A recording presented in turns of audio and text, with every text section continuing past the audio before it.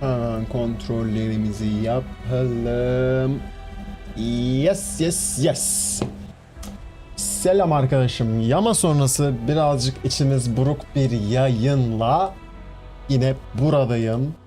Hemen YouTube'dan birkaç kontrolümü daha yapacağım. Ardından akacağız.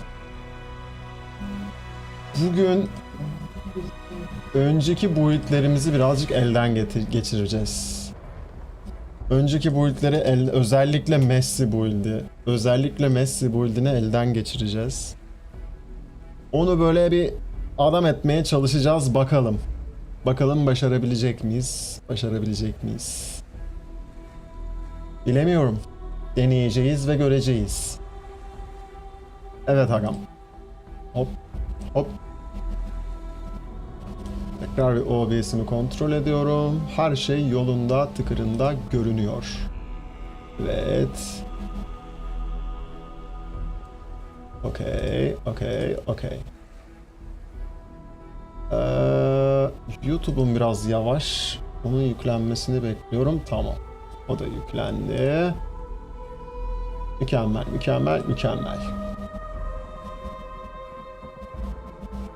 Hemen bir kapımı kapatıyorum. Ardından başlıyoruz babuş. Tabii de terliğimi giymem lazım.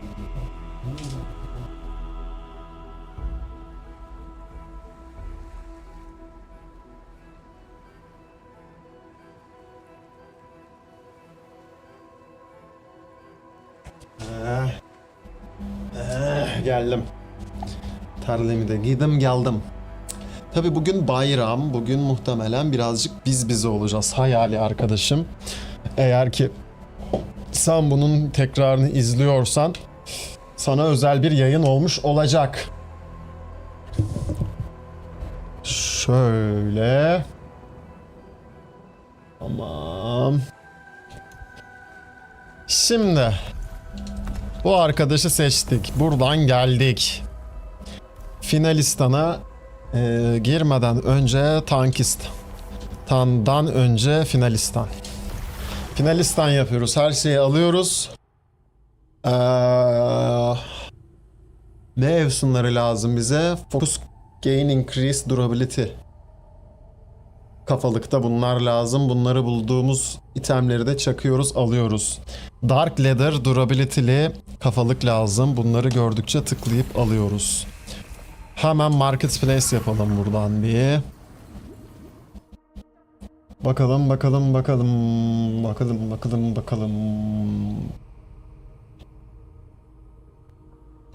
Çıp. Finley'i de farmlayacağız artık. Burada birazcık fazla altınımız vardı diye hatırlıyorum. Finley'e de bakacağız o yüzden. 4 tane 5 tane Finley'e de bakacağız.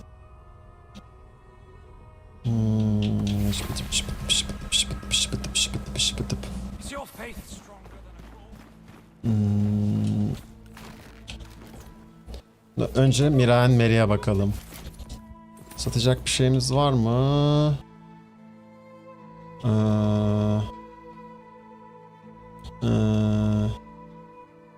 Bu kalsın. Gerisini satabiliriz sanki.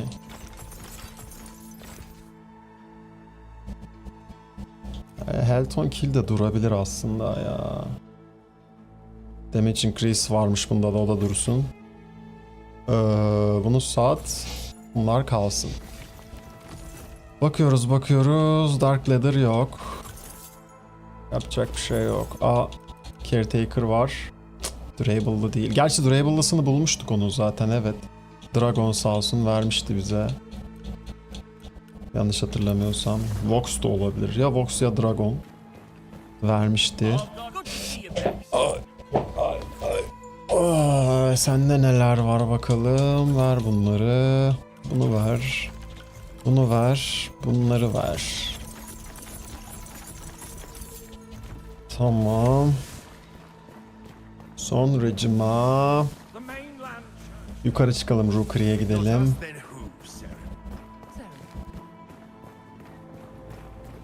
Zing.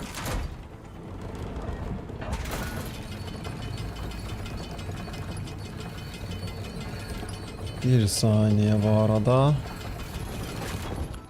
Ee,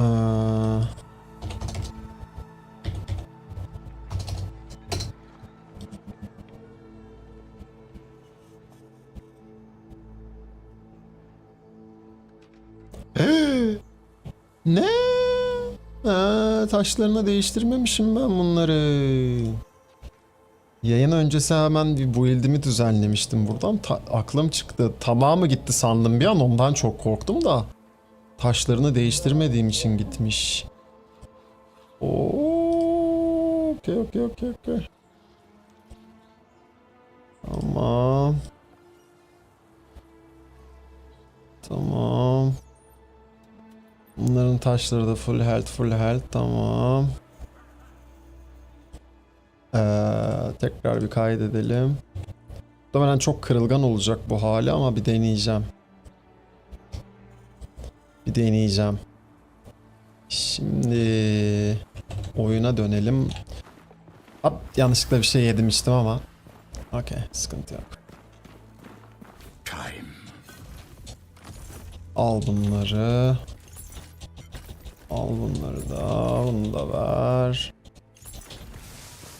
Ondan sonra ben direkt ışınlanıp eve gideyim.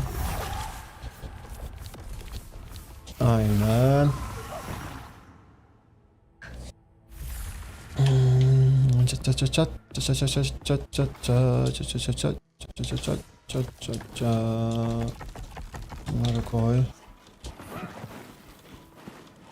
Sonra gel buradan. Bunları al.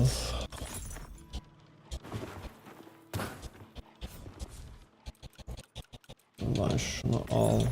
Buradan da şunu al. Buradan da bunu al. Tamam.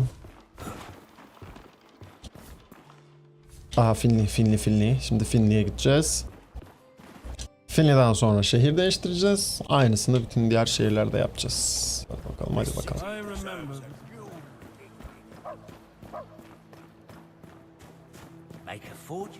Ne fokus kostüm niye arttı? Çünkü Ring of Determination var, doğru. Doğru.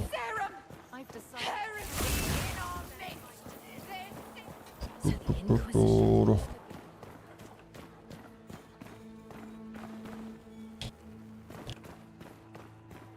Birazcık meyve suyu oldum. Birazcık meyve suyu oldum. Finli'ye gelecektik biz. Onun yerine Rookery'e gittik yine. Finli nerede? What? Ya kes çeneni. Finli nerede abi? What the hell? Finland's cabinet of rare and magnificent items when are as unpredictable as the fall of night, but usually you will find me from until midnight. Niye yok abi? Saat şeyi yanlış herhalde oyunu şu an. Amerika saatine göre falan çalışıyor muhtemelen. Finli yok. Çok tuhaf. İlginç. O zaman direkt şehir atacağız. Ne yapalım? Main menü diyeceğiz. İkinci bir emre kadar Finli salınmış bulunmakta.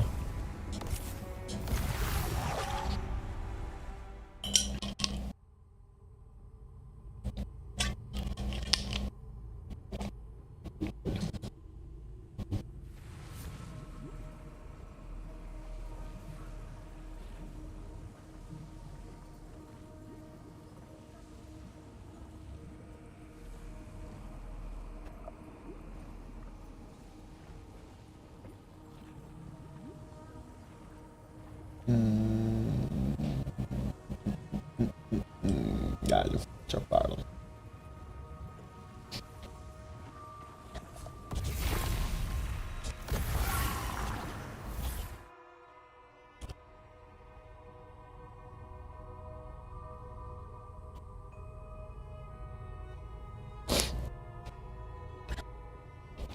Oh.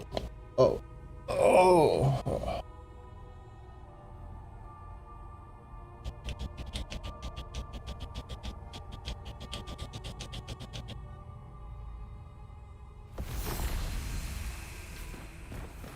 Is your faith stronger than a claw? It's about time you came.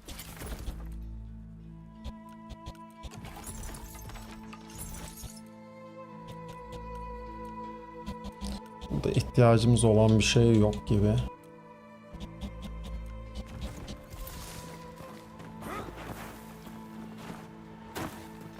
Good to see you.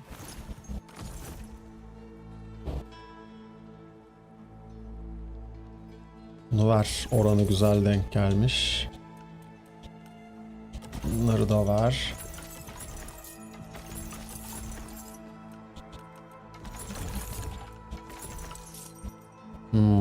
Burası doldu. Oh shit. Oh fuck. Yanlış yaptık biz tabi. Oh fuck fuck fuck fuck fuck. Oh fuck fuck fuck fuck fuck fuck.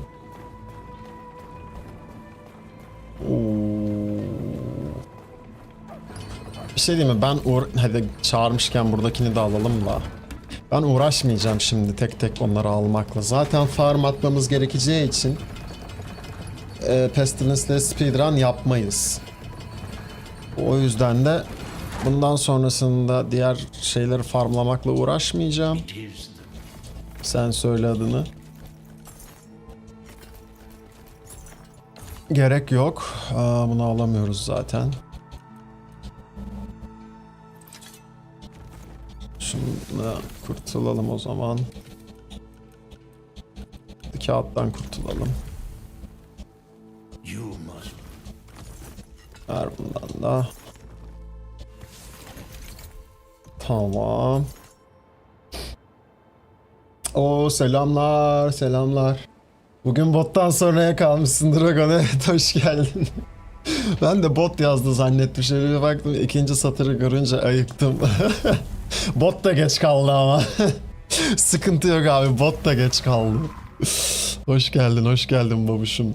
İyi bayramların olsun. Öyle adet yerinde olsun, formaliteden. Bugün benim şu Messi build'ini elden geçireceğiz. Bakalım. Fokuslu bir build yapacağım. Fokus gain'li bir build yapacağım. Bakalım nasıl olacak. Teori craft'ını yaptım yayın dışı. Öyle. Umarım çalışır. Göreceğiz.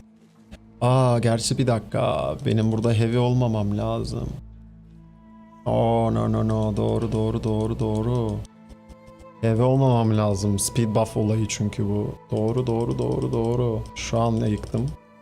Şu an kafası geldi. 25 miydi? Yok 28, 32 miydi? Kaçtı ya? Çok. 31'miş, tamam. Sıcı. Tamam. Kaydet. Yani 17 can puanı tabii ki muhtemelen yetmeyecek bize, yani 150 canda olmak, ama deneyeceğim. Nasıl olsa artık candan yemeyeceğimiz için yetebilir aslında. Yetmeyebilir. Bakacağız. Muhtemelen yetmeyecek bu arada. Yine biz onu 304 cana çıkaracağız. Şimdi.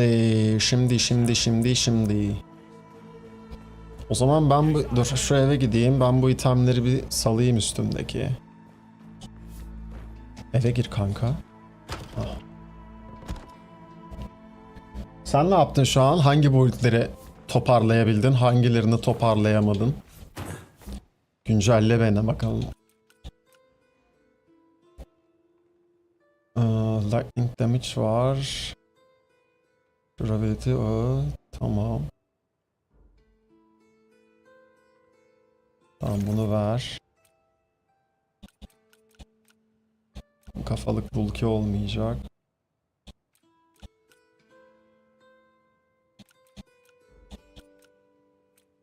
Diğer Dark Leather pantolonumuz falan nerede bizim? Dafuk. Dafuk. Dark Leather eldivenimiz nerede? Ha, bu burada. Bunu resetleyeceğiz.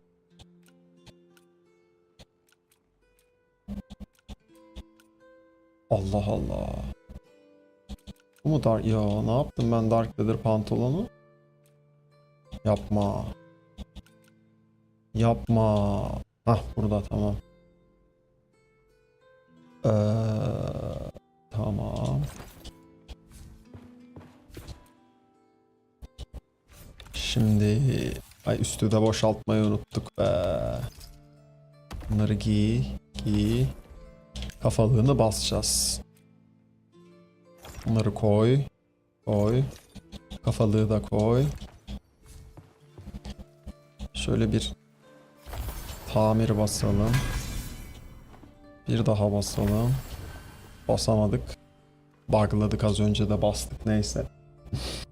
Mage'de Healing Engage'i düzeldi. Tek atmıyor ama 4-5 spell'le kesiyor Econite stabil şu an. Güzel. Fiziksel build'i ellemedim henüz. İyi bakalım.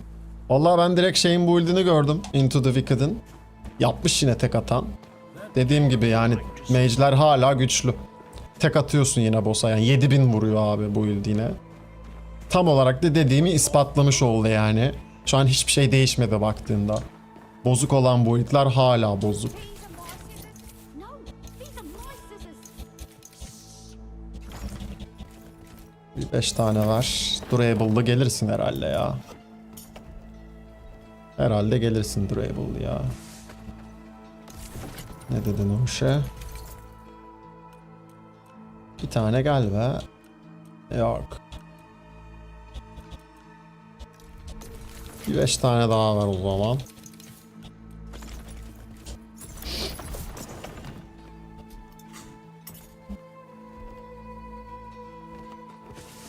Evet. Life on kill şu an meta olacak zaten ya. İşte health on kill.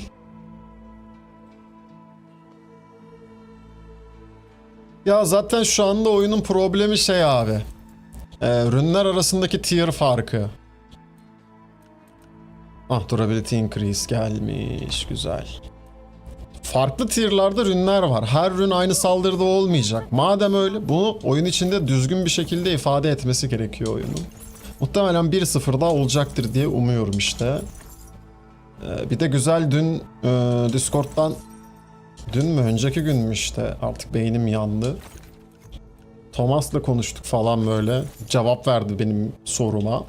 Oradan emin oldum ben de zaten. Adamlar hani 1-0 için ayrı bir şekilde çalışıyorlar şu an. Ayrı bir ekip 1-0'daki şeyleri yapıyor, dengelemeleri. Başka bir ekip şu an şeyle uğraşıyor. Erken erişimle uğraşıyor. O yüzden de şu an biz muhtemelen zaten 1-0'da erken erişimde olan hiçbir şey görmeyeceğiz. Ki İngilizce videoda da bahsettiğim işte oyuncuları, topluluğu çok kötü yönetiyorsunuz. Çok kötü kararlar alıyorsunuz bu yüzden. Şimdi oyuncular erken erişimde belli beklentilere giriyor. Ve bu beklentilerin hiçbirinin bir anlamı olmayacak 1-0'da ama siz yine de sanki anlamı olacakmış gibi bir algı yaratıyorsunuz. Hani oyuncuda. Bu ne kadar sağlıklı abi. Yani madem öyle açık açık söyleyin. Hani official kanallardan. Şimdi herkes podcast izlemiyor ki. Bizim yaptığımız gibi ya da benim yaptığım gibi diyeyim. Hani herkes takip etmiyor ki resmi kanalları.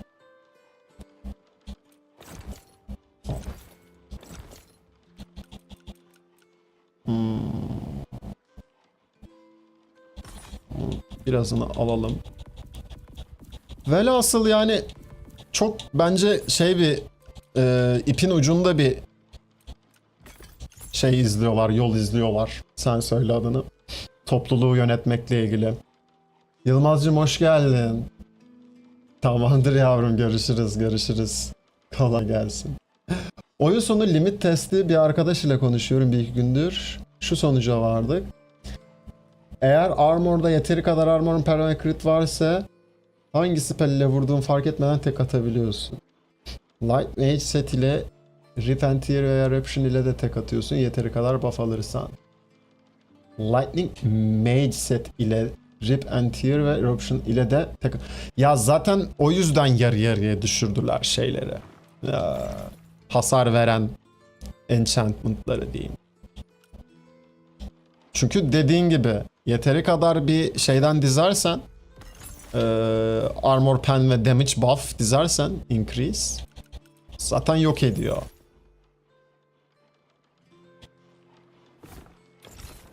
Ve bence bu kalmalı da. Şimdi Thomas diyor ki hala yok efendim kalmamalı. Biz yani Discord'da en son söyledi o. Biz işte şey olacağız efendim diyor. Ya ver şunların hepsini.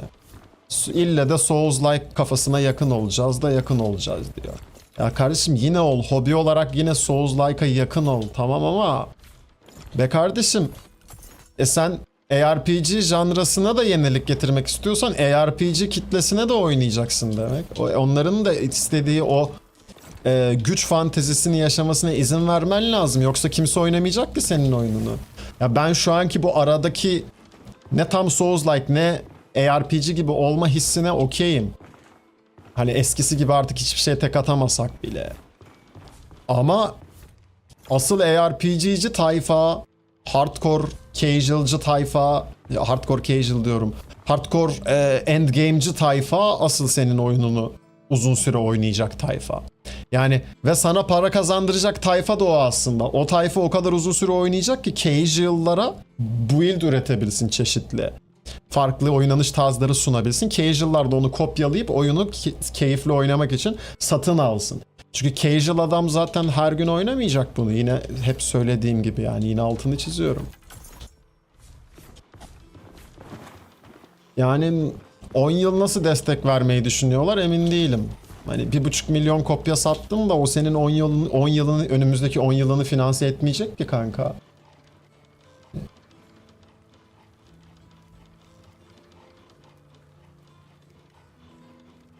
Gerçi doğru Elemental Damage'in de artık önemi yok. Yani önceden de çok yoktu ama artık hiç yok. Dur bakayım ben. Armor peri kaça dayamışım burada? Tam 84. Armor panel şuna da aslında %5 yerine armor pen takabiliriz evet artık. Hop %98. Aynen. Evet. Hatta lightning damage'lar falan yerine de crit damage mi girsek? Crit şans ya da. Sanki daha mantıklı crit şans girmek. Elemental damage buff'ını kullanmanın hiçbir anlamı yok çünkü artık yeni Yamada. Hiçbir anlamı yok. Ama crit şansı da %5'e düşürmüşler abi. Onun da bir anlamı kalmamış ki. Ne bok yiyeceğiz ki biz? Ben anlamadım yani. Gerçekten anlamadım. Ha %5'e düşürmemişler. Tamam pardon. Pardon. My bad. Çok ağladık. Pardon. Ama bir dakika bu niye %5? Nasıl ya? Kafalıkta yok. Ayakta %5. Aa şans %5'e düşmüş. Damage %10'a düşmüş. Holy shit. Yo ağlamakta haklıyım. No fucking way. Bir de şey de çalışmıyor galiba şu an ya. Enchantment taşım çalışmıyor galiba. Bir dakika %25, %50, %60, %70, %90 yok çalışıyor ama crit chance'de çalışmıyor mu? 5 daha 10.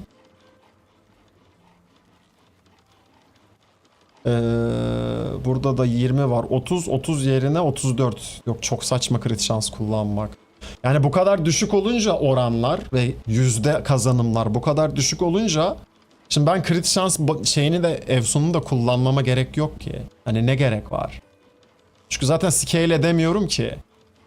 Hani %40 bufflasam ne olur? Hani %5'i %40 bufflasam ne olacak ki?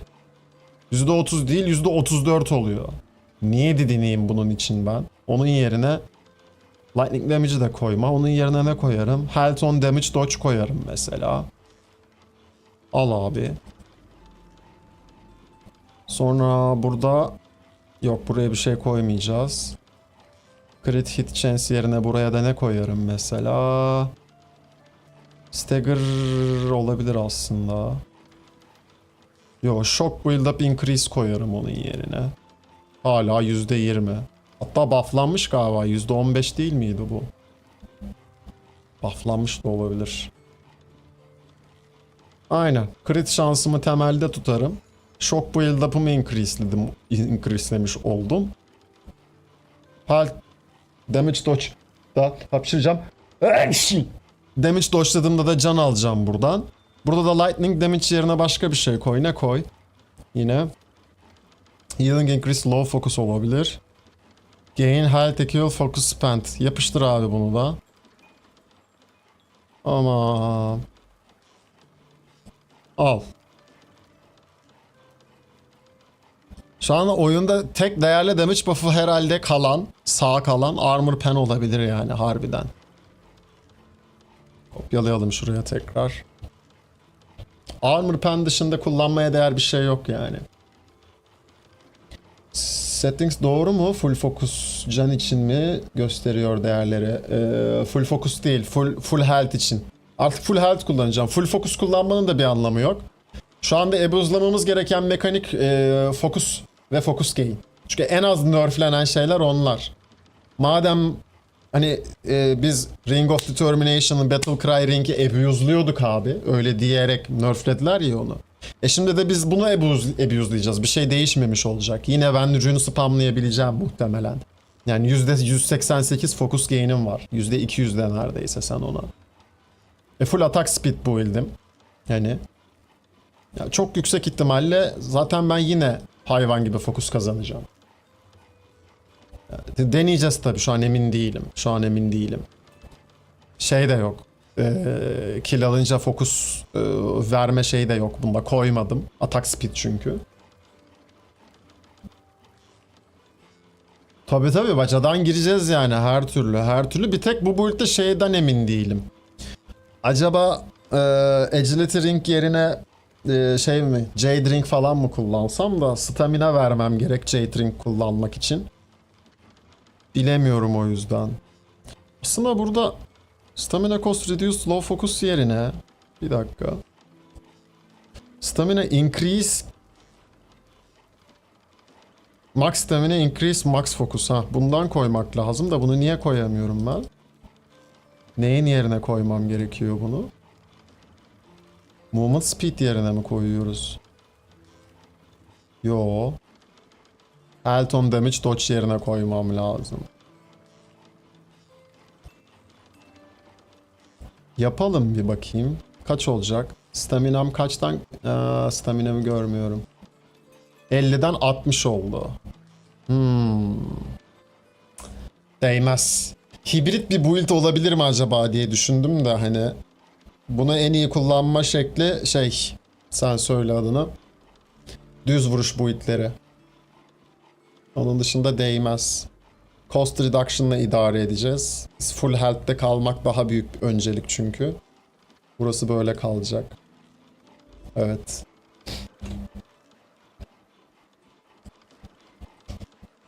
Tamam. O zaman yüzüklerden başlayalım.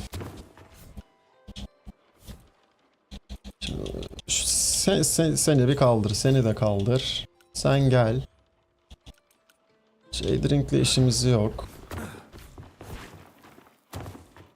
Sen hanginiz gel? Bu galiba. En iyisi bu gibi. Lan da bunu mu aldım? Ya üstümde vardı galiba değil mi? Aynen. Tamam, bunu ver. Bunu da ver. Bir dakika, bu full değil. O zaman şunu al, daha iyi bunun oranı. Bunu koy. 49 vardı burada bir tane. Ha. Bunu ver. Kafalıklar var. Bunları öteki eve atayım bir hemen. Kafamızı karıştırmasınlar.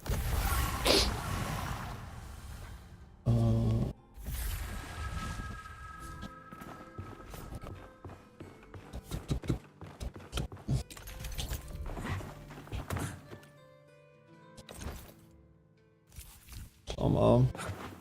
Silahları da buraya at gitsin. Hiç uğraşamayacağım şimdi yer bulmakla onlara. Homestead. Dober.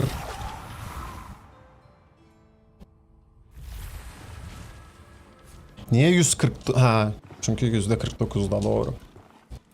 Şunları ver. Hepsini ver üstüme. Hepsini verme gerçi dur. Şöyle yapalım. Tak tak. Tak tak tak. Heh. Tak tak. Tak. Tak tak. Yanlış oldu. Neyse. Tamam. Şimdi burada. Stamina level health tamam. Lightning damage yerine health on damage dodge koyacağız değil mi? Var mı herhangi birinde? Muhtemelen yok. Hiç ayırmadım çünkü. Kullanılmıyor diye. Öyle şeyler. Aha bir tane bulduk. Yalan lan.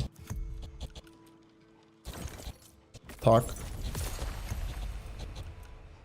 Al bunu koy buraya. Sonracığıma eldiveni sıfırlayacağız. Taşları kıracağız zaten. Zırha ne? Lightning damage yerine ne getiriyoruz? Armor'du galiba değil mi? Armor pen. Aynen.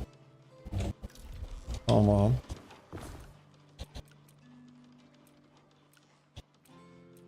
Nerede? Yok mu bir tane bile armor pen? Ah. Hem de 9 var. Çok iyi. Getir abi armor pen'i de.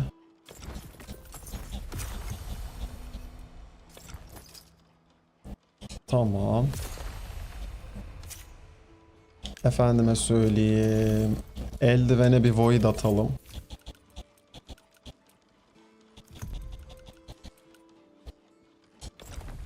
Ah, içim gitti. Ah. Ah. Şu exalt sistemini değiştirmezlerse çok bozuşacağız. Çok.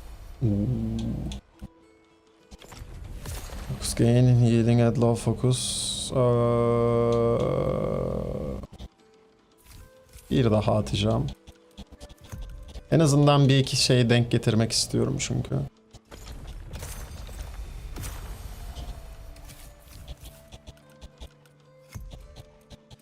Tak. Crit damage increase. Focus cost yok. Bunlar işimize yaramaz. Shock build up geldi. Health on parry, damage on parry. Of. Oğlum tam perilik eldiven oldu be. Peri build eldiven oldu tam bir anda. Durability ile de işimiz yok. O da full geldi arasını satayım. Şu elemental increase yerine ne koyabiliriz biz buraya başka peki? Bakmış mıyız? Bakmışız ve bunu koymuşuz zaten. Fuck.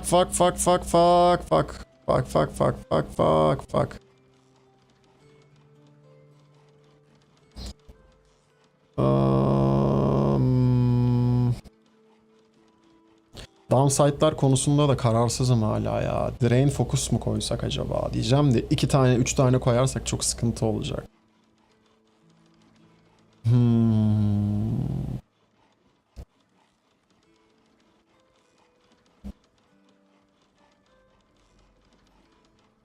Stagger resistance dizeceğiz full ya. Ama tek hitte bayılacağız. Parry'i de disable etsem mi etmesem etmeyeyim. Etmeyeyim. Parry dursun. Parry'den mahrum bırakmayalım kendimizi.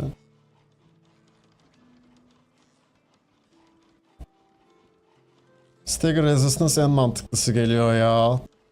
Tek yiyeceğime hasar fazla alacağıma stun yiyeyim daha mantıklı yani. Yok fokusla işim var. Fokustan harcayacağız çünkü. Fokustan harcayacağız. Yani bütün skill'leri yine fokusla kullanacağız. O yüzden zaten healing de koyamam. Çünkü full health'te olmamız gerekel. Stagger en mantıklısı ya. No hit bir build olacak zaten oğlum. Yani 150 canımız var. Bu build'de hit yemememiz lazım. Full speed üstüne olacak ya. Ben bu eldivene yine de güle güle diyeceğim ya. Hiç umurum dışı. Şu an uğraşamam.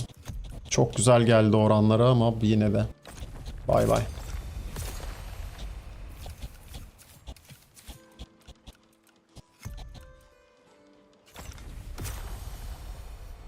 Oğlum ne kadar boktan şeyler geliyor ya. Shock build up, health on staggering, crit chance. Benim eldivene koyamayacağım ne var?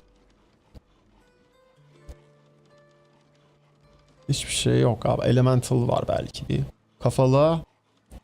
Health equal to focus spend. Bunu getirmemiz lazım. Bunu getirmemiz lazım. Kafalığa birazcık basalım Void ya.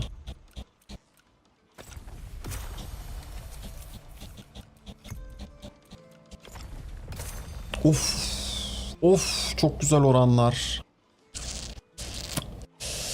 Healing increase at low focus da kalabilir aslında. Bir şey değil mi? Çünkü skill basacağız. Hasar yersek düz vura vura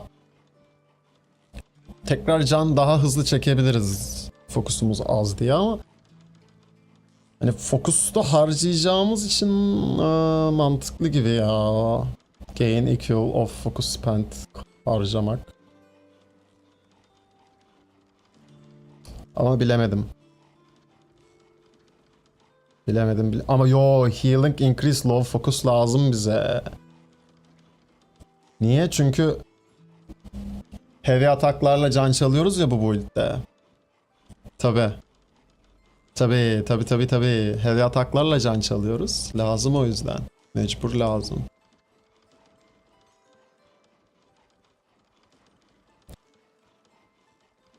Ama bir yandan da düşünüyorum ki şu an muhtemelen tek yiyeceğiz. Ama tek yemek yerine canı arttırırız. Hasardan kısarız. Evet, ya biz canı bir tekrar... Ay, yanlış şeye bastık. Şunu 61 yap. Bu da 25 mi yapabiliyoruz? Evet. 235 yine az. Buraya 30 yapacağız her türlü. Yok 33. 33 yapacağız. Evet. Böyle olacak bu build. Taban hasardan biraz kısacağız. Yapacak bir şey yok.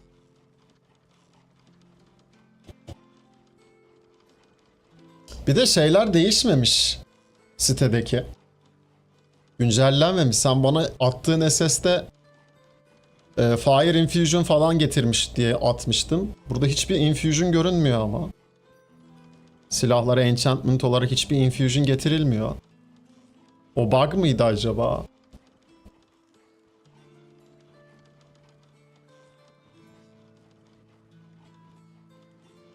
Bu build'de şu an silaha Infusion getirebilsek çok iyi olur çünkü.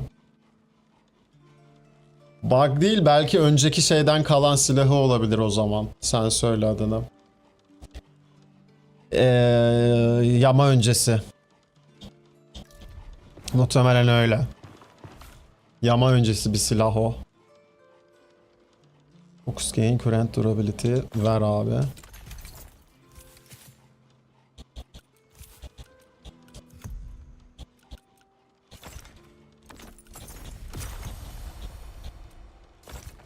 Neyin yerine? Plug yerine koy. Armor pen kalıyor galiba zaten. Aynen. Durability getireceğiz sadece bir de. Şunlardan birinde vardır herhalde. Yok mu? Hiç değil mi? Hiç mi yok? Bir tane bile mi? Heh, bunda var. Bir dakika, 71 diyor. Durability de düşmedi mi? Düşmemiş galiba.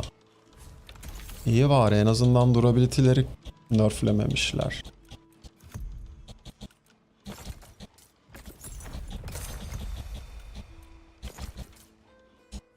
Tamam. Health damage dodge, armor pen, stamina reduce. Tamam. Eldivende crit hit chance falan kullanmayacağız. Health on staggering sadece shock build up kalacak. Health on kill, element resist yazmışız. Bir de armor. Health on kill şu silahlardan birinde vardır. Fatality. Charge attack. Health on kill. Ver abi.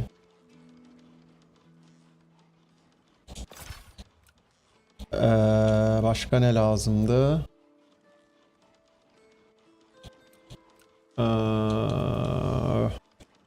Armor pen. Shock build up var zaten. Element. Element. Var. Uf, çok güzel lan bu zırh. Ha siktir. Ben bunu bozmasam mı ya? Physical 10'u var. Element 10'u var. Durability 71'i var. Ama Facet'i yok. Siktir et ya. Boz gitsin. Vedalaş itemle. Vedalaş kutlu. Vedalaş. Hiç. Tak. Hiç. Öyle bir dünya yok.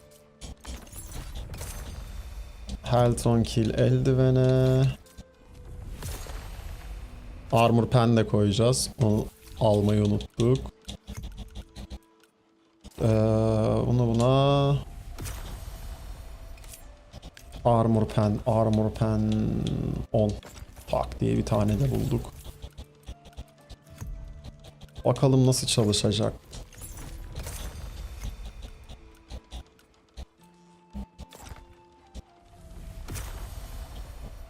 Downside'lara girişelim şimdi. En sıkıcı, en boktan kısım. Silah ne alemdeydi bizim? Drain Focus var silahta. Shit. Shit. Yani kalabilir aslında. Bir taneden bir şey olmaz. Kalsın. Rolleri fena değil çünkü. Focus on damage, lose focus on damage daha mantıklı ya. Amacımız hasar almamak ya zaten bu build'de. En mantıklısı o galiba, evet. Kalsın. Full itemlere şey yapacağız. Çünkü hasar alınca low focus'a düşeceğiz. Tabii en mantıklısı o. Low focus'tayken de can çalmamız artacak. İyileştirmemiz artacak. Bak birbirini beslemiş olacak. Yes. Şu an geldi kafası. Nerede? Focus on damage taken. Tabii. Daha önce ben bunu nasıl düşünemedim ya? Focus damage on ondan işte. İşte anladın sen onu. Buraya da focus on damage taken. Tak buraya da. Nerede? Şurada. Tamam. Kaydettik tekrar. Tak. Tamam. Together bir gel vereyim kafalık için Health on used focus'u. Gerek yok ya. Low focus daha mantıklı şu an. Hani düşününce low focus'ta healing increase daha mantıklı. Ya çünkü şöyle düşün. Focus harcadığımda canım fullse o Evsun çalışmayacak. Boşa gidecek. Ama fokusu harcadığımda low focus'a düşeceğim için elbet healing increase temelli çalışacak gibi düşün yani. O yüzden daha mantıklı bu ya. Bir de şey ya, stat olarak da %30 veriyor yani, güçlü hala. Bayağı güçlü hem de. Olmaz bu. Bu da olmaz. Tamam bu olur.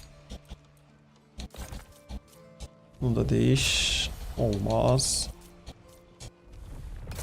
Hiç olmaz. Çok üzmediler ha. Valla downside'lar çok üzmedi. Gerçi lose focus on damage bayağı çok gelen bir şey. Evsun. Derken bir türlü getiremedik buraya.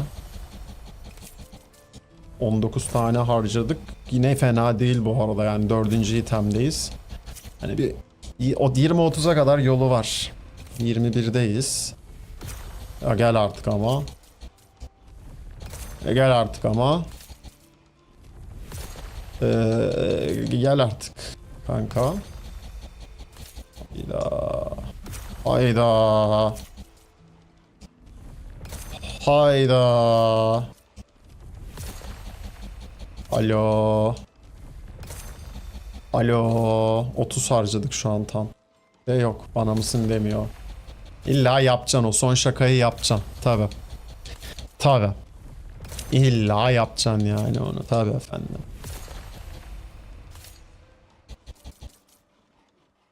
Bu ne abi? Şaka mı? What the fuck?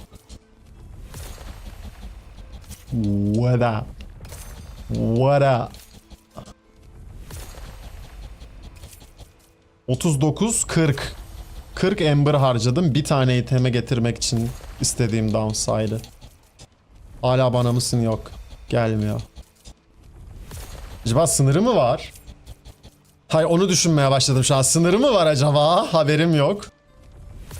What the fuck? Abi şaka mı? Kışkırtma mı bu?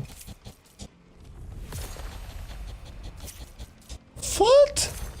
49'uncuyu bastım az önce. 50 tane harcadık. Nasıl ya? Sınırı mı var? Sonunda geldi anasını satayım. Sonunda 51 tane sırf şuna harcadım gelsin diye. What the fuck?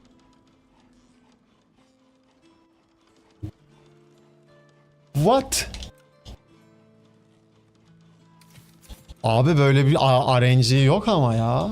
Böyle bir RNG olamaz yani, yok. Aa. Ha, olmaz. Bunu da sıfırlamamız lazım bir ara. Bir ara yaparız onu, şu an değil ya. Şimdi geldik en sinir bozucu kısma. Bunu bile düzeltmemişler bak, hala aptal aptal roller geliyor kendi kendine. Bu çok uzun sürecek. Bu çok düşükmüş bunun oranı.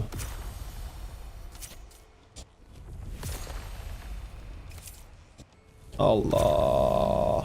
14'e at. 14'ten de 15'e at. Direkt üzme bizi. Hadi. Hadi. 60 ol. Güzel. Tamam. Aa, 75'e çıkmış bu. 71'di, 75'e çıkmış. Güzel güzel güzel. Ya da hep mi 75'ti lan yoksa? Bilemedim.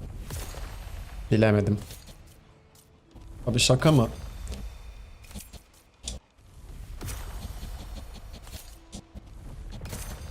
Bas bas bas bas. Tamam, bu da bitti. Al işte. Ben galiba fulllememişim, evet. Üşenip fulllememişim. Bir tek dileğim var. Bir tek sadece şeyden emin değilim ya. Lightning Infusion'u potla mı bassak? Sanki potla basmak en mantıklısı gibi ya. Oil'de basmak. Çünkü sen söyle adını. Blink kullanmak istiyorum. Utility'lerde. Diğer 3 utility ürününü de salmam yani. Tamir, ışınlanma ve ışık. Hani en gerekli 3 tane şey. Neyse ki 1-0'da bu arada şey olacak da Allah'tan. Sen söyle adını. What the fuck? Ah, sayılmıyor zannettim. Sayılıyor da ikişer ikişer basıyor abi, işte saçmalığı görüyor musun? Saçmalığa gel. Saçmalığa gel. Saçmalığa gel ya işte, neyse. 1-0'da işlevsel ürünler galiba 8'e çıkıyordu slotu. O en azından sevindirik yaptı birazcık. En azından. Oğlum buraya da 40 küsur harcadık ha şimdiden.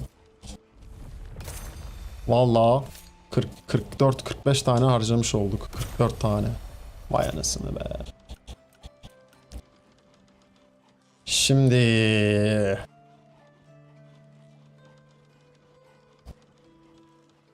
bunu da acaba sıfırlasam mı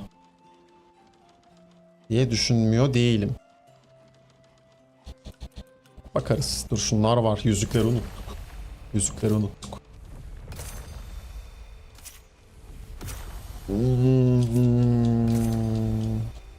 Bu arada harbiden fokus yüzüğüne sadece %10'luk focus gain increase statına nerf gelmiş.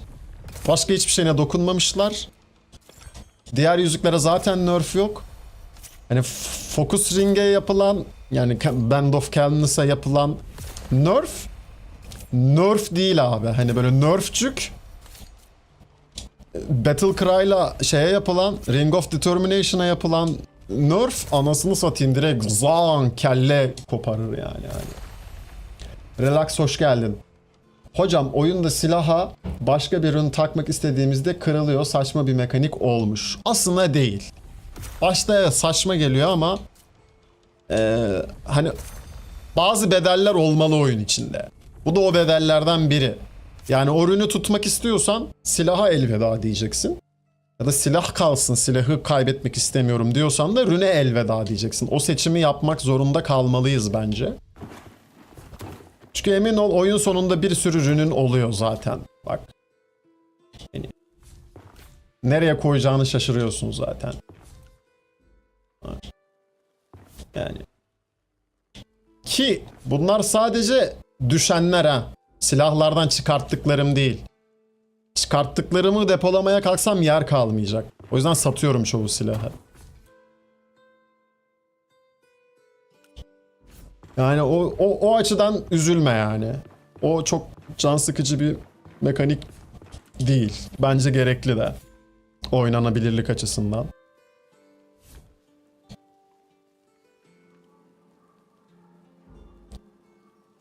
What the fuck? Burada benim niye şeyim var amına koyayım? What the fuck? The fuck? Ben niye buradan şey seçemiyorum abi?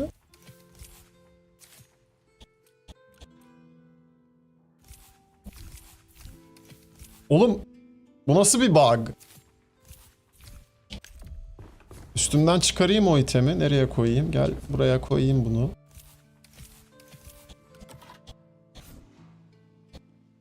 Abi benim şunlarım nerede? Bunları niye giyemiyorum?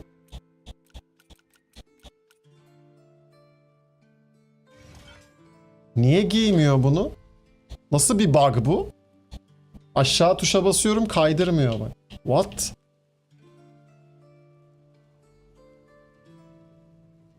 Şu an bu arada o örümcek oyunun final boss'u mu?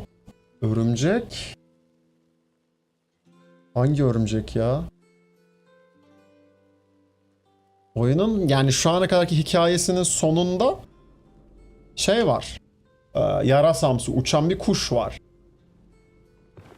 Ha, ev içinde yaptırmıyor. Okey. Okey.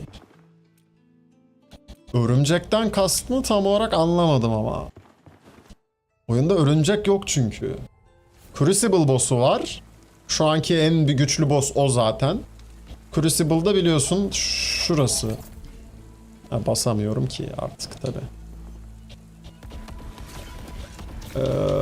İşte kat kat çıktığımız dungeon var ya, o diyeyim Crucible'da. Ben ok ve yayı da şey yapacağım ya. Yayı da bir sıfırlayacağım. Sıfırlayacağım da yemiyor da birazcık da. Birazcık da yemiyor da. Şimdi buna şuradan bakalım. Drain Focus yerine ne koyabiliyoruz buraya? Aynısından koyuyoruz. Tamam. O zaman yapacağız ya. Bov'u da sıfırlayacağız.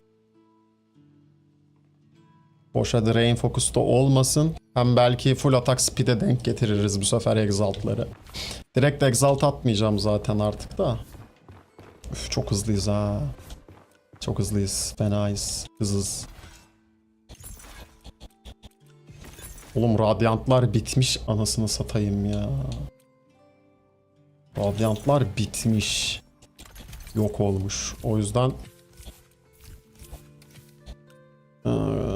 Void'le korup da abanacağım biraz.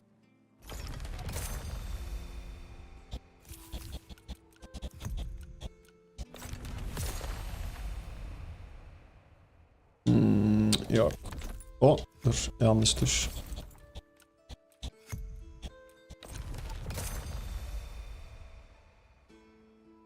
Ha evet, orası şu anki en güçlü ve en son boss. Onu kastediyorsan relax. Evet, Econite.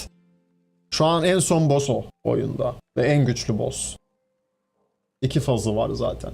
Silahı build fark etmenizin atak stamina cost en iyi seçenek. Atak stamina cost. Ha. Ama ben full rune kullanmıyorum ki. Bu build'de şarj atak da önemli. Getiremem. Yok, getiremem. Olmaz. Ya şu anki build'de en mantıklısı full bütün iç itemlere loose focus getirmek. Ki hasar yedikçe can çalmamız artsın. Yani Helton başka can çalmamız yok çünkü. Can çalma dediğime bakma işte şey. Helton şarj atak. Void değil.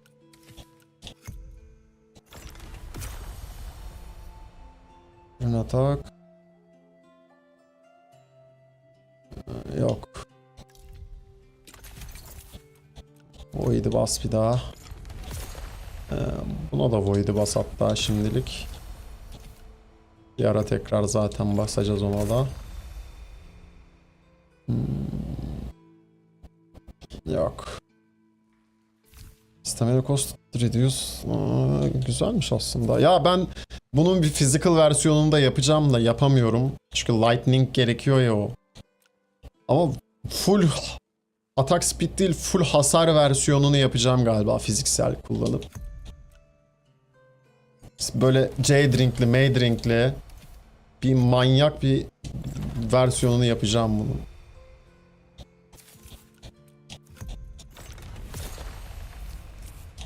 Hadi güzel bir şey denk getir artık. Yok, getirmiyor. Getirmiyor abi.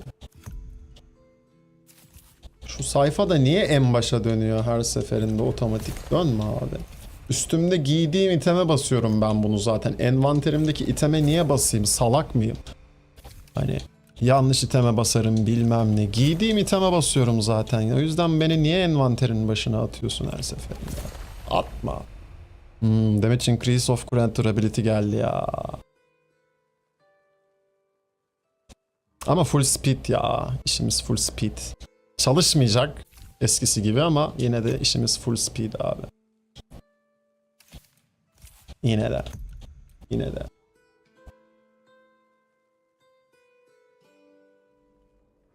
Silaha şey lazım. Attack speed increase based on durability lazım. Durable lazım. Health on charge attack var zaten ama bir de movement speed after rune attack lazım. O da var muhtemelen. Durable'la yani durability increase'le şey attack speed increase varsa güzel olur fazladan. Health on charge attack. Ya ben şu an kumar oynuyorum eğlencesine. Çok fazla olduğu için bu Ember'lar. Denk getirmeye çalışıyorum. Ah, %4 charge olsaydı güzel olacaktı. Muhtemelen zaten hepsi var şu an envanterde. Tutuyordum bunların efsunlarını bayağı stackliyordum yani. Helton Fatality değil ama yok. Helton şarj atak lazım güzel. Tabi. Helton Fatality büyücü build'lerinde güzel çalışıyor. Düz vuruş veya işte yaylarda falan yok. Yayı da yani büyücü gibi sadece rune spamlayarak oynamak hani tek bir rune keyifli değil. Keyifli değil. Benim önceki hali böyle ninja gibiydi bu çar böyle hop oraya zıplıyor hop oraya kaçıyor falan o zaman keyifli. Helton Fatality abi dalga mı geçersin benden ya?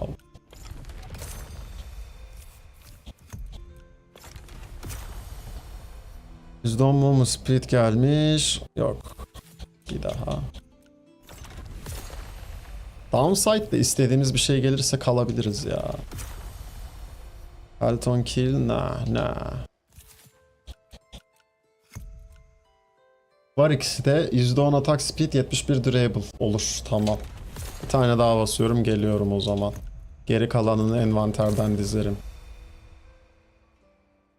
Abi yine damage increase durability geldi ya la. Dalga mı geçersin? Bekle. Biraz daha basacağım. Tilt etti.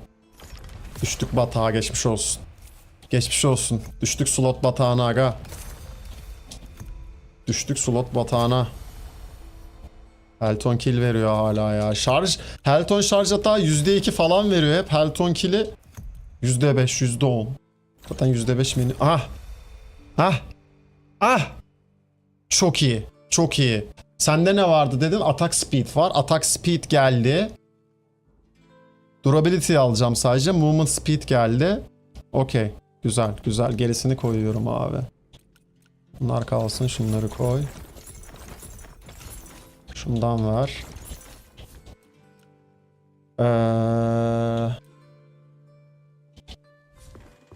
Şuradan hemen Helton şarj atağını da takayım. Bunlardan birinde olacak. Yes. Direkt %4 gördüm orada, bir tane de artık bunu aldık. Bunu takalım. Çabuk.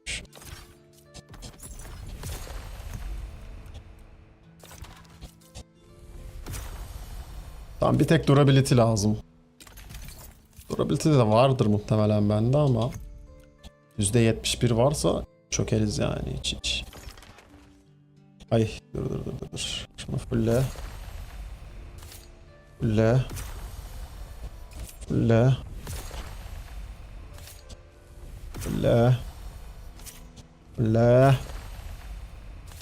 Aha 90'a attı.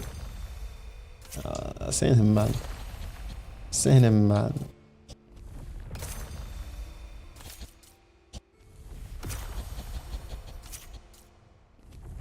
Bu da 95'e attı. Neyse. Moment'ı da yüzledik. Şimdi geliyorum yanına.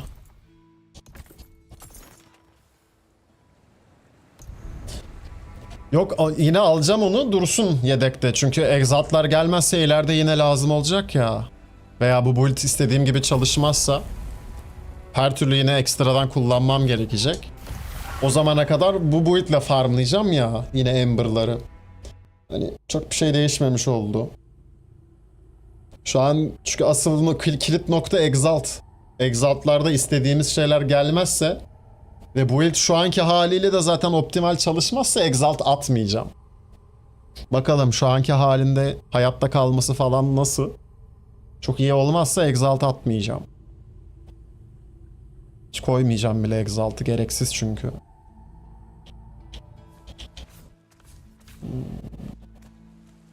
Şu çıplak muhabbeti de galiba RAM'le alakalı o bu arada ya. Bug değil. Oyun çok geç yüklendiği için böyle oluyor da. Çözmeleri lazım. Hala optimizasyonla alakalı bir iş o. Abi bir saniye dur. Abi oltayı da çözmemişler. Hala şehri tutuyor adam, balıkçı ya. Ya kardeşim bunu düzeltseydiniz bari be. Ayıp, yazık, günah ya. Yazık, günah ya. Reis bak, buraya atacaksın oltayı bak. Reis. Bak aşağı atacağım. Bak aşağı, bak buraya.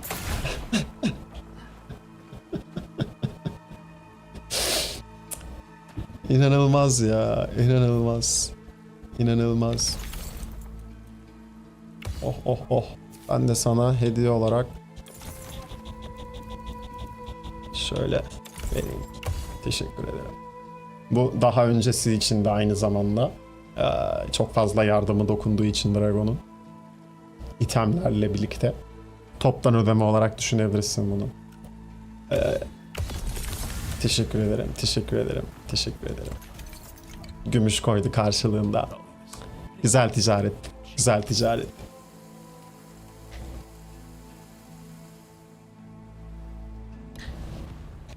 Şimdi taşları çıkarıp takacağız. Daha onu da unutmayalım. Nasıl çalışacak acaba bu build, merak ediyorum. Vallahi. Şimdi %20 buradan alacağız değil mi? Bize %20 lightning damage increase veriyor. Hani beşer itemlere taksak %15 de oradan gelecek, %35 olacak. Değmez. Onun yerine armor pen dizdik o yüzden full. En mantıklısı da burada. Bu arada çok mantıklı olmuş. Hatta bu da galiba %10'dan %20'ye çıkarmışlar sanırım. Bu %10'du sanki. Bu da. Ya da 20 miydi hep? Çok hiç kullanmadığım için bilmiyorum. Tetten sallamayayım. Aslında yani bunu potla basmak daha mantıklı. Artık yeni metada. Herhangi bir infusion'ı yani potla basmak çok daha mantıklı. İç itemden %5, %5, %5, %5, %20 alıyorsun zaten. Oradaki slotları harcayacağına onların yerine başka bir şey koyarsın. %20 direkt pottan alırsın. Daha mantıklı her türlü yani. Her türlü daha mantıklı. Tık tık tık tık tık tık. Durability alacağız değil mi biz buradan? Bir dakika hemen bakalım. Evet. Çat çat çat çat pat pat pat pat. Bunu da şöyle bas. Tamam. Şimdi lose focus on bilmem ne bir şey. Onu getireceğiz ve tamamlanmış olacak. Pat. Pat. Oh çok iyi. İkinci de geldi abi. Şaka mı? Biraz fazla geldi ama olsun. %20 ne ya? Neye %20 ne? Pottaki buff'ı mı diyorsun? What more proof? Ha iç itemlere full dizince %20 gelmesi mi? Muhtemelen onu kastettin. Artık öyle.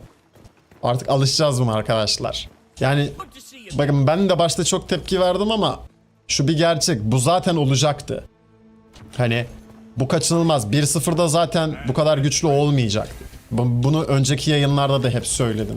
Geçmiş yayınlara ya da yayın özetlerine bakarsanız görürsünüz. 1-0'da zaten bu kadar güçlü olamayacağız diyorum hep. Yani hele 60 level'da çok daha zor olacak pek çok şey diyordum. Şimdi 1-0'a alıştırmak için bunu yapıyorlar. Erken erişimde bir anda kıstılar. Ama problem şu. Bunu bence alıştıra yapmaları lazımdı.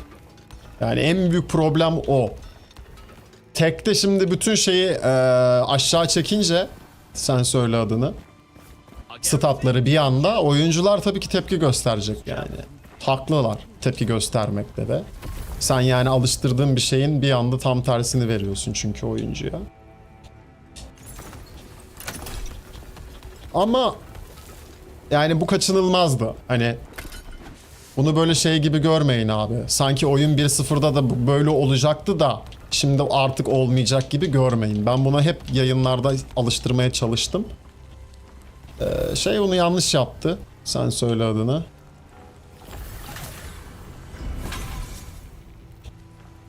Moon Studio bunu biraz yanlış yaptı yani.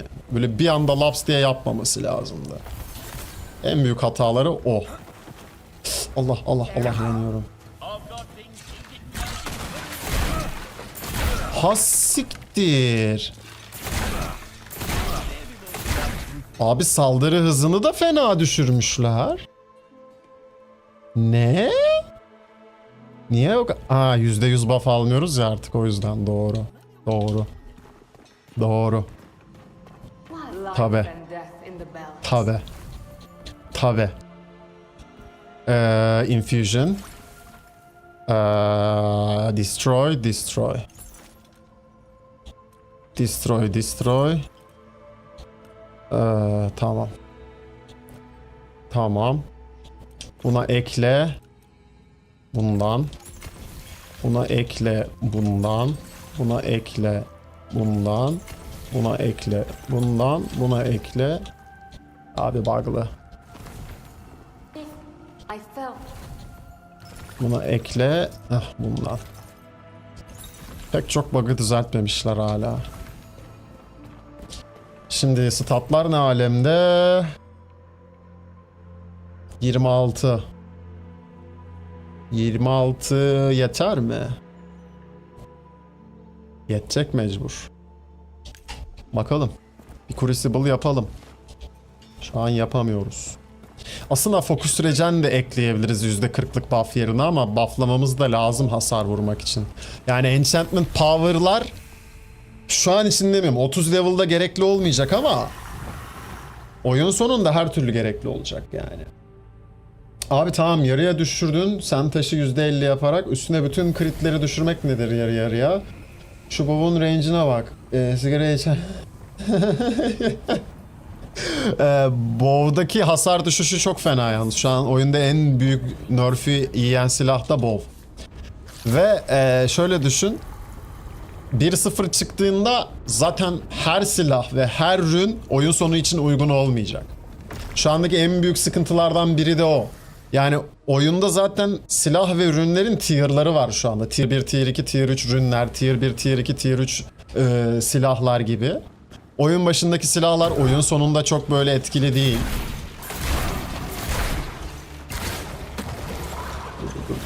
Dur. Şunu basacağız. Aa!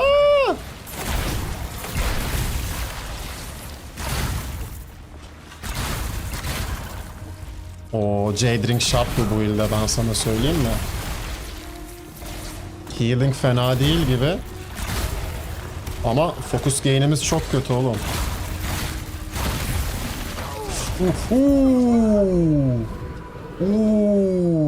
Tamam. Taktik değişikliği. Focus ring, J-Drink, Agility ring ekleyeceğiz galiba. Ya da... Ya da...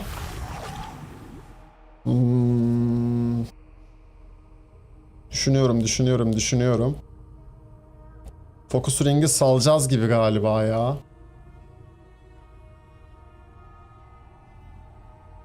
Focus bayağı kazanamıyoruz, evet. Yani %188 şu anda focus %188 değil. Dur şuradan düşürelim, kaç oluyor?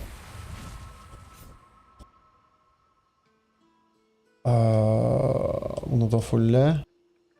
%159 yine de gelmiyor. Yetmiyor. Nasıl yapacağız o zaman onu?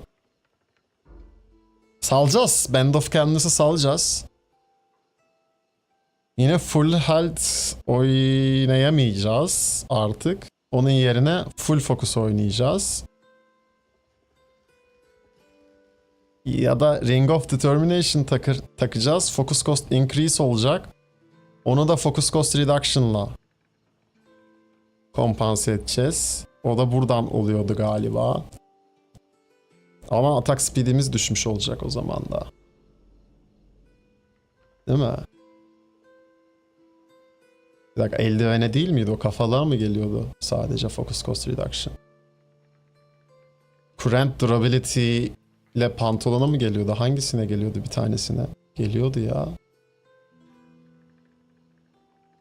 Maviye mi geliyordu sadece acaba? Focus on parry. Yo. Bu oranlar ne peki? %750, %1500 bariyer. What? Şaka mı bu? What? Şöyle yapacağız o zaman.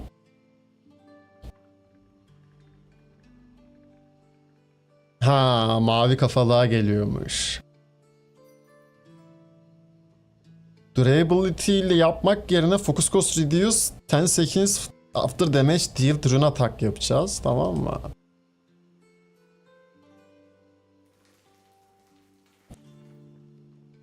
Full rune saldırısı kullanacağız zaten. Ama low health build'i mi yapacağız peki? Low health build'i yapacağız galiba yine o zaman.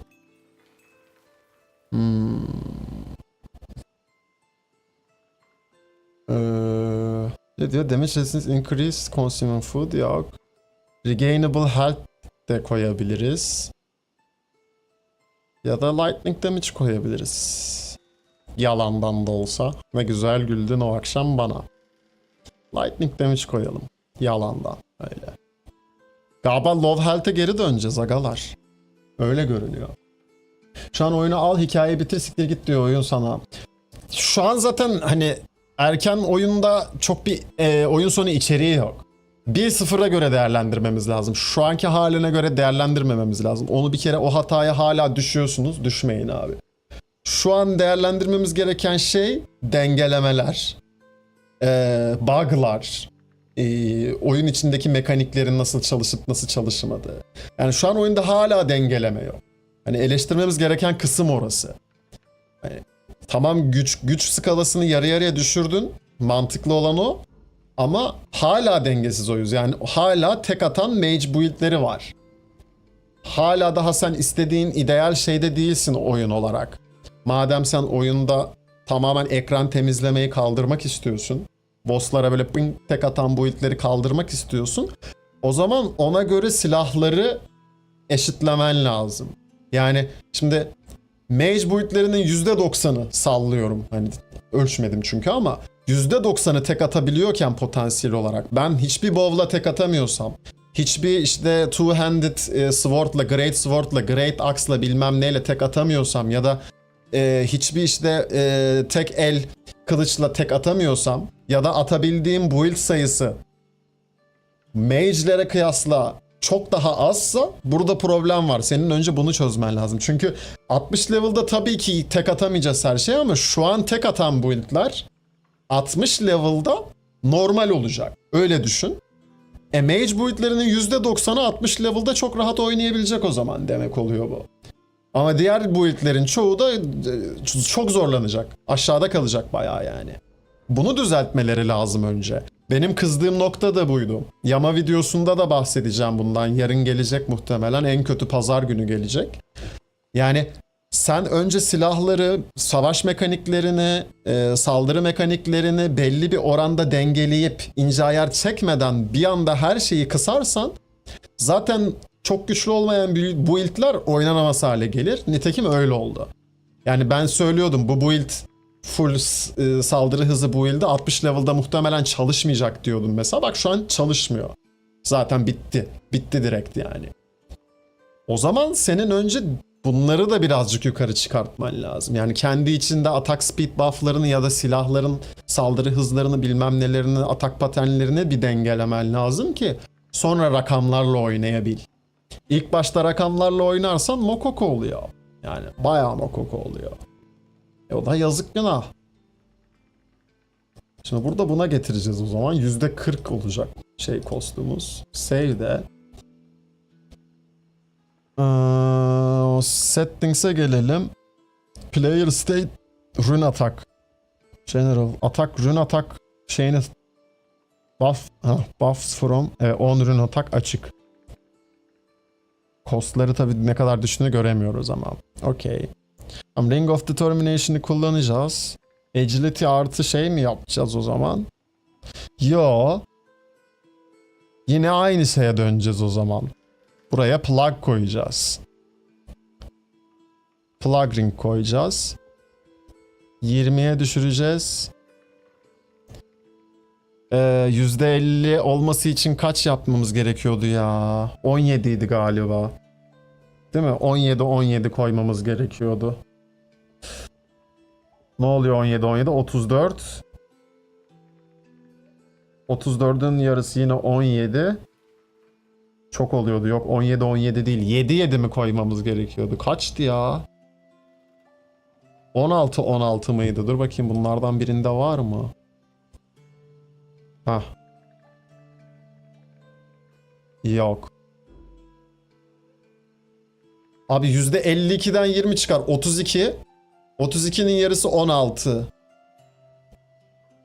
16 getireceğiz o zaman. 2 içi teme %16 getireceğiz. Mi? Yo. Beynim durdu bir saniye. Fena patladı ya. Fena patladı. Fokus kazanamıyoruz. Yani %150 küsur fokus gain'imiz var. Yine de yetmiyor. Focus gain'i salacağız. Focus gain'i salacağız her türlü. Yani focus gain build'leri sadece focus on fatality, focus on kill ile çalışacak. Öyle söyleyeyim. Eğer mage'i PvP'de kazanmak istiyorsa git good. Mage'ler PvP'de de tek atıyor.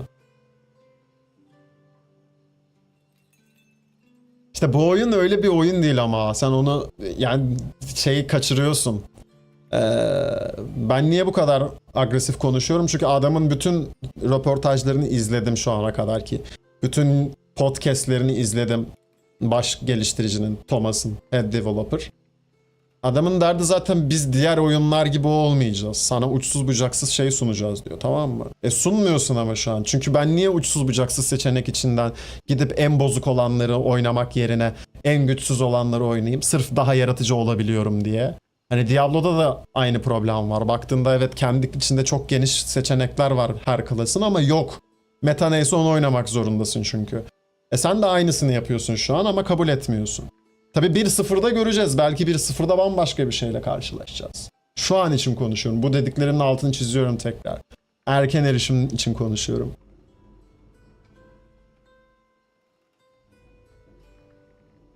Momo Speed, Rune Attack var ya o silahta.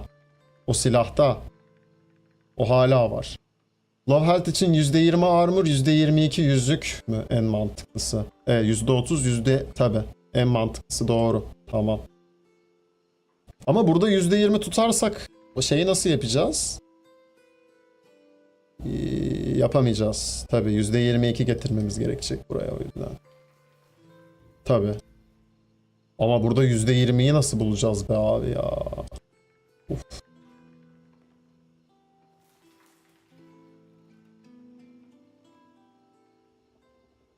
%16 da getirebiliriz ama değil mi? %16 getirirsek ne oluyor? %16, %16, %32.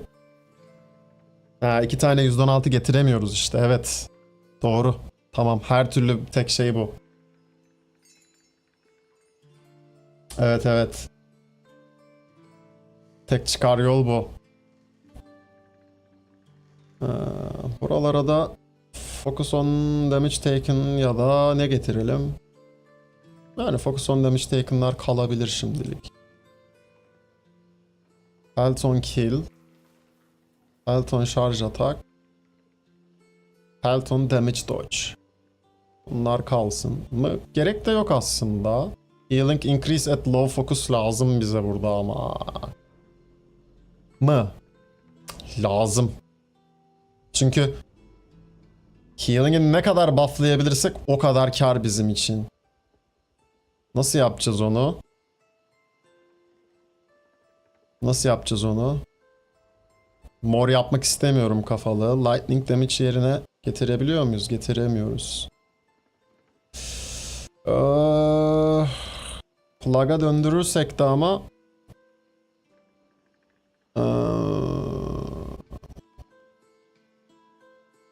bir şey diyeceğim. Bunlarla uğraşmak yerine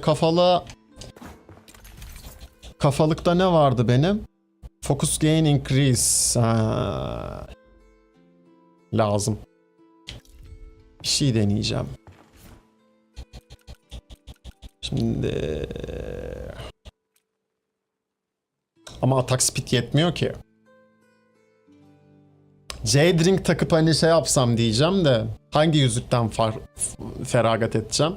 Agility Ring'i salsam, J-Drink koysam atak staminam %20 artacağı için puanımı staminaya vermem gerekecek.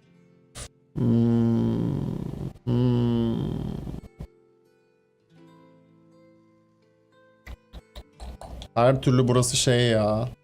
Ring of Determination gibi. Her türlü low health burası. Her türlü.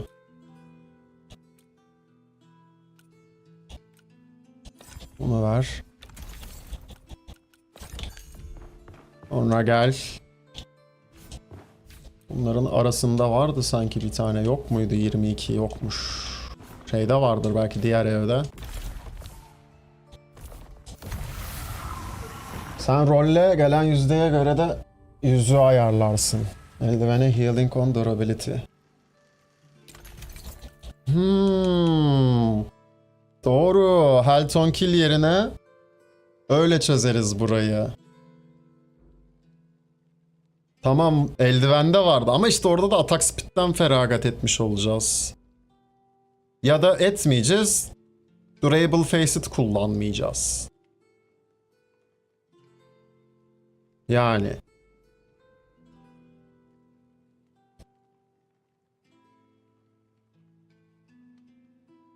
Aynen.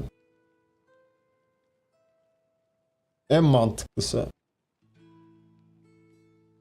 Rapid bence de Rapid daha worth yani. Ekstra yüzde değil de ekstra kaç durability geliyordu Durable'dan? 10 mu geliyordu? %10 mu geliyordu? Ha 75. Ekstra 75 bize ne kazandıracak ki? Kaç oldu şu an durability'si? 175, 250 olacak. 250'nin %15'i kaç? %10'u 25 desen. 125 daha. Beynim durdu, dur. Matematiğim durdu. 25, 12 daha kaç yapar? 37. %37 olacak. Onun yerine şu an kaç oluyor? %17,5 oradan desen. 2'ye böl. 8 desen ona da. Yok bir dakika. 9 desen. 17, 9 daha kaç? 22, 23. %23 falan oluyor. Ki yeter bence adam olana çok bile. %20 healing increase. Çünkü zaten healing decrease buff'ımız yok. Focus cost increase'imiz var. Buradan onu düzlüyoruz. Hatta artıya geçiyoruz exalt getirirsek. Lightning damage'i yerine ne koyabiliyorduk peki? Regainable da koyabiliriz aslında. Yediğin hasarın %25'ini can olarak geri kazanabiliyorsun değil mi? İşte gösteriyor mu? Valla. Nerede? Health regen, healing %39 evet. Güzel. Tamam. Daha da fazlaymış. O bizim matematik yetmemiş. %39 gayet kafi abi. Sadece eldivenden %39 artıyor bir de. Oha çok iyi.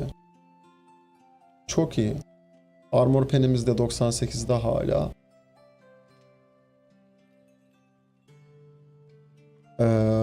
Focus gain'im nereden geliyor?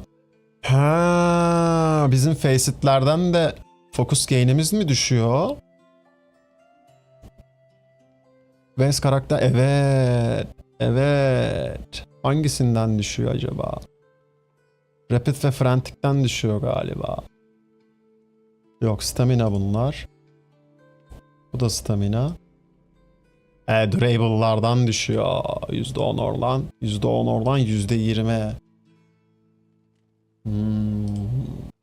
Tamam babuş biz low health devam ya. Hop, yanlış şey. Buradan bunu. Buradan buna bunu. Tamam mı? Buradan bunu. Buna da bunu. Stamina cost reduce low focus'umuz kalsın. O baş tacımız. Buradan bunu. Tamam. Şuradan da status %49 yap current health'i. Bakıyoruz yeni statlara. Overkill olacak şimdi armor pen. Buradan düzeltiyoruz bunları o zaman. %83.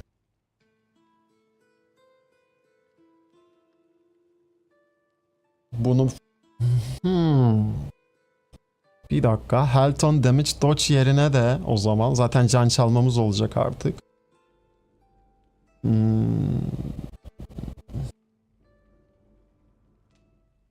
Crit chance increase'e girişsek mi?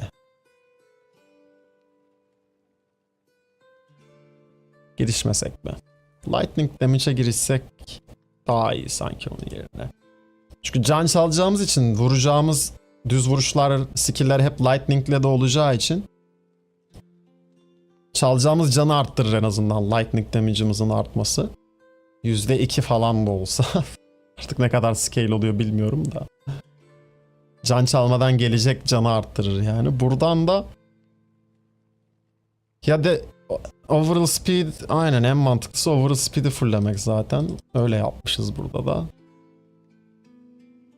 Ya da damage resistance'ı fulllemek. Aslında damage resistance'ı fulllemek en mantıklısı. Oğlum onda da %15 oluyor lan %5'ten. 2,5 mu artıyor? 2,5 daha 5. Evet. Allah kahretmesin sizi. %25'e düşürmüşler scaling'i Exalt'ta bunun. Abi bari buradan %20'ye ulaşabileydik. %20'den %40 oluyordu zaten. Şimdi %10'dan %15 oluyor. %20 de yapamıyorsun yani. O zaman ben buna vermem abi. Overall speed increase olsun. Daha çok hızlı koşabileyim. Daha hızlı vurabileyim. Hız yani, anlıyor musun? Hızım artsın, daha iyi. Tamam gibi şu an. Taşlarımızı da değiştik hepsini. Tamam. Bunların da taşını değiş.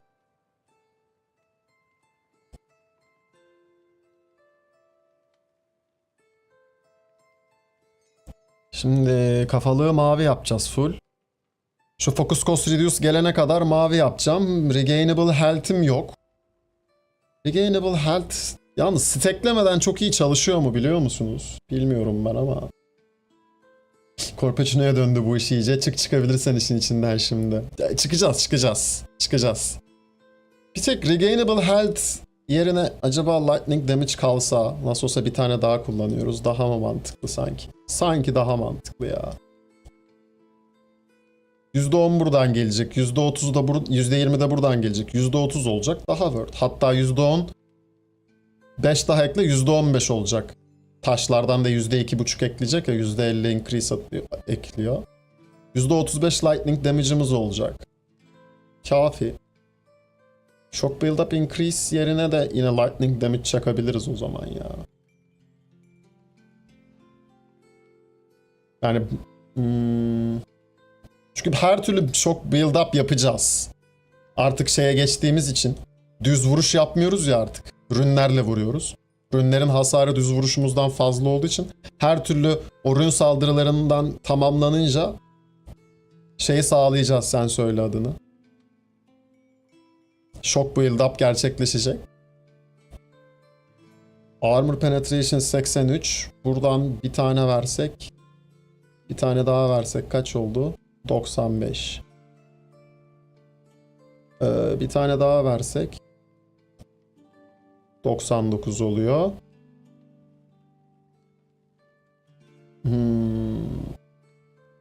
Bir taneyi de o zaman şeye mi veriyoruz? Lightning damage'e mi veriyoruz? Yani en mantıklısı o gibi. Böylece %40'a çıkmış olduk. Değil mi? Lightning damage nerede? %40'a nasıl çıkamadık oğlum? Nasıl %20? Ne?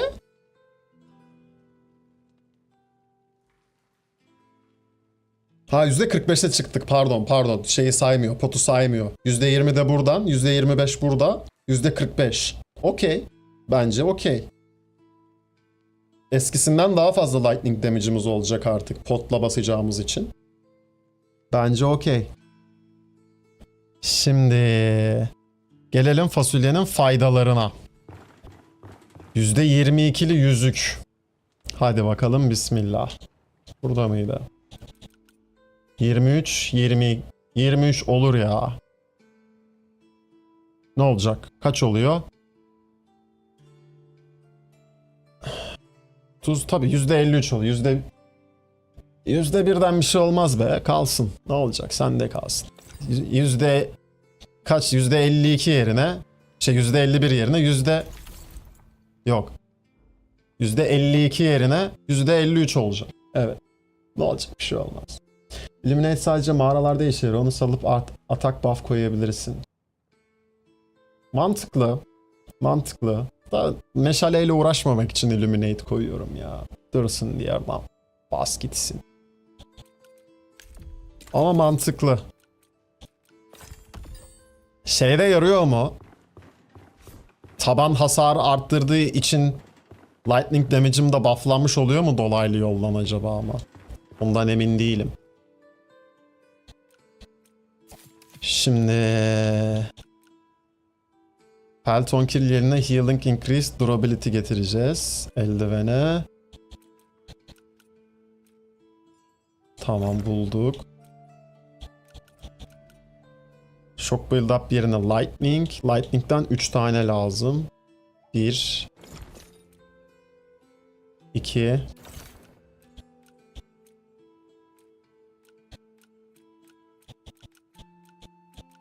Ulan başka ha. Ki %4 bunlar. Daha fazlası yok mu? 3. Tamam ver bunu. Dummy'de anlaşılır doğru. Dur bir bakalım. Ama dur evet. Şöyle yapacağız. Eleanor'a gidelim be. Madem öyle. Test edelim onu hadi. Çıksın aradan. What more proof?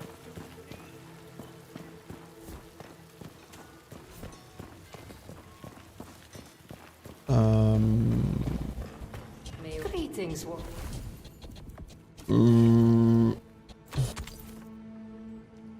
Çıkar. Koy abi. Better heed. I'm being. Is your faith strong? Why kill men for free when you can be paid? Buradan çıksam daha hızlı giderim. Kafamın içinde Sakrament haritası var artık abi. 2014'ten beri yani son 5 yıllık verileri sayma ama 2014'ten beri League of Legends database'i vardı kafamda zaten. Yaklaşık bir 10 yıllık. Hadi 8 yıl diyelim. Şimdi üstüne No Rest for the Wicked ekleniyor. Yemin ediyorum League of Legends'la ilgili bütün bilgileri silip şöyle bir 105 falan 105 diyorum 100-500 terabayt falan böyle bir şey ayıklamak isterdim bir yer. Çünkü 100 ila 500 terabayt arası tahminimce bir yer kaplıyor o bilgiler kafamda. İsterdim. 158 vuruyoruz böyle, tamam mı? Bunu bastığımızda 147'ye düşüyor hasarımız. What the fuck?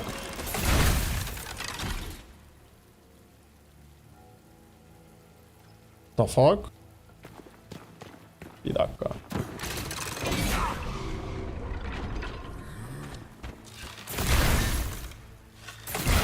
...146. Peki.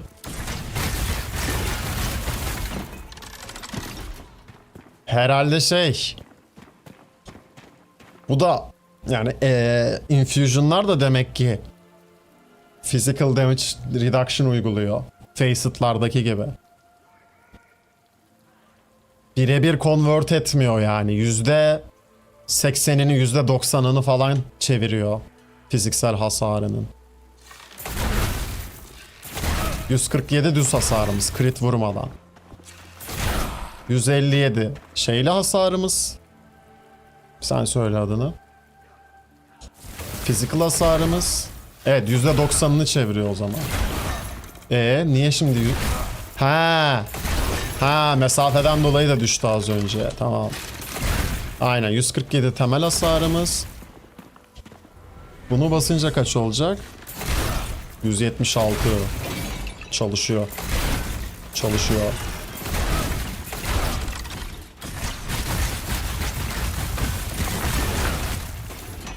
Oğlum rünlerle can toplayamıyorum ki ama.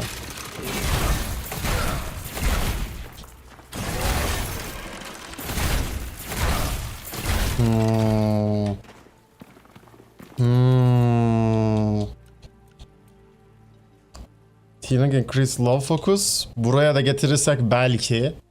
Belki. Ama emin değilim. Emin değilim. Çok az oğlum. Çok az. Cost düşüreceğiz buradan. Ya da cost düşüreme... Cost düşüreceğiz. Cost düşürmediğimiz için galiba. Oluyor. Böyle. Tabii. Ama şimdi şöyle bir şey düşünüyorum. Burada bana yardım edin.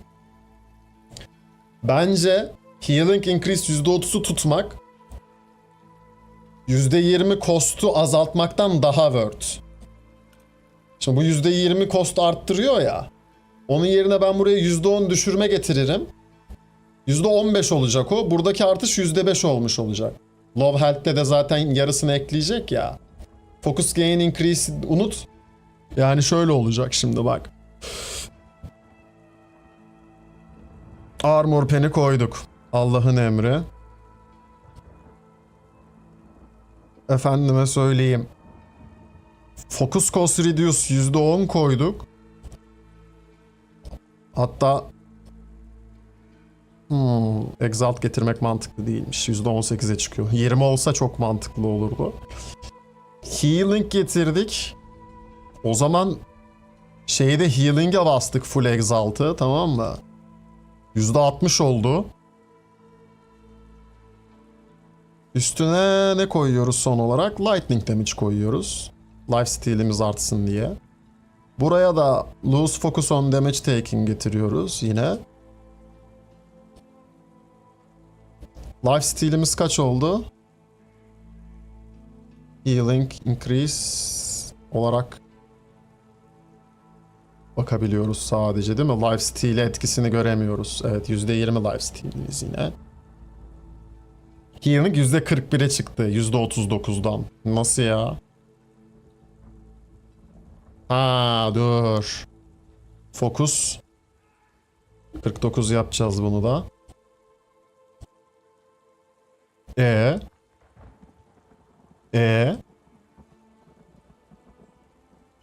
What? Niye çalışmıyor? Player state, current focus 0 yap. Healing %131 oldu. Tamam. Low focus %49'da çalışmıyor mu? Low focus %25'te falan mı çalışıyor? Kaçta çalışıyor abi? %49 ya. Çalışmıyor. %25 yap. Çalışıyor. %48 yap. Bir dakika. Kaç fokusum var? Benim 100 fokusum var değil mi? Evet, 100. Burada ya sitede bir bug var. 48 yaptığımda çalışacak mı? Yok, yukarı çıkıyor. O zaman %30'un aşağısı mı? 30'da çalışmaması lazım öyleyse. 30'da da çalışıyor. 35. 35'te çalışmıyor. 34. Çalışmıyor. 33. Çalışmıyor. 32. Çalışmıyor. 31 sıcı çalışmıyor. 30 ve altında çalışıyor o zaman low focus.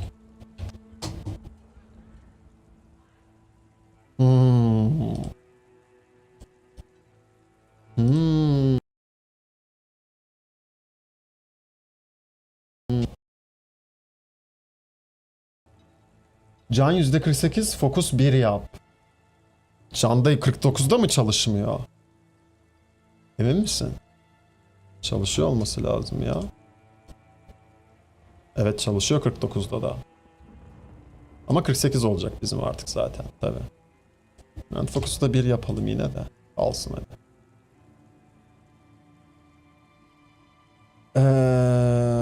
Tamam. Buraya 20 getirmeye çalışacağız. Bunlar tamam. Focus Cost Reduction %10. Tamam. Build Planner okey.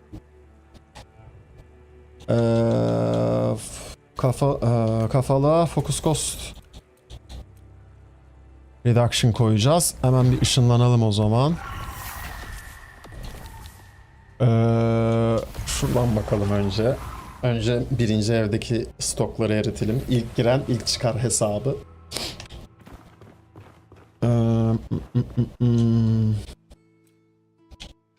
Ne yapıyorum?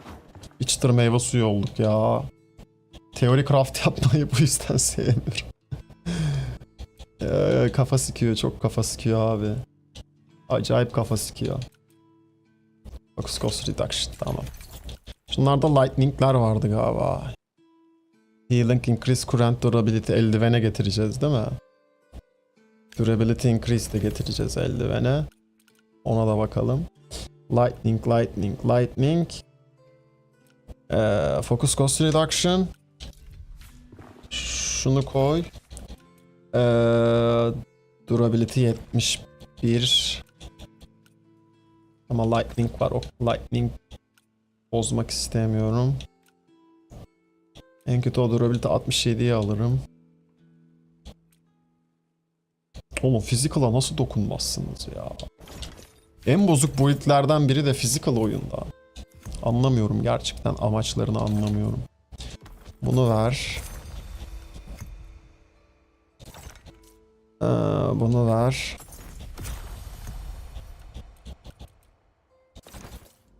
Ver. Ver. Bunu da ver. Ve buradan da bunu alıyorduk. Evet. Şimdi. Bu neydi? Bakmadan alıyorum ha. Lightning damage increase. Dur. Önce healing current durability. Gel buraya. Elemental kalıyor mu burada? Yok, durability ekliyoruz bir de, doğru. Tamam.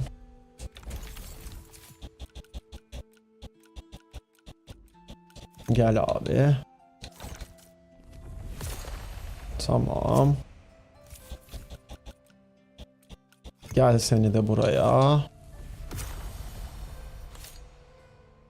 Ha, fuck shit. Fuck. Durability facet'ini değiştirmemiz lazım. Ziyan ettik. Ziyan ettik. Kafalıktan durable'la işimiz yok ki artık. Fuck. Fuck. Focus gain değil de ne focus? Yok, ne koyacağız? Beynim yandı, bir saniye. Ne koyabiliriz onun yerine?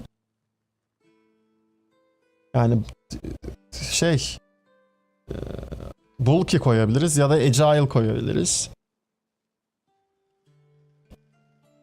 Yani en mantıklısı agile gibi. Heavy atak falan da atacağız ya sürekli. Fuck me. Fuck me boss. Evet.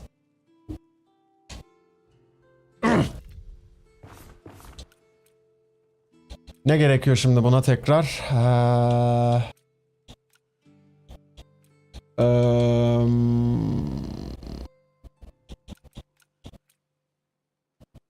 Lightning damage lazım olacak yine durability yerine.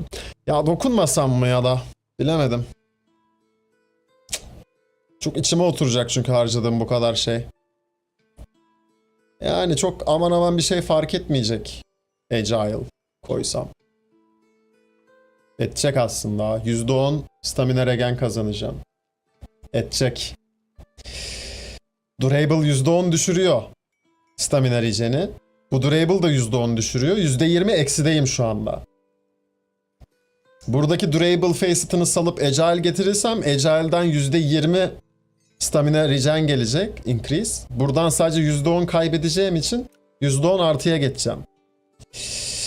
Çok büyük bir şey kaybedecek miyiz? Hayır. O yüzden gidiyorum ben. Basacağım. Ya da var mıydı? Bir önce şehre bakayım, eve bakayım. Agile'lı vardı galiba. Yoksa bulky alacağım. Bulky vardı en azından, onu hatırlıyorum.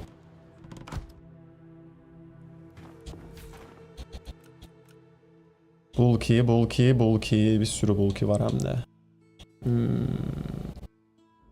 Tamam, bunu kullanayım o zaman ben. Focus gain reduce. Tamam, evet abi. Ver bana bunu. Tamam. Healing increase %45 denk gelmiş. Armor pen de gelmiş. Tamam. Oh, yırttık götü yırttık. Yırttık agalar, yırttık. Unuttu muydum ben? Onu unuttuydum. Yırttık.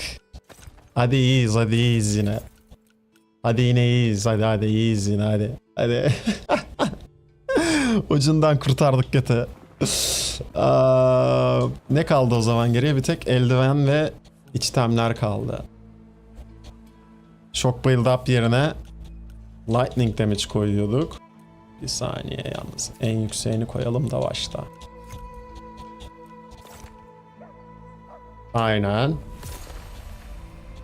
Buraya da Helton damage dodge yerine lightning koyuyoruz. Başka neye lightning koyuyoruz? Kafalığa da mı koyuyoruz? Kafalıkta vardı sanki zaten. Yok muydu? Var. Ha, az önce yoktu. Artık var. Tamam. Tamam. Şey yerine de blink koyuyoruz. Söyle adını. Lightning Infuse yerine. Çünkü potla basacağız artık bütün Lightning Zamazingo'larımı. Marcos. Sen de craft atabiliyor muyduk biz? Biz şeyleri... Şunları nereden craftlıyoruz abi? Hayatımda craftlamadığım için bilmiyorum. Onları craftlayabiliyoruz değil mi? Craftlayamıyoruz deyin de ben şurada düşüp bayılayım Feriha gibi. Alchemy table. Oh tamam. Vallahi düşüp bayılacaktım ha. Tamam. Alchemy table şeyden alacağız onu. Sen söyle adını.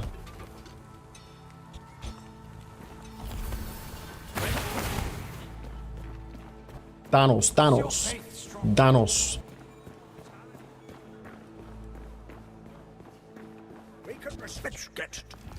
Umarım vardır. Yes. Gel abi. Artık yağ craftlamak için olan kök mök bilmem neleri de farmlamamız gerekecek. Ben hiçbirini farmlamıyordum abi. Yani atıyordum yere. Vardır muhakkak bir 3-5 bilmem kaç tane de. Eyvahlar olsun. Oha, bu masa ne? Neyse, tam şu köşeye sığdırabiliyoruz galiba. Evin konfor sistemi leş anasını satayım, leş. İyi yine basabiliyoruz ya, iyi olur. Zaten bir sürü var şu an üstümde. Okey. De bunlar 102'de şu an. Niye öyle? Low health tame aynı zamanda. 100'e düşmesi gerekmiyor mu? Gerekmiyor. Evet, düşemez. Çünkü %10 artış var zaten burada. Evet. Çok sıkıntı değil.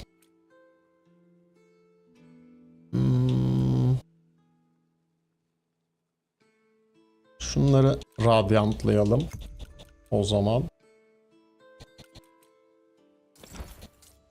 Nuray abi. What the fuck? Oğlum çok saçma şu sistem ya. Şunların yüzdelik scale'ini bir ayarlasınlar be. Baksana, bu da %100 değilmiş mesela. Ayarlayın abi. What the fuck?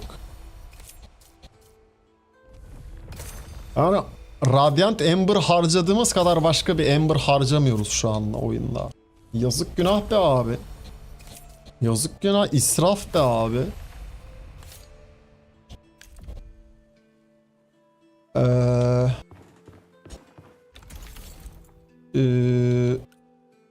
%23, %20 denk gelene kadar şimdi kaç Ember basacağız Allah bilir.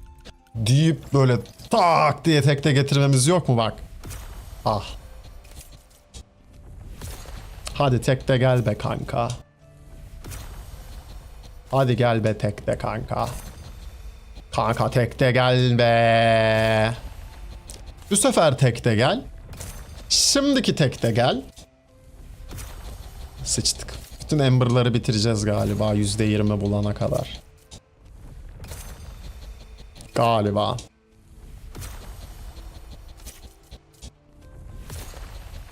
Of. Hayda. İkinci bir eldiven vakası yaşıyoruz şu anda. Bana geldi. Size de gelmiş olması lazım. Of. Oh no. Ah, çok iyi. Razıyım. Bu kadar geç gelsin, %20 gelsin, razıyım abi. Mük. Big win. Şimdi taşları değiştireceğiz sadece. Başka da bir şey yok. Pat.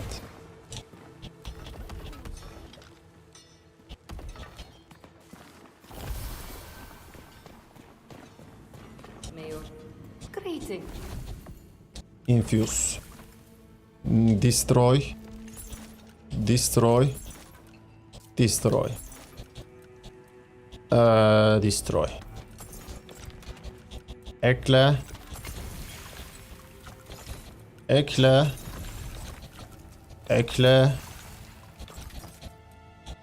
Ekle. Şimdi 140 daha kaç yapıyor? 280. Niye low health değilim ben? Çünkü can harcamadım daha. Dur. Harcayalım. Yes. 115 daha. 230 yapıyor. Tamam. Yüzde zaten 52 falandı biz değil mi? 53 düşüyor. Aynen. Okey. Tek yiyoruz ama her şeyden. Her şeyden tek yiyoruz şu anda. So Canımızı da 153'e çıkartmamız lazım en az. I've decided to take Kaç şu an? Yok bu az. %53'e çıkartmamız lazım. Ki repair basabilelim.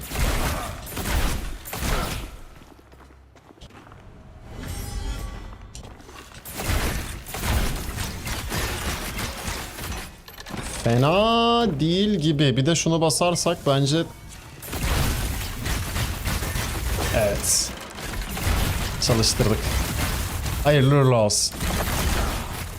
Ha, her ründen sonra... Her ründen sonra basamıyoruz şu an. Ama bir tane şarj atak sıkıştırırsak diğer ürünleri de basabiliyoruz. Ama Rapid'i tek bir hedefe basabiliyoruz. Bak, Rapid'de fullliyoruz. Diğerleri fulllemiyor galiba. Crit vurursak fullliyor gibi. Hemen bir Crucible. Kanka bir dur. Hemen bir Crucible. Hemen. Canımızı arttıracağız şimdi. 153. Minimum 153 olması lazım. Repair ürünümüz 153 istiyor çünkü. Gel abi. Ya da Exalt'lardan sonra mı yapsak o işi? Bir Exalt atsak mı şimdi? Ne dediniz o işe? Girdik mi o riske? Bence girdik bu arada ya. Bence girdik.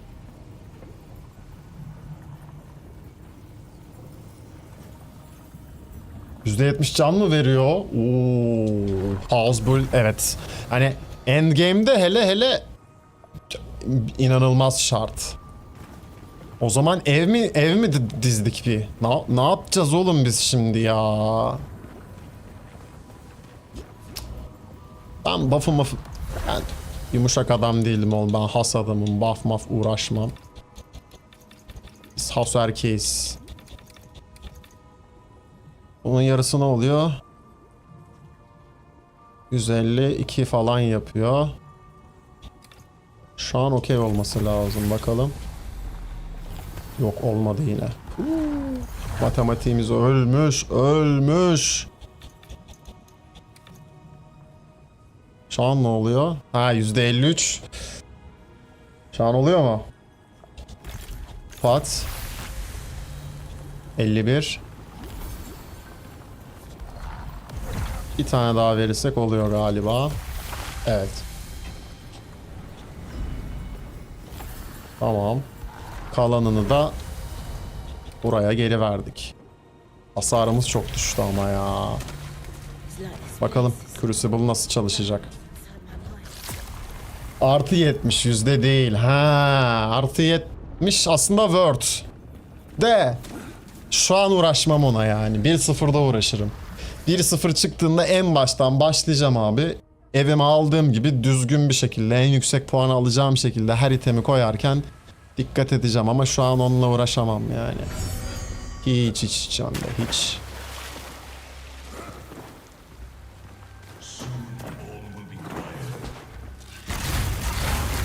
Aa!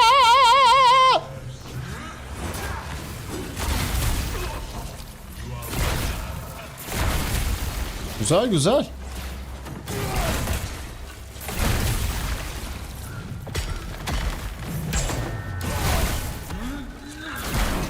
Ben okeyim şu an. Ben şu an okeyim bu haline. Tek de yemiyoruz. Exalt yok ha. Sadece kafalıkta Exalt var.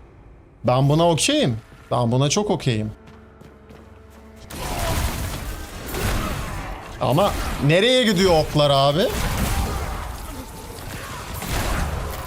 Holy shit. Holy shit. Ben bunu okeyim.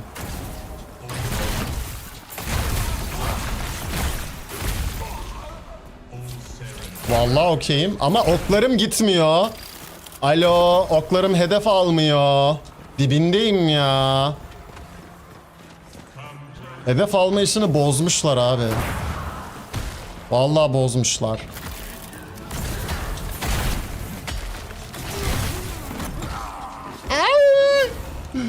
Şöyle yapsam, şöyle yapsam, şöyle yapsam mesela. Evet. Bir tek çok pot harcayacağız ya. O sıkıntı olacak agalar. O yüzden acaba o pot işini salsak mı? Çok pot harcatacak bu bize böyle. Süresi çok kısa çünkü. Yani %20 damage'den feragat edip sen söyle adını. Baksana nereye gidiyor. Bak nişan alsana kanka. Kanka ne yapıyorsun? Otomatik hedef almayı bozmuşlar abi. Resmen bozmuşlar otomatik hedef almayı. Çalışmıyor. Pot işini salacağım galiba. Blink yerine de şey koyacağım.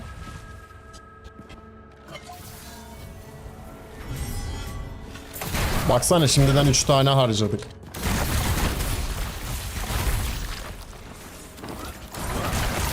Aa işte bak havaya gitti skill'ler yine. Otomatik hedef almadığı için. Oh oh oh.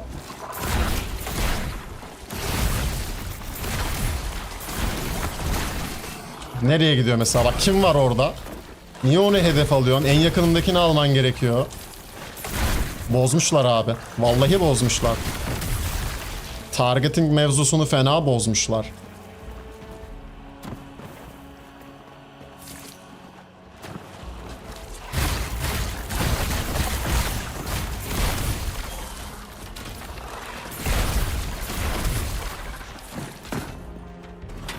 Eskisi kadar Ferrari değiliz ama. İnanılmaz düşmüş yani. Bak. Ama not bad. Bilmiyorum ki. Fena bozmuşlar ama kitlenme işini. Hani dibindeyken kitlenmiyor asla. Asla kitlenmiyor. Havaya falan gidiyor. Boşluğa falan gidiyor oklar. Tuhaf. Çözemedim. Çözemedim. Hissi çok bozulmuş ama yani. Vuruş hissi çok bozulmuş. Ne zaman vurabiliyorsun, ne zaman vuramıyorsun falan anlayamıyorsun. Hiç anlayamıyorsun yani. Sıfır.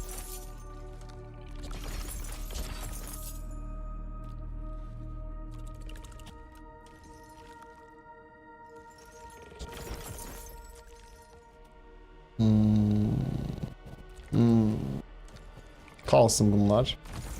Burada neciciler var. Bunları var. Var. Bunu da var. Hadi bunları da var. Yalan lan. Alalım öyle. Bunlara gerek yok gibi. Bu ne? Durable'lar, Asian Knight var. Tamam.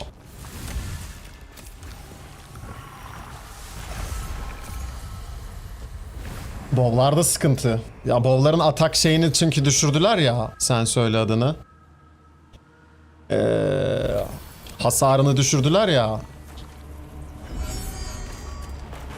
Mesafeyle ilgili o bilmem bir şeyi eklerken muhtemelen kod ne dersen işte artık adına. Hedef almayı da birazcık etkilemiş ya da bozmuşlar. Yani ekstradan müdahale etmişti. Allah!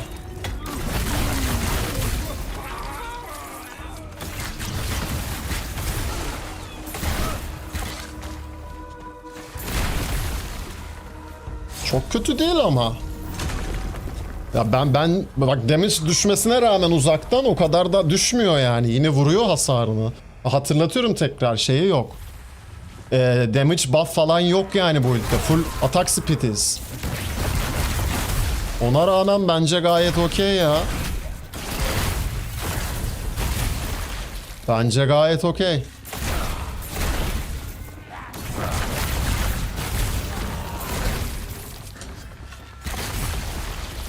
Yani beni çok rahatsız eden bir şey yok şu ana kadar. Tamam, her şeye tek atamıyorum artık. Bu build zaten tek atmak üzerine değildi. Eskisi kadar... Aa bak, çöp oldu bak. Otomatik hedef almadı mesela şu an.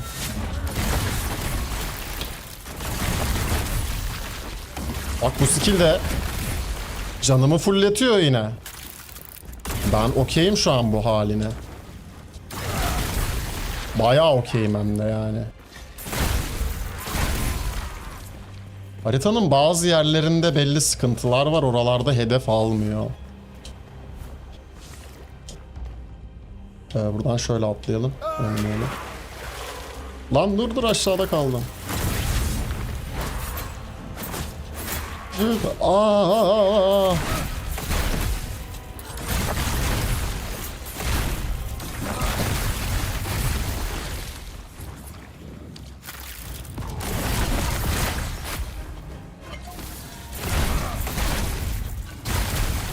Beni sardı şu an yani. Ben bunu oynarım.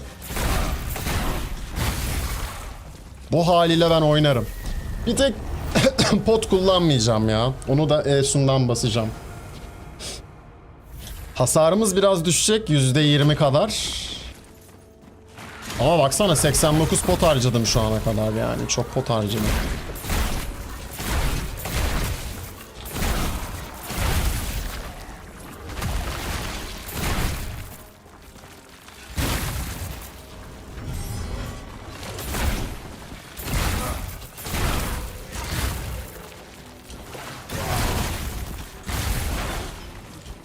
Bir de ama yok, Healing Increase daha mantıklı ya. Acaba eldivene health 10 kill getirsem... Ya acaba değil. Lan vur! Bak, hedef almıyor. Daha mı iyi olur acaba değil? Allah Allah Allah.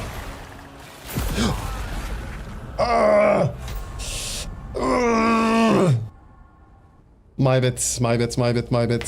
Dikkatim de dağıldı ya. Tabii Healing Increase global olarak almak her türlü daha worth ama ya, yok. Ne değiştirebiliriz? Değiştirmeye gerek bir şey var mı ya da? Yok. Şimdi şuradan biz exalt'ları verelim. Tamam mı? Bu 18. Kaydet. Bu da 45. Kaydet. Keşke kaydetmeseydim, neyse. Hesaplamak için yapıyorum bunu çünkü. Bir şehir atalım. Alternatif yapı %60 large enemies gelirse bosslara da iteler bayağı.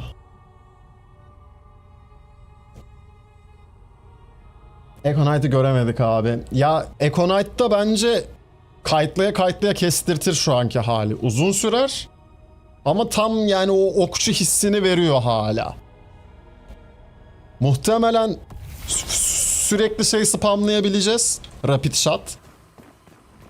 O sweet spot'tan. Ama uzaklaştığımız an can çalamayacağız. Yani bastığımız skill'in şeyini geri alamayacağız. Sen söyle adını. Şu an için, şu anki haliyle en azından. O yüzden exalt'ları bir atacağım, sonra tekrar gireceğim. Exalt'larla çok daha iyi bir hale gelecek bence.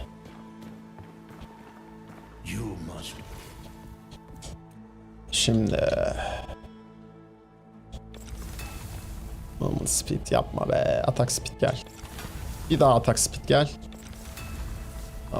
Atak speed. Neyse, eşit dağıldı. Okey. Hepsi hareket hızına da gidebilirdi. Burada ne geldi? Uf, durability gelme ya. Ah, bu olur. Bir tane daha ondan gel. Damage resistance gel. Armor pen geldi. Armor pen. Bir dakika şimdi. Şunları bir sıfırla. Kaçtayız armor pende? Ona göre diğer iki şeyden birinden armor peni salacağız. %72. Bir tane buraya geldi. Bir tane buna geldi. %78. Bir tane de durability gelmiş.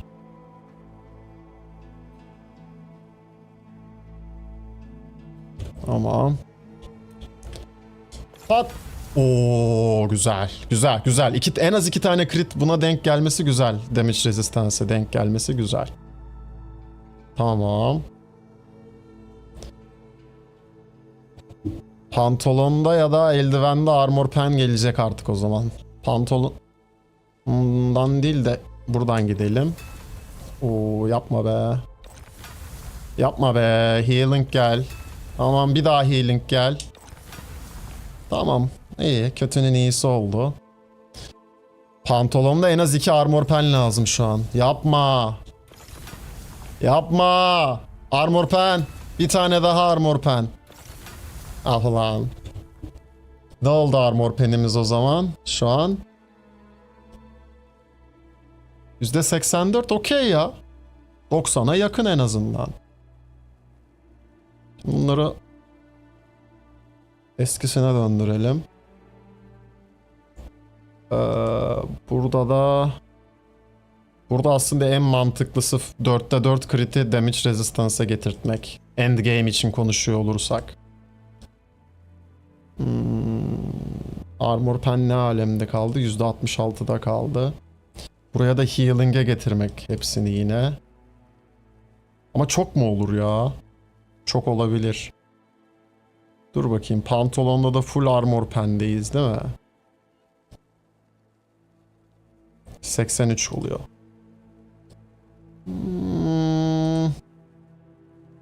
Onun yerine böyle yapsak kaç oldu? 95. Bir tane daha yapsak 100 mü oluyor? 99 oluyor. Bir tane de healing'e.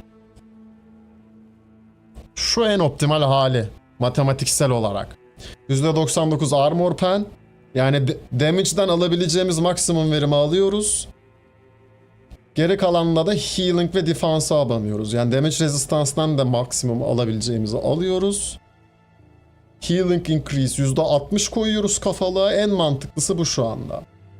Blink kullanmak çok mantıksız bu build'de. Canımızı dodge'lamak için kullanmayacağız. O yüzden şeye geri dönüyorum ben burada. Elektrik enchant'a.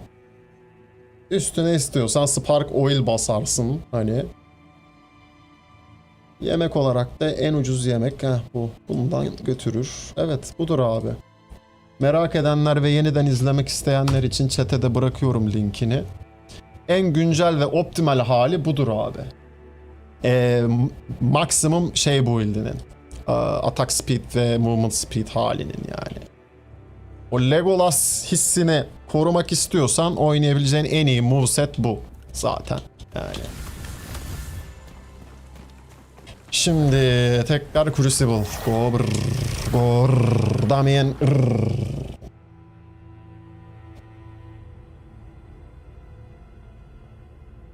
Umarım tek yemiyordur ama ya. Artık hiç yemez gerçi aslında. Hiç yememesi lazım şu an.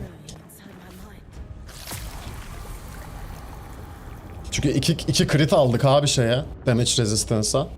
2 crit aldık yani boru değil. Aa şeyimiz bitmiş. Durability'miz de düşmüş. Bir daha bas. Bir daha bas. Oha. Bir daha bas. Vay anam babam. Kaç kere daha basmam lazım? Bir daha bas. Şey değişmeyi unuttuk ya. Sen söyle adını. Blink. Blink'in yerine elektrik enchant'ı koyacağız.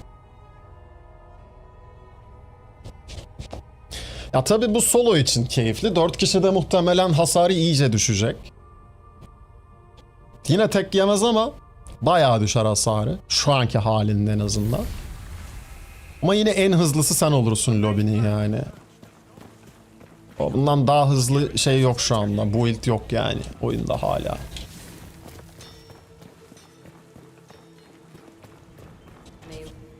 Lie. Gel abi. Gel abi.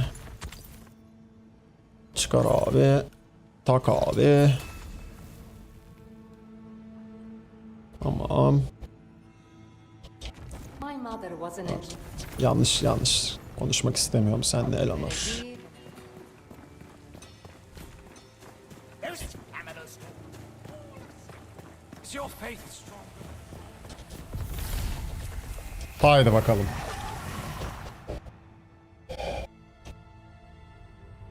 Plague Mage bundan sonra yapacağım build zaten benim de.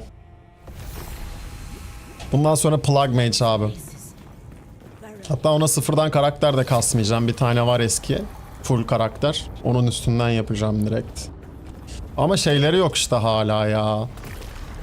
Sen söyle adını. Caretaker şeyi yok. Pantolonu yok.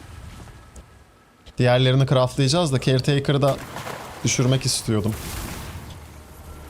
Güzel. Tekte ikisini basabiliyorum en azından. Pat. Aa, gayet iyi abi. Gayet iyi. Tek yiyor muyum bakayım. Yo.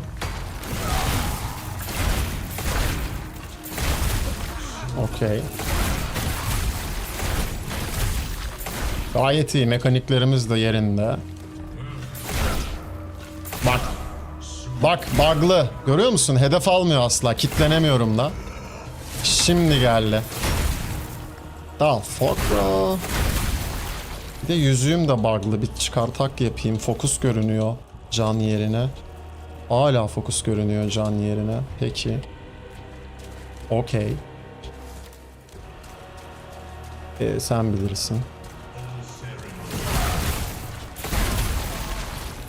Holy shit! Eskisinden daha hızlıyız şu an bu arada. Exalt'lardan dolayı. Full buff aldığımızda. Holy shit! Foruma konu mu açıldı? Yok, uğraşmam. Hiç uğraşmam. O işler geçti artık babuş. Hiç uğraşmam. Yani oyun bozan bir şey olmadığı sürece açmıyorum forumda konu.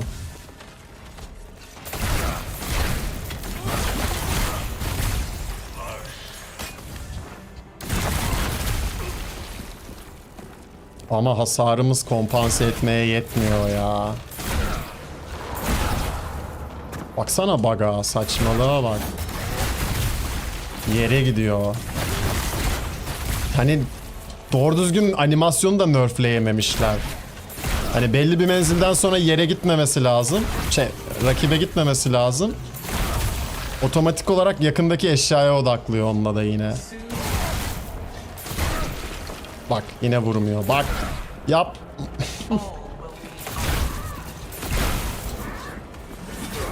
Hop.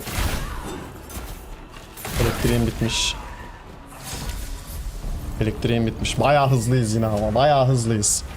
Hız. Kaçay. En azından hızı hala elde edebiliyoruz abi. Bu benim için yeterli.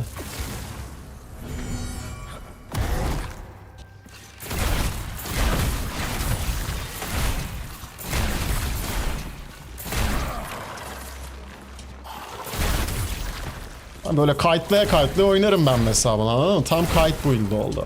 Bak.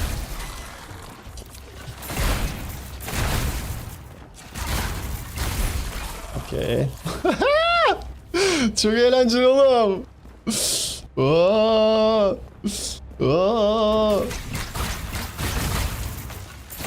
Bak yine hedef almıyor. Dalga mı geçersin benden be Osman'ım? Acaba kafalı mavi kullansak çok daha iyi olabilir miydi? Hasarımız çok düşecek ama o zaman da. Yine iyileştirmemiz düşecek. Yani bence iyileştirmeye sahip olmak daha önemli. Focus Cost Reduction'dan. Yanılıyor olamam bu konuda. Focus Cost Reduction alsam bile iyileştirmem o kadar fazla olmayacağı için yine çalamayacağım o canı. Yani şu an en azından buradan %30 şey alıyorum ya. Sen söyle adını. Healing increase alıyorum %45 hatta. Ve %50'sini de ekle üstüne işte neyse. Şş, yavaş. Yavaş.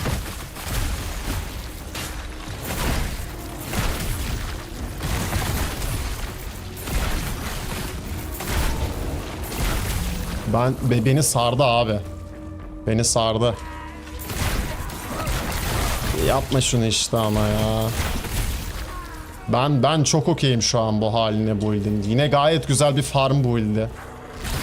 Bana kalırsa. Ya abi dibimde alo. Abi dibimdeki çara hedef almıyor ya, delirirsin. Delirirsin. Aa. Dibine giriyorum hasar da vurayım diye hani. Bu sefer de hedef almıyor. Kafayı yersin. Kaş yaparken göz çıkartmak bu olsa gerek yani gerçek anlamda.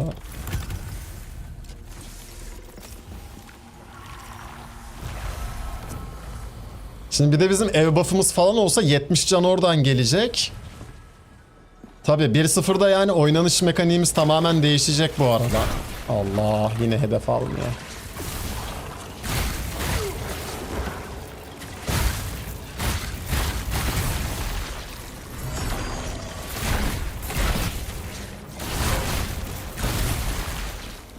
Atıyorum ev buff'ım bitti. Geri dön. Evden bir daha buff al. 1-0'da öyle oynayacağız oyunu artık. Yani sabahlara kadar content spamlayayım olmayacak ki, çok mantıklı. Çok mantıklı. Artık şehir atmak için, eve gitmek için bir sebebimiz olacak yani. Şu an uğraşmam. Umurum dışı. Ama 1-0'da uğraşılır.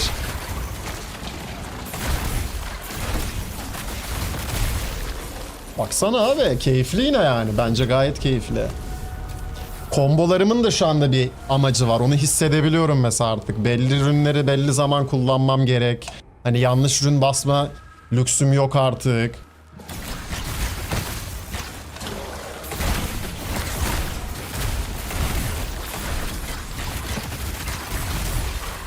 Allah sardı abi. Sardı. Oh no. Oh no. Ya şuna vur bir ha.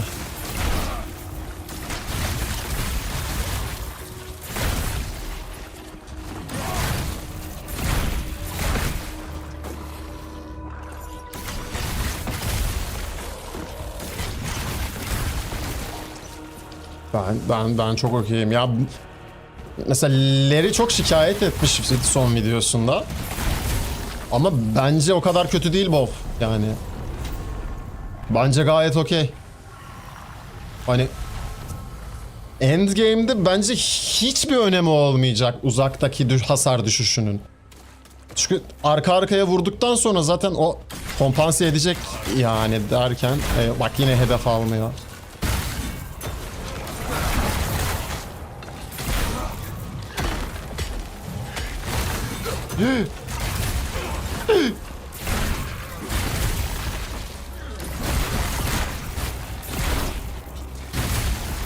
Ya ben şunu okeyim mesela bak. Olması gereken de bu zaten. Oh no no no no no no. Oh no no no no no no no no no no.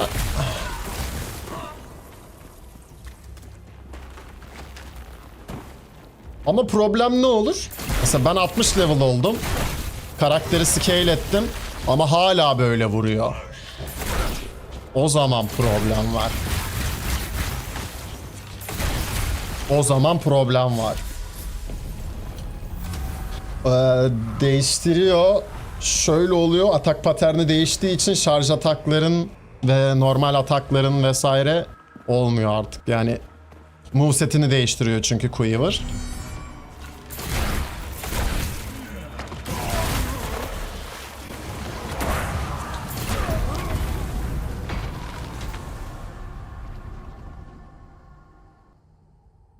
Nasıl ya? Ben atağı elimden çıkarttım ve knockback attım. Yani yememem gerekiyordu onu.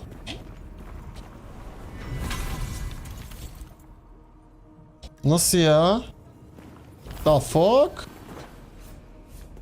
Ha?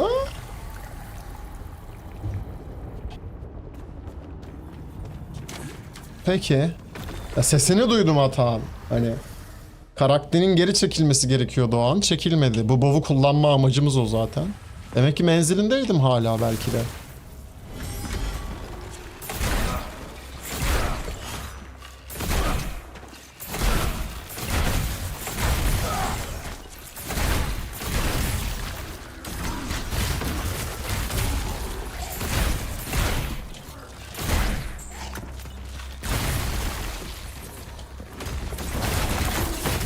Holy shit.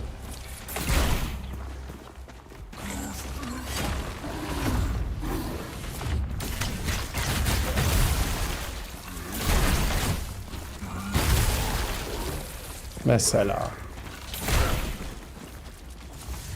Hala hedef almıyor. Hala hedef almıyor. Az önce de mi hedef almadı acaba? O yüzden... Belki de. Belki de. Oh, eski alışkanlığımı bırakmam lazım. Sanki otomatik hedef alıyormuş gibi oynuyorum. Almıyor ama çoğu zaman otomatik hedef almıyor.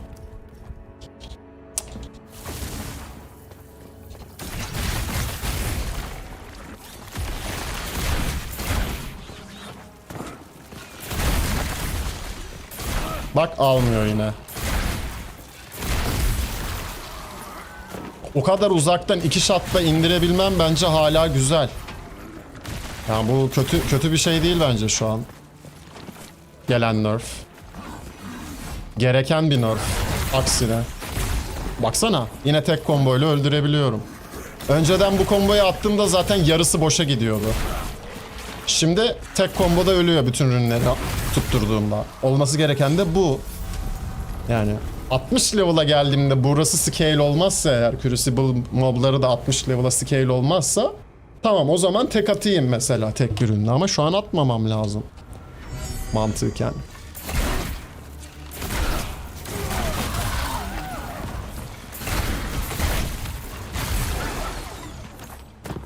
Şunları da toplayalım ya.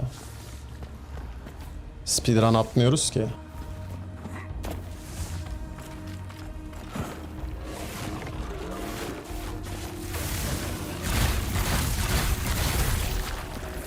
Çok iyi. 4 vuruşla da gebertiyoruz normallerini.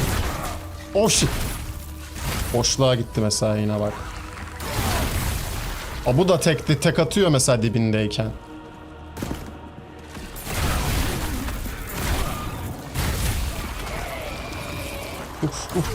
Aa!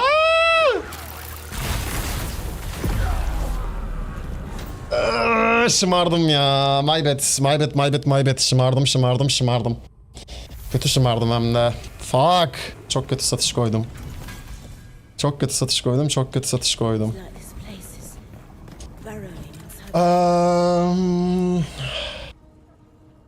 Fast'ı salıp normale geçip hasar vermek istiyorum birazcık. Aslında onu düşünüyorum şu anda. Daha iyi olabilir mi?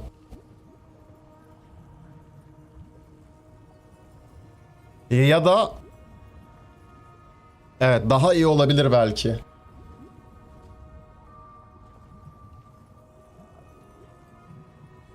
İnanılmaz abi ya. Oyunu gerçekten zorla meta oyunu yaptılar. İnanılmaz ya. Ki amaçları tam tersi. Hani bu nerfleri getirince şey planlıyorlardı işte hani artık. Meta olan şeyler oynanmaz herhalde falan diye tam tersi. Tam tersi. Şu an herkes meta olan artık şeyleri oynayacak. Yine çünkü güçlü olanlar artık gerçekten güçlü build'ler. Başka güçlü build yok yani. O yüzden de mecbur meta build'ini oynayacak herkes artık.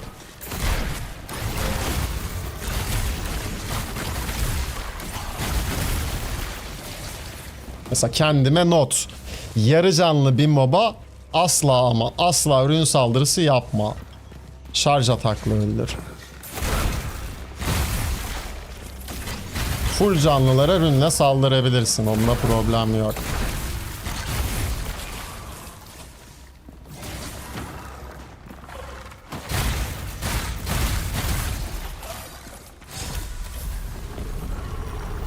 Ben o zaman bundan sonra şey build'imi revize edeceğim ya. Sen söyle adını.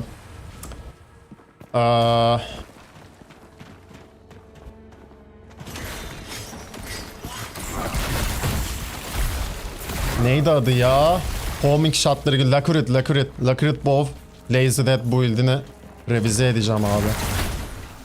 Ops. Elektriğim gitti.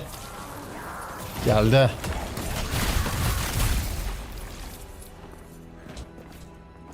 O da güzel çalışır. Full focus build'i yapacağız onu da.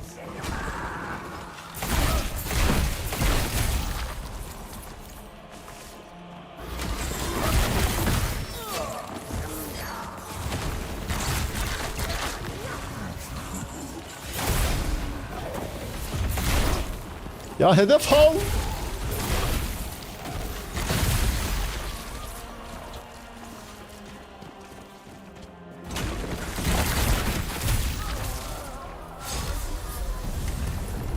Hatta bunlardan daha iyi çalışabilir o ha.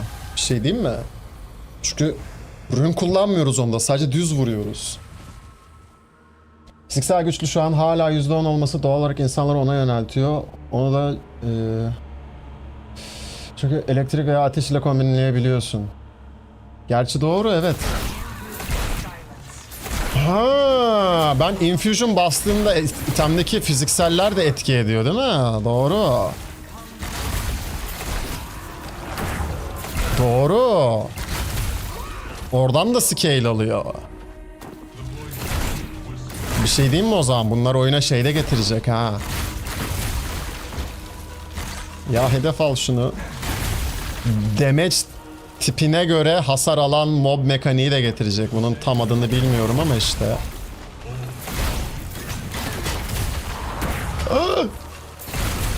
Yani her mob her elementten aynı hasarı almayacak. Öyle söyleyeyim. Böylece ne olacak? Sen aslında bütün itemlerini fiziksel dizeceksin. Elementi sonradan uygulayacaksın infusion'la. Onu da scale etmiş olacaksın.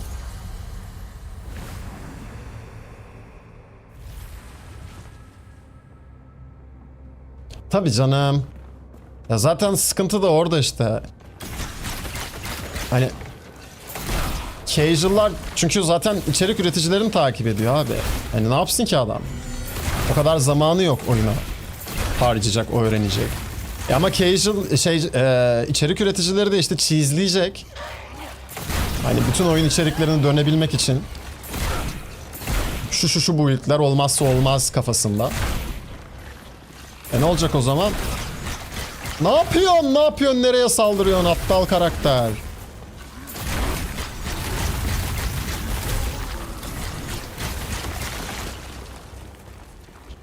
Çok aptal bir durum var hedef almayla ilgili.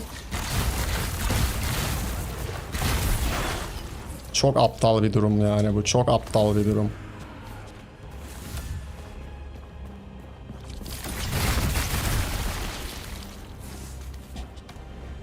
Yanlış skill.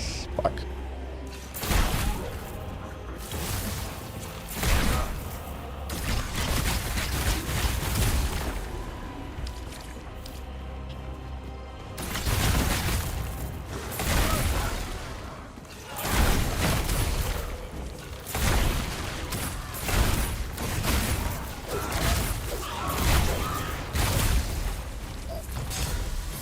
Oh, yaraladık sonunda.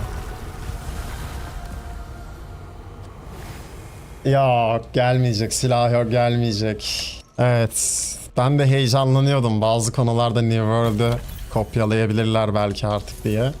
Çünkü bu class sistemi falan New World'de de vardı. Ama Thomas söyledi yani yok. Gelmeyecek dedi. Ateşli, barutlu şeyler olmayacak.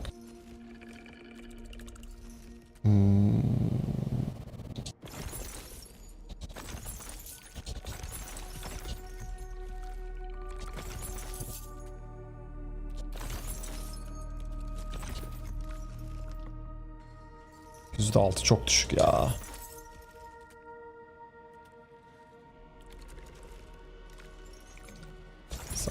Sakin. Sakin. Yok ya, sakin.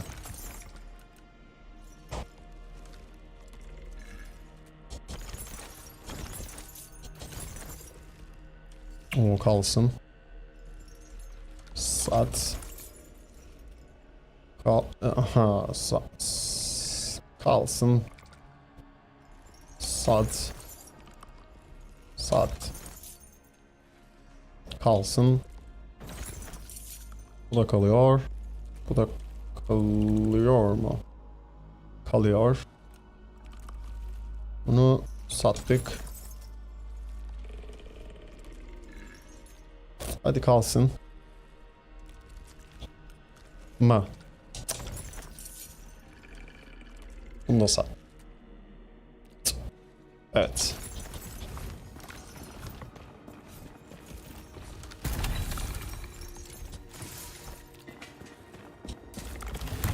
Ya şu anki build'in hasarını aslında şunu salıp arttırabiliriz. Overall speed yerine sen söyle adını. Rune ring koyabiliriz. Belki daha da iyi olabilir aslında. Ama o hareket hızını da salmak istemiyorum. Baksana, baksana şu hızı. Görüyor musun? Tak tak tak tak tak tak tak. O hareket hızı saldırı hızından dolayı oluyor. Baksana. Ya bunun yerine damage koymanın bir mantığı yok bence. Ya ben kafasında bir adamım çünkü. Daha çok saldırırsam daha az vurmamı kapatabilirim. Hani saldırı hızı büyüktür, saldırı gücü kafasındayım ben.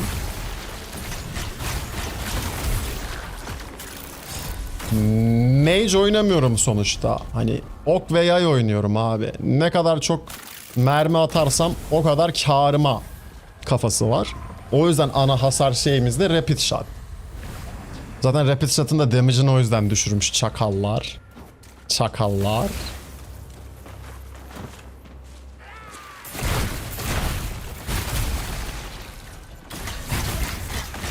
Bak. Abi. Mob dışında her şeye hedef aldık.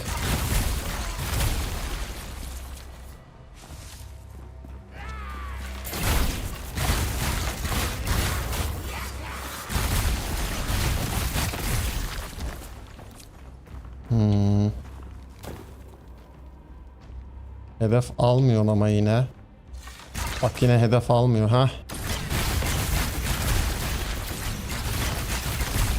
Tamam.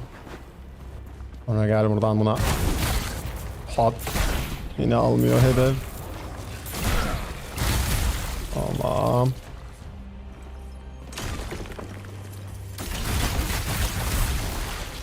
Okey.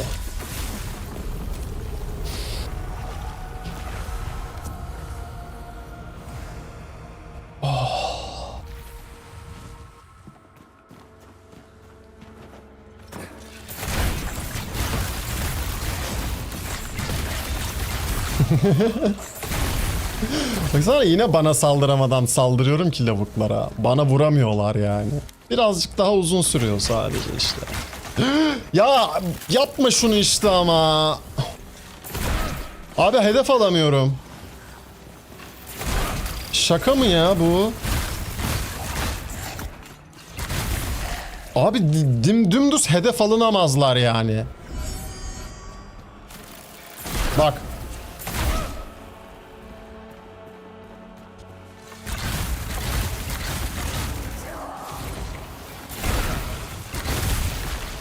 Aklım çıkıyor sırf şu hedef alamama bug'ından dolayı öleceğim diye ya. Çünkü rünü de boşa gitmiş oluyor ya. Bak yine alamıyorum. Mouse'la götürerek kendim hedef alıyorum şu an manuel. Spamlıyorum öyle çalışıyor. Bu bow'la alakalı muhtemelen. Diğer bow'larda olmayabilir böyle bir bug. Muhtemelen bu bow'a özgü falan yani. Başka açıklaması olamaz.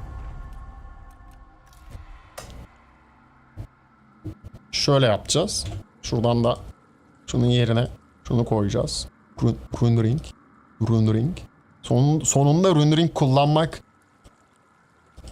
zorunda kalmayı hissetmek güzel yani. Güzel. Şunun yerine de Damage Surge koy. Tamam, bu build tamamdır baboley. Bu build tamamdır.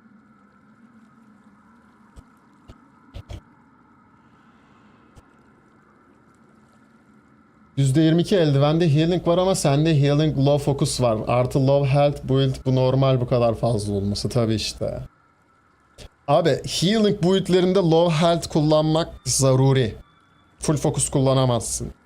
Çünkü bütün survivability, yani hayatta kalmanı sağlayacak enchantment'lar nedir o? İşte stamina cost reduce at low focus. İşte healing increase low focus. Bunlar hep low focus'ta çalışıyor. Low focus'ta kalman için de Ring of Determination kullanacaksın yani. Yani full focus kullanamazsın bu build olarak.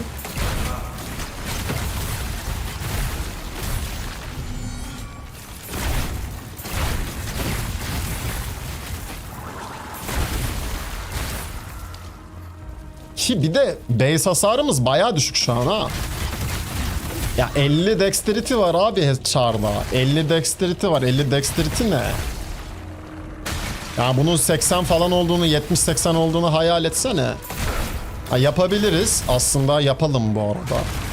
Ne yaparız? Fast equip load kalmak... Allah, dur. Fast equip load olmayız. Normale döndürürüz karakteri. Olur o zaman. Hatta yapalım mı şimdiden? Şimdiden yapmayalım, dur. O zaman hasarı da arttırabiliriz daha da. Ne kadar arttırabiliyoruz? Buradan bakalım.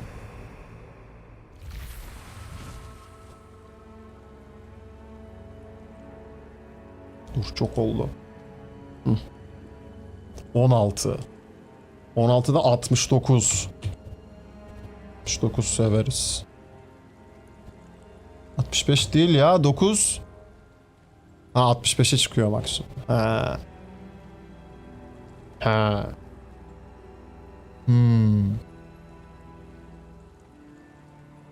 Bir dakika. Canımız kaçtaydı bizim ama? 33'te değil mi bizim canımız? 36'da.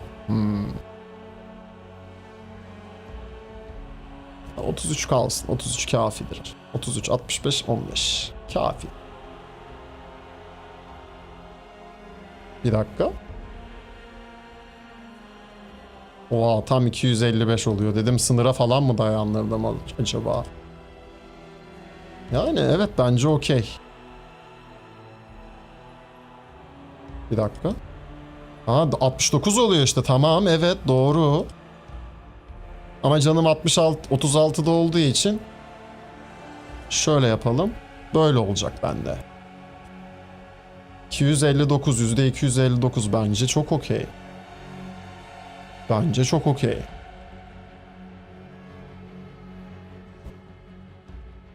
Yani şunu 33 yapsak. Even mük. Even mük. Onun için exalt'ları perfect getirmek gerekecek galiba. Mı? Yo. Focus cost reduction yine 10 kalacağı için bizim her türlü 36 olmamız gerekiyor. Evet, can 36 olacak yine. Tabii. Şöyle. Aynen. Fast olamayacağız sadece. Normal olacağız. Hiç sevmiyorum normal build olmayı.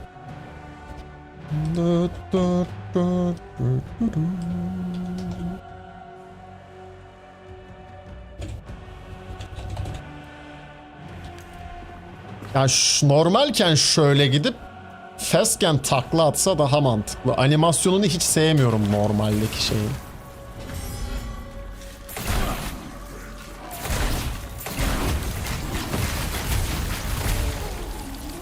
Okay. Right. Holy fuck. Hedef almıyor. Shit. Oh. Abi çok kötü bir şaka bu ya.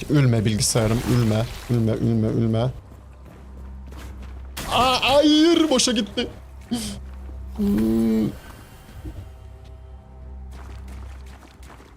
Şu mage'ler çok korkutuyor beni. Hedef almadığı için boşa gitti işte. Yeah. Elemental resistimiz var mıydı bizim? Dur, şu an iyi bir şey değil. O aşağı ne ara inmiş?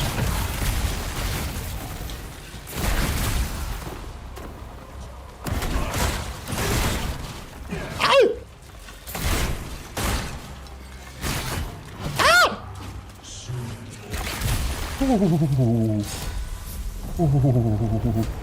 Element resist var mıydı bizde? Yoktu değil mi? Ona rağmen çok az vurdu ha o ateş. Ben bir de element resist var zannediyorum. Hadi bakalım. Hazır mıyız? Gazamız mübarek o. Hazır mıyız? Çat bir pot bas. Çat. Çat. Bir pot daha bas. Ya hak. Gel bakayım.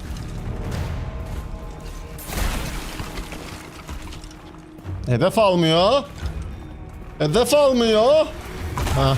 Ya ama haksızlık, hile yapıyor bu. Çat çat çat çat. Çat. Çat çat. Çat hop hop hop hop hop hop hop hop. Hop hop hop hop. Çat. Çat çat çat çat çat çat çat çat çat çat. Çat çat çat çat çat çat çat çat çat çat çat çat. Gel bakayım. Pat pat pat pat pat. Yanlış rüne bastım. Zıplama rününe basacaktım. Yanlış rüne bastım. Fuck. Fuck. Fuck. Şeyi unuttum ben. Sen söyle adını. Rapid Shot'ın hasarının artık eskisi gibi olmadığını unuttum.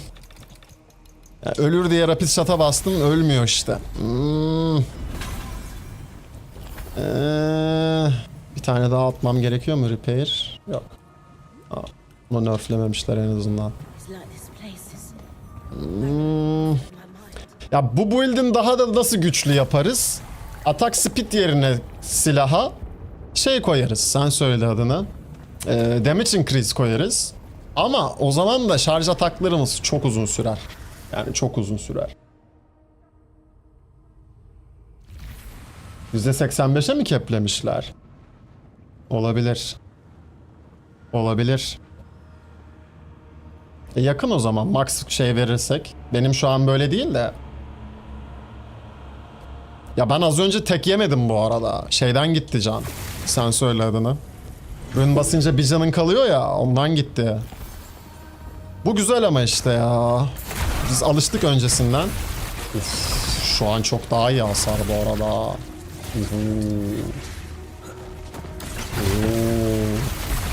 Bir şey diyeyim mi? Bir şey diyeyim mi? Ben damage increase kullanacağım silahta. Attack speed kullanmayacağım.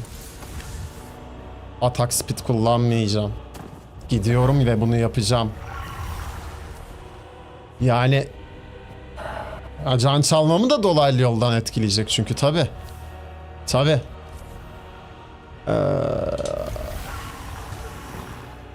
Ne lazım silaha? Damage'i var. Movement speed lazım.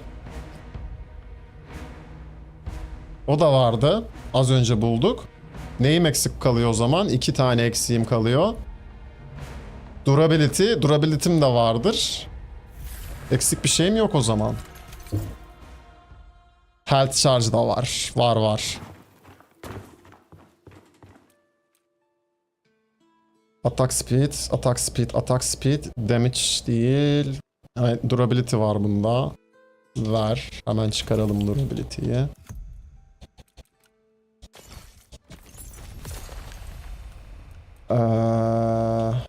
Atak damage'lısını bir tane de olsa ayırdım diye biliyorum ya. Health on charge atak var. Ver.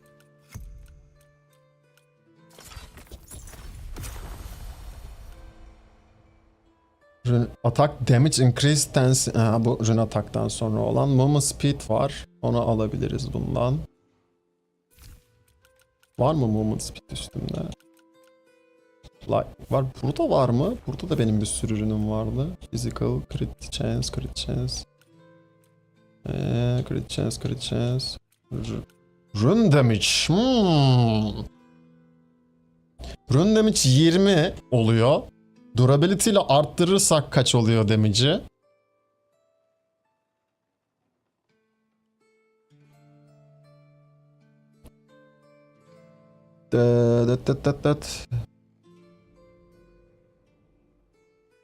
Damage increase %10. %10. %15'te kaçın %15 olacak? 250'nin %15'i kaç? 25 oradan, 12 oradan %34 falan yapıyor. Daha worth. Bu daha worth. Her türlü daha worth. İnternet gitmiş. Bak. Yayın gitmemiş ama değil mi? Yayın gitmemiş.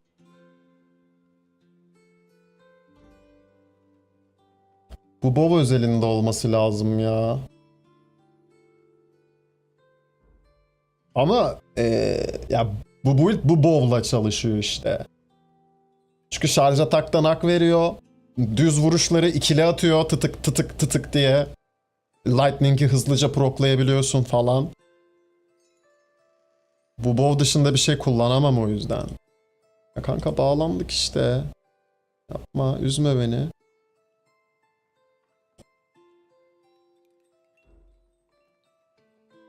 Damage increase, current durability. %15 olacak bu her türlü. Tabi her türlü daha worth bunu kullanmak. Okey.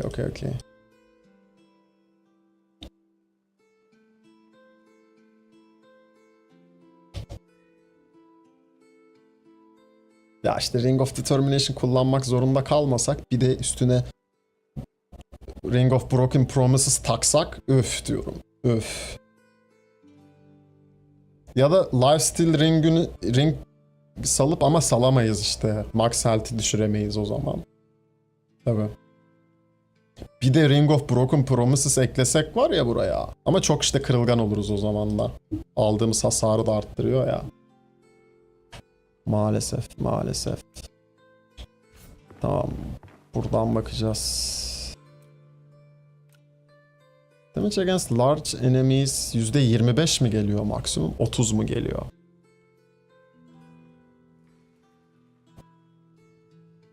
%30.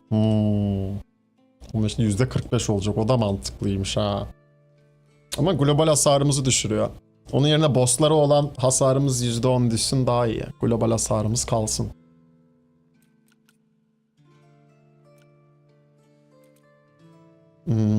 Yokmuş. Bir de şuraya bakacağım. Dilencilik time. Chat'im.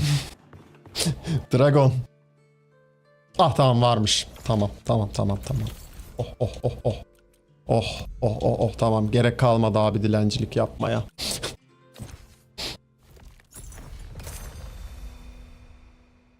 Tamam. Health on charge. Current durability ve movement speed lazım değil mi bir de? O da vardı. Almadık mı onu? Onu almamışız.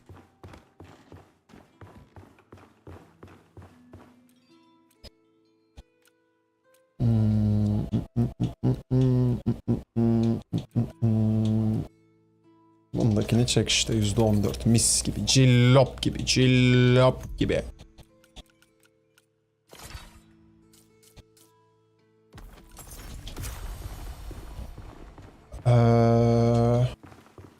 Ember'ları almadık. Ember'ları aldım.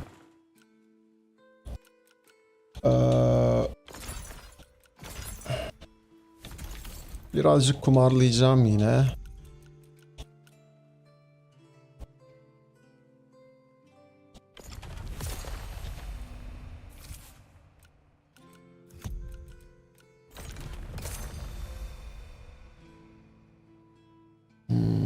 Yok. Of 29 large enemies gelmiş. Yoksa. Large enemies'i tutarsak. Ama genel hasarım çok düşük kalacak işte ya.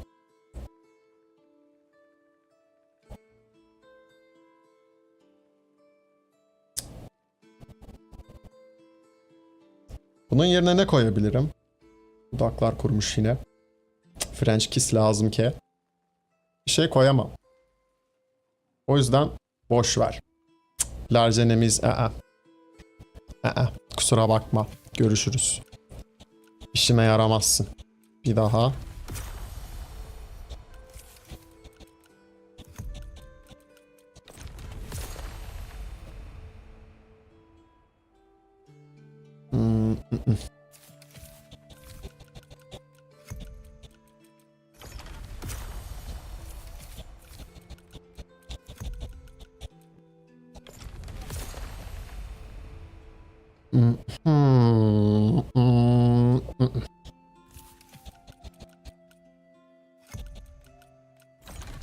Ya iki rün geldi de iki ev sunu geldi de çok düşüktü.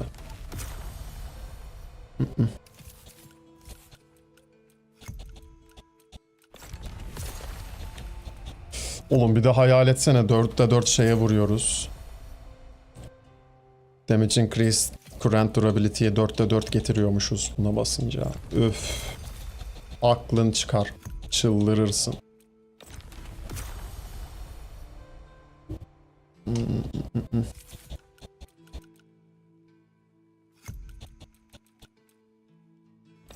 Aslında Helton kill getirebiliriz ya da Helton fatality getirip large enemies mekaniğini kullanabiliriz ya. Değil mi? Oluyor mu öyle? Olabiliyor abi. Durability yerine Helton getiremiyoruz. Niye? Helton charge attack var çünkü. Doğru. Doğru.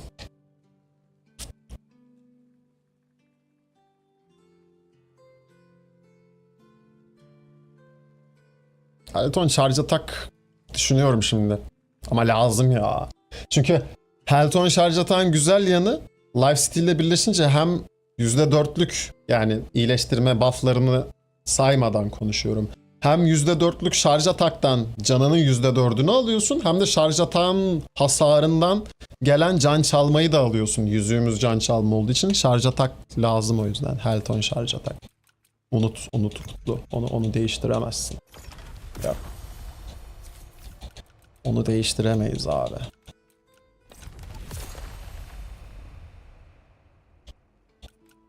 Yok istediğimiz bir şey gelmiyor. Daha fazla harcamak da istemiyorum ama hadi bir kere daha yapacağım.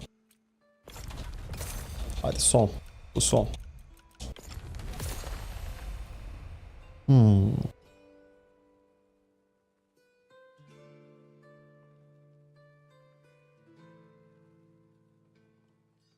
Okey. Daha uğraşılmaz. Gel bunları koy tek tek.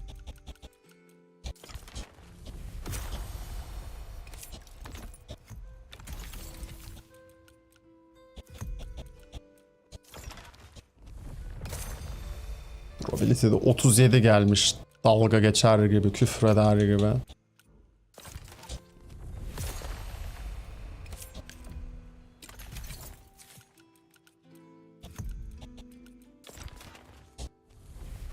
Tamam. Damage focus on use kullanmak istemiyorum. Çünkü flex olsun istiyorum. Eğer şey yaparsak, full focus build falan yaparsak lose focus on damage taken koymak istiyorum o yüzden.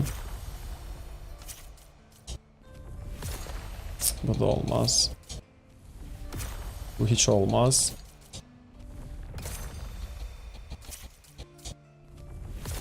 Yapma be, üzme.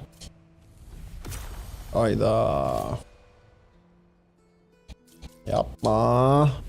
Yapma. Come on. Ah. Güzel. Çok üzmedi. Birazcık üzdü ama çok üzmedi. Okey. Basacağız böyle tek tek basacağız, yapacak bir şey yok. Bunlara biraz fazla bayıldık bugün ya. Bir build için bu kadar harcamak üzdü. Ama bu benim şimdi farm build'im olacağı için yapacak da bir şey yok, harcayacağız yani. Full bununla farm atacağım abi günün sonunda. Bu yatırımı yapmak lazım yani. Yama öncesi de farm build'imiz buydu. Tamam, hazır mıyız abi? Hazır mıyız abi? Koy şunları.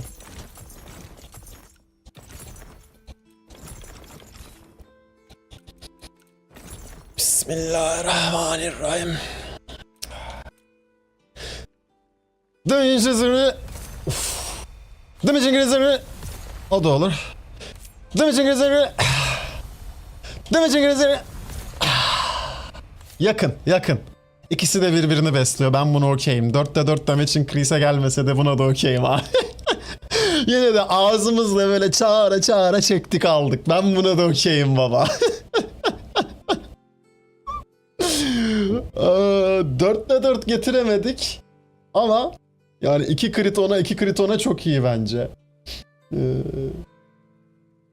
287'nin %22.5'ine mi denk gelmiş oluyor? Öyle mi oluyor? Evet öyle oluyor.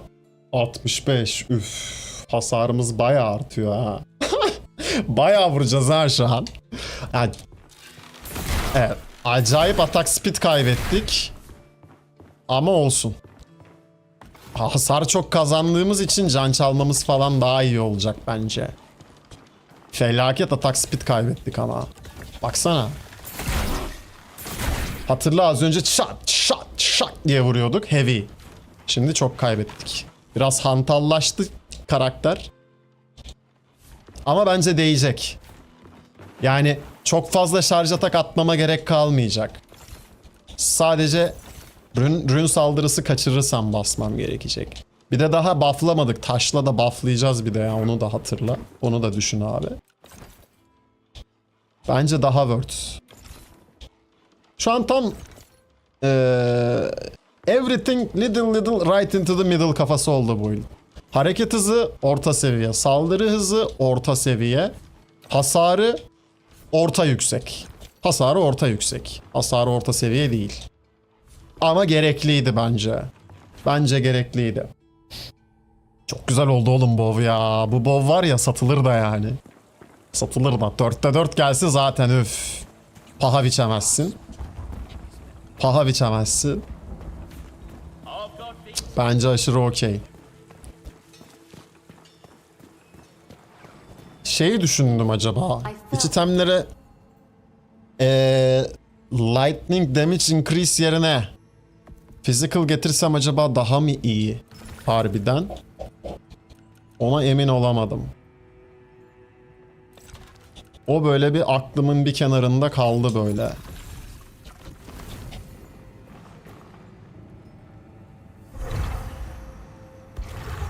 Bakacağız. Bakacağız. Onu da bir ara deneriz. Bir ara ona da bakarız.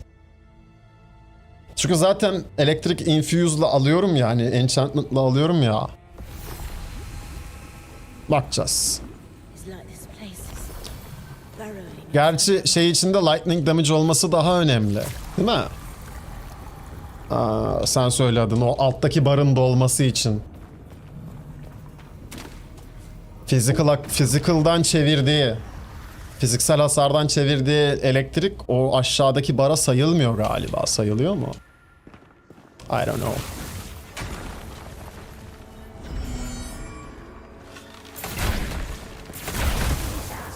Whoa, okay.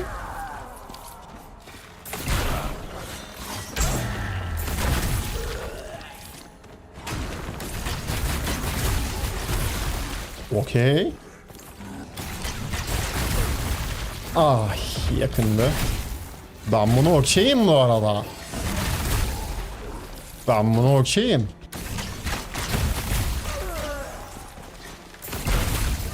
Sağlam vuruyor. Sağlam vuruyor ve yine hızlıyız. Yani hareket hızı anlamında hızlıyız. Saldırı hızımızdan feragat ettik. Bu build'in adı Messi zaten. Yani hani hareketimiz hızlı olsun yeter. Çaktırma. Çaktırma. Ben buna çok okeyim yani şu anki haline. Baksana. Baksana. Ya kanka hedef al ama artık. Elektriğim bitmiş. 600 vurdu düz vuruşu. 300 tak. Hani ikili atıyor ya. Bayağı iyi. Bayağı iyi. Heavy değil yani, normal düz atak. Başka bow var mı üstümde? Şununla deneyeceğim. Dur, neyle değişiyorduk silahı? Ha. Ne kadar boktan bir bow animasyonu lan.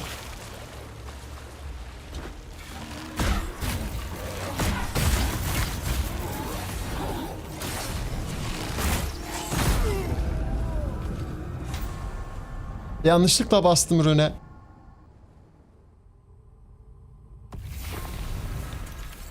Rün basmamam gerekiyordu. Bak. It's like this place is Bak. burrowing inside my mind. Bak. Bak. Sanırım bu baba özgü ya. Bir dakika.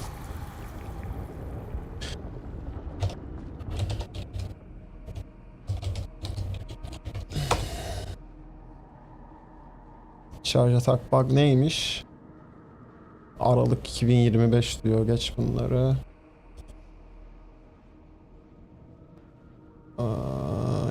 Charge attack damage increase doesn't work with bow. Feedback. Thinking short bow arrows.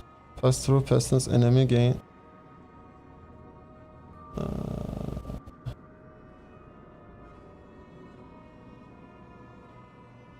Yakın zamanda yok.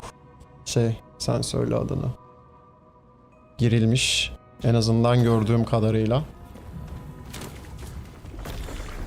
Genel bow'la ilgili. Targeting. Bow diyelim mesela. Bow missing target. Yok. 20 frost. Accurate bow misses. Block down enemies. Run attack. Archery at a barrel. Auto target enemies. The blight. Spores. Alakasız gibi.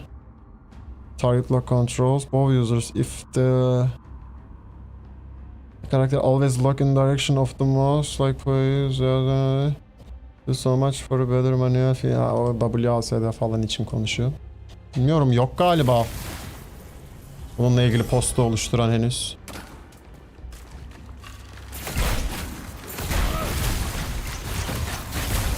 Ya baksana abi, o kadar uzaktan vuruyorum. Bir tane daha vur.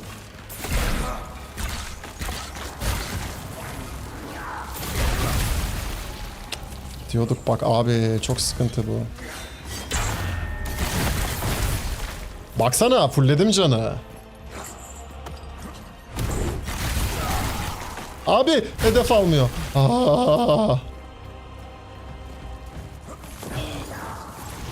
Gel bakayım, aşağı gel. Gel bir daha. Güzel, güzel. Hasar çukulo. Hedef. Target. Heh. Güzel. 2 vuruşta maksimum range'den öldürebiliyorum. 3 vuruş falan gerekiyordu. Az önce yanlış hatırlamıyorsam. 3 şarj atak gerekiyordu. Bakayım kaç düz vuruşta gebertiyoruz. 1, 2. Tutturursak.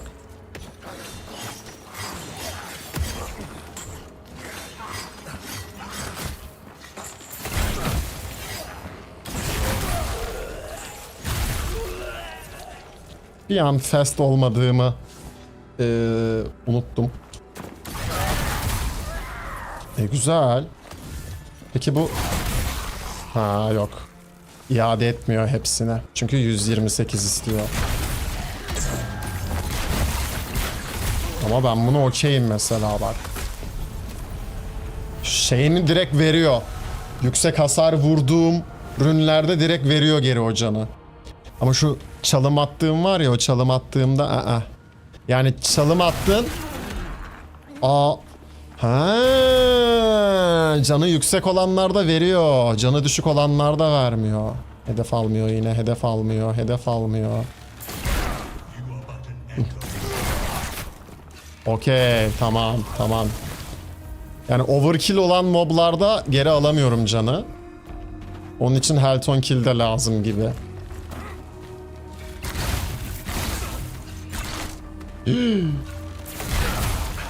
Yine hedef almıyordu bak. Ah mesela çok güzel. Gel bakayım tekte öleceğim mi? Öldü. Tamam bunu okeyim. Bu da tekte gidiyor. Gayet okey abi şu an. Optimize ettik build'i yani. Baksana.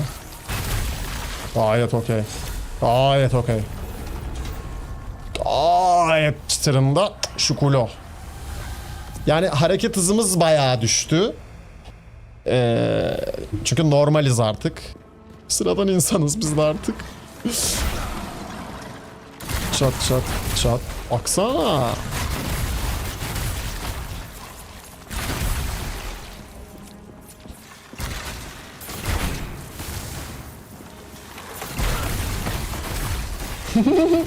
Oğlum çok güzel kayıt atıyoruz ya. Çok güzel kayıt atıyoruz ya. Ben yeni halini daha çok sevdim. Bilmiyorum, belki diyeceksiniz ki kardeşim simplik yapıyorsun falan, fanboyluk yapıyorsun ama yok, yeni halini daha çok sevdim. Niye biliyor musun? Yani şu anki seviyede de güçlü olduğumu hissedebiliyorum. O vuruş hissi daha güzel geliyor kombolarla falan. Öteki türlü vuruyorum, overkill oluyor zaten, anladın mı hani? Tek merak ettiğim konu şu anda 60 level'da biz bunun üstüne neyle arttıracağız hasarımızı? Yani şu an geldik endgame'deyim ben baktığımda. Exalt'lar her şey var. Belki de o zaman 60 level'da tekrar arttıracaklar mı statları? Ne yapacaklar? 1-0 geldiğinde. Yani neyle kompanse edecekler bilmiyorum. Allah.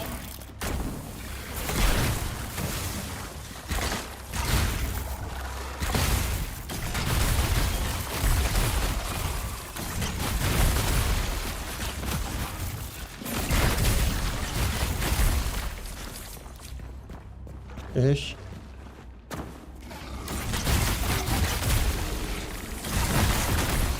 Okay.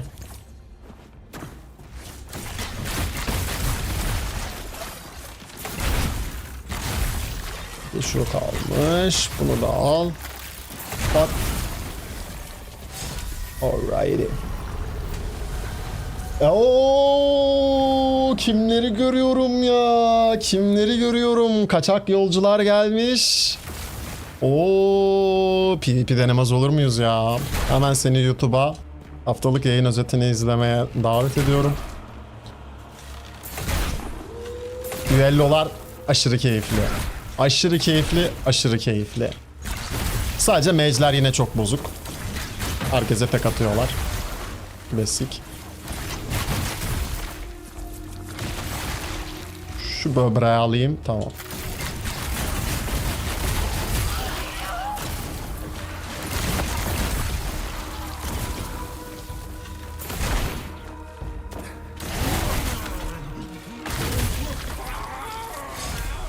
Hadi. Hadi son 2. Hadi. Hadi Allah'ım sen bizi utandırma. Sen bizi el aleme rezil etme Allah'ım.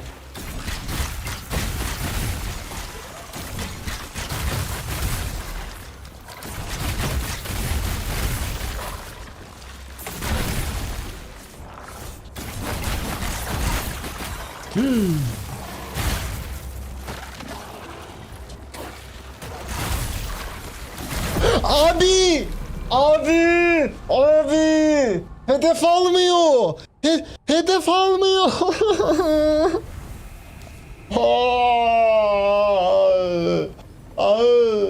Hedef almadığı için skill'i arkama attı ve adamların içine gitti çar.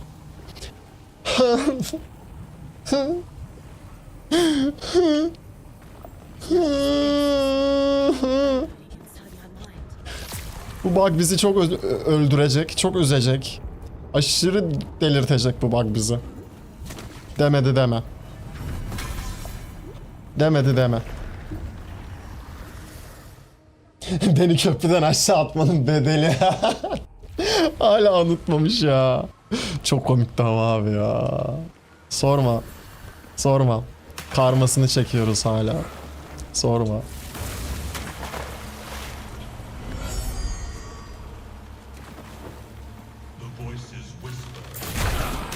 Oo, olmuyor. Açık. Açık. Oh no. Yolu kapadı. Yolu kapadı pezevenk. Dedi ki buradan geçemezsin dedi. You shall not pass dedi. Göt.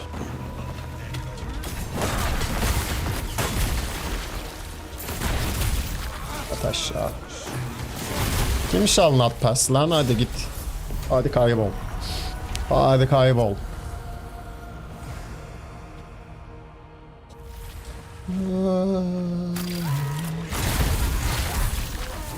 Normal mobları 2 vuruşta gebertiyoruz abi. Güzel. Güzel. Çok. Tamam. Ben buna okeyim. Şimdi burada ne alemde bakalım. Çat. Yeah! Bak şimdi buradan da vuruyor artık. Bir kendine gel. 4'te 4 kriti bu arada damage'e denk getirsek bir heavy atakla tek atacağız hepsine. Şakasız. Bak. Buradan atamayız da. Dur. Mesela şu mesafeden zaten tek yiyor canı full değilken. Bir kaybol. Gösterelim, bir tane bulalım da. Bir canık yani şöyle bir küçük barı kalıyor şarj atakta mobların. Şunlar tek yer ama bu ufaklar tek yer galiba. Bunlar da yanıyor. Evet işte bak. Dibi kaldı. Dibine ekmek banmalık kaldı.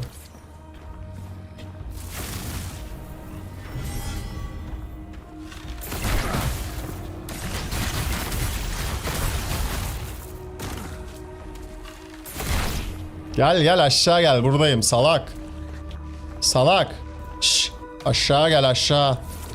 Hop, havada vururum seni. Merak ettiğim uçan moblara...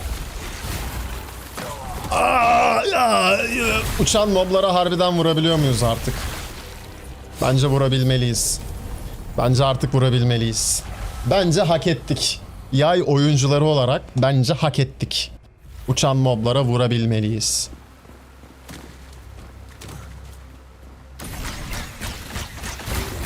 Yapma ya, bunu yapma işte.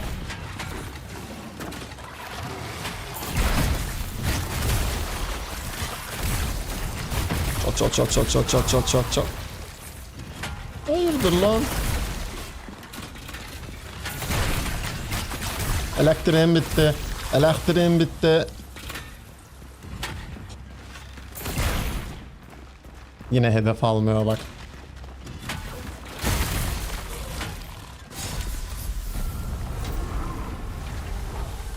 Nasıl 3?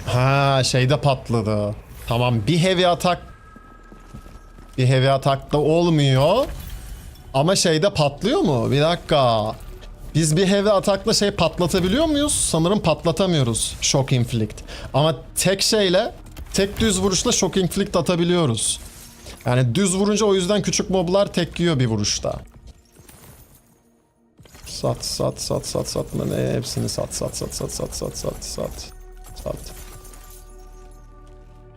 Dursun. Fire Infusion'u sat.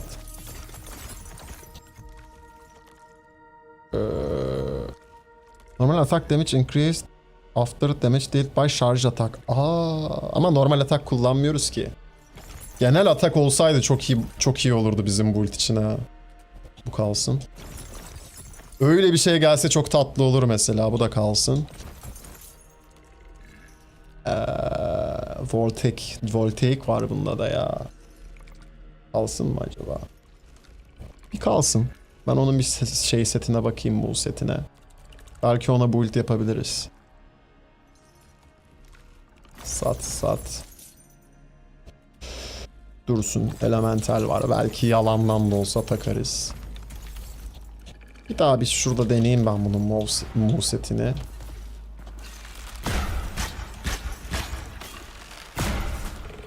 Bir dakika. 3 tane vurup tırık mı atıyor bir tane? Aa yok, önden tırır atıyor sonra. Ne boktan bir şey lan bu? What the fuck? What the fuck? Bu şarj atak olarak sayılıyor mu acaba peki? Göreceğiz şimdi. Sayılıyorsa bozmuş olabiliriz oyunu.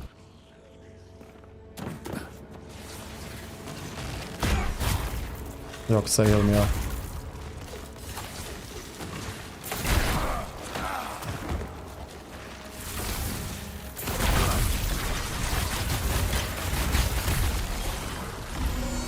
Dur.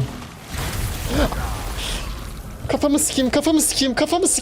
Aa, blink atacağım zannediyorum. Blink'im yok ki benim orada. It's like this place is. Bir Econite yapamadım anasını satayım ya. Bir Econite yapamadım anasını satayım. Hala yanlış ürüne basıyorum. Fıttıracağım.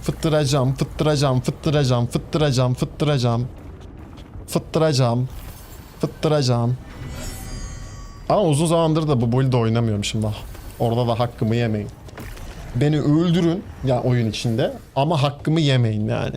Nereden baksan 2-3 haftadır bu build'de oynamıyoruz doğru düzgün. Tabii.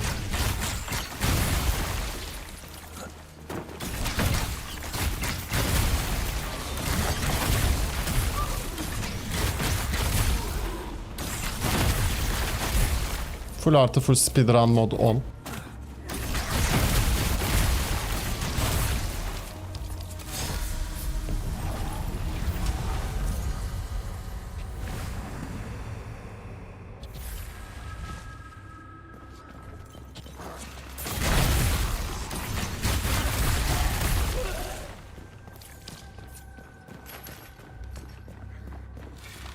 Hedef alma. Elektriğim bitmiş. Bununla bas bari. Hey!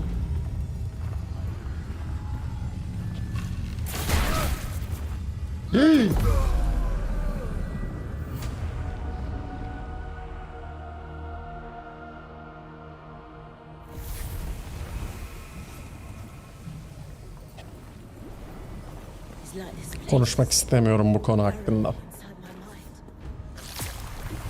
Bu konu hakkında konuşmak istemiyorum.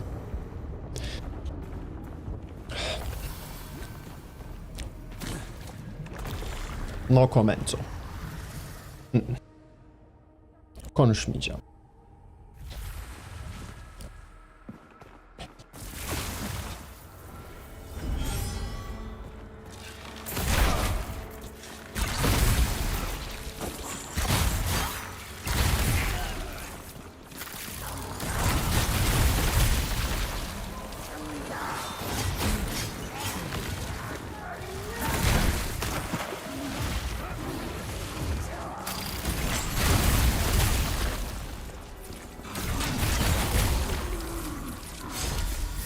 Yakında.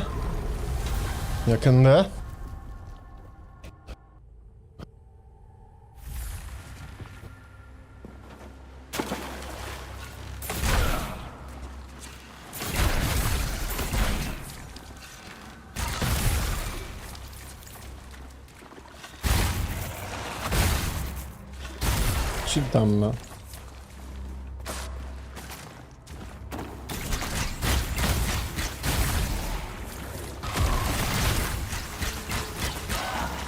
Ya hedef al. Ağzına sıçayım ha.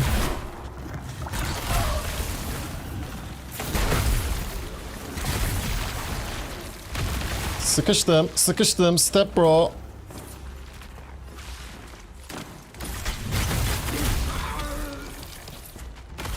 Aşağı atla.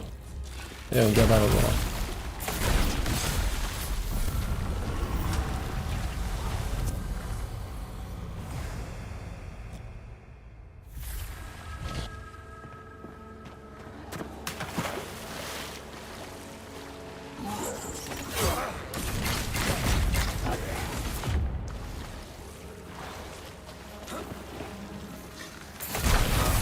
Neyse ki çok zeki bir insanım ben ya.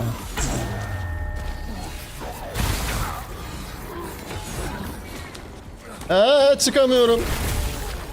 Bak. Neyse ki kafamız çalışıyor birazcık da kurtardık paçayı.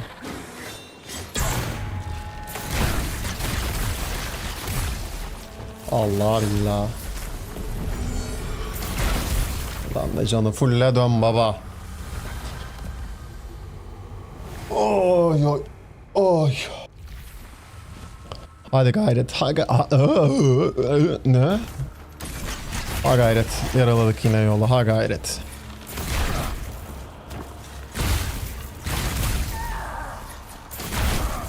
Abi şunlar niye tek yemiyor ama ya? Onlar tek yesin.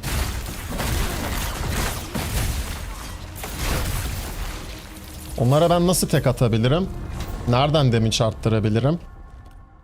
Arttıramam. Silaha Perfect Exalt gelene kadar arttıramam. Ya ben galiba 1-0'a kadar bu build'de oynayacağım ya. Ya şu an çünkü 1-0'a kadar şey o kadar saçma geliyor ki build videosu yapmak. Build guide yapmak.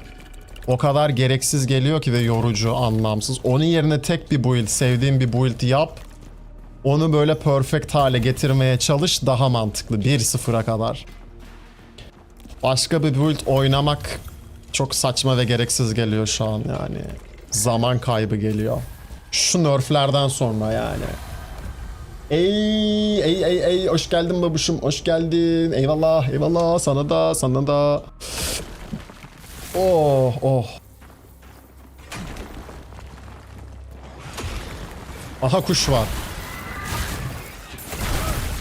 Yok, havada vuramıyoruz. Vuramıyoruz hala.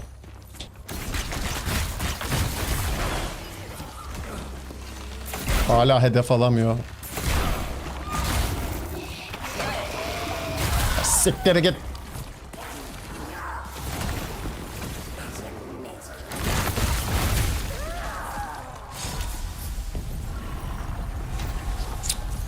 Yakın çok yakın fightlar. Şu hedef alamama durumu beni birazcık üzüyor.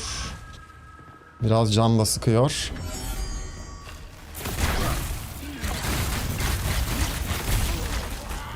Bak mesela yukarıdakine otomatik geçmesi lazımken geçmiyor.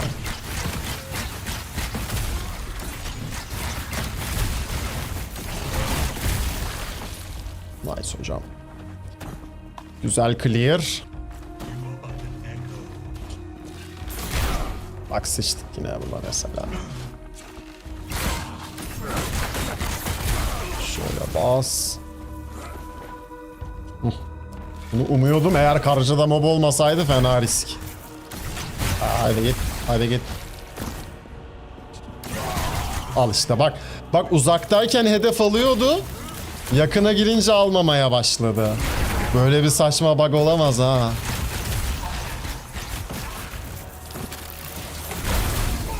Böyle saçma bir bug yok bu arada. Ah bak abi. Baltalıyor beni çok fena şu an bu bug. Oh. Bugün soloyuz ya. Bugün bayram, erken kalkın çocuklar misali. Bir de Crimson Desert çıktı abi. Herkes Crimson Desert oynuyor şu an. Benim gibi gerçek fanboylar sadece Wicked oynuyor. Onun dışında herkes Crimson Desert'ta şu anda. Ha, yalan yok bu arada. Sistemim olsa, oyun o kadar pahalı olmasa ben de alırdım. Oynardım. Hiç şimdi şey yapmayayım. Boş yapmayayım yani. Ama şu anki sistemle ve o paraya vermeye değmez şu anki durumumda. Ana sebebimiz o yani bizim Crimson Desert oynamamadaki.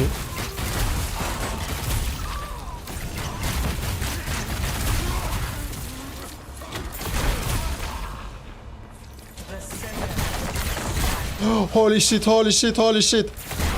Bak.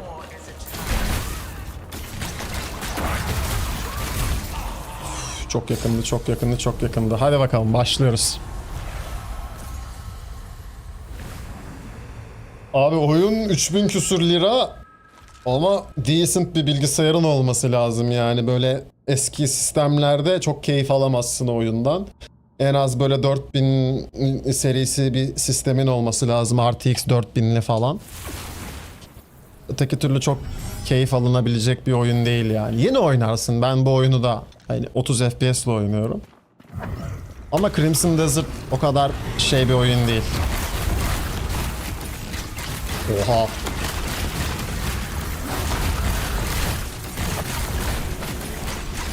Oha.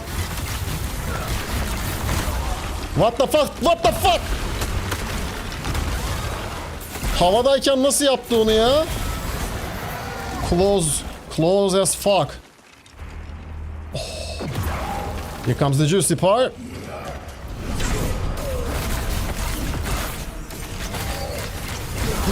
Holy fuck!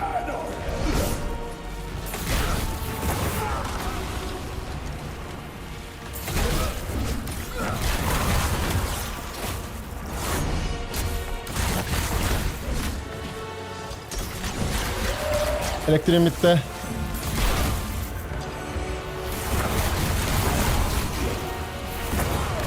Oo, yakındı, yakındı. Aa.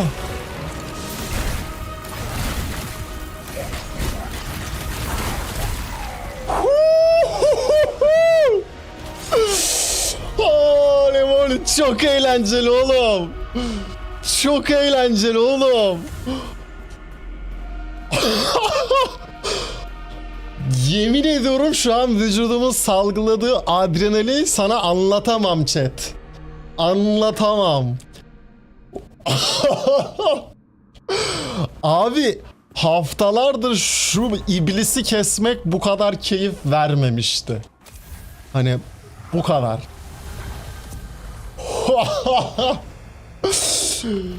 Holy shit. Ozan hoş geldin. Teşekkür ederim.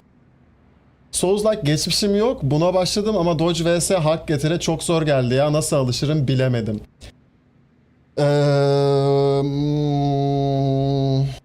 Bir, uzakçı ve büyücü build'lerinden uzak dur.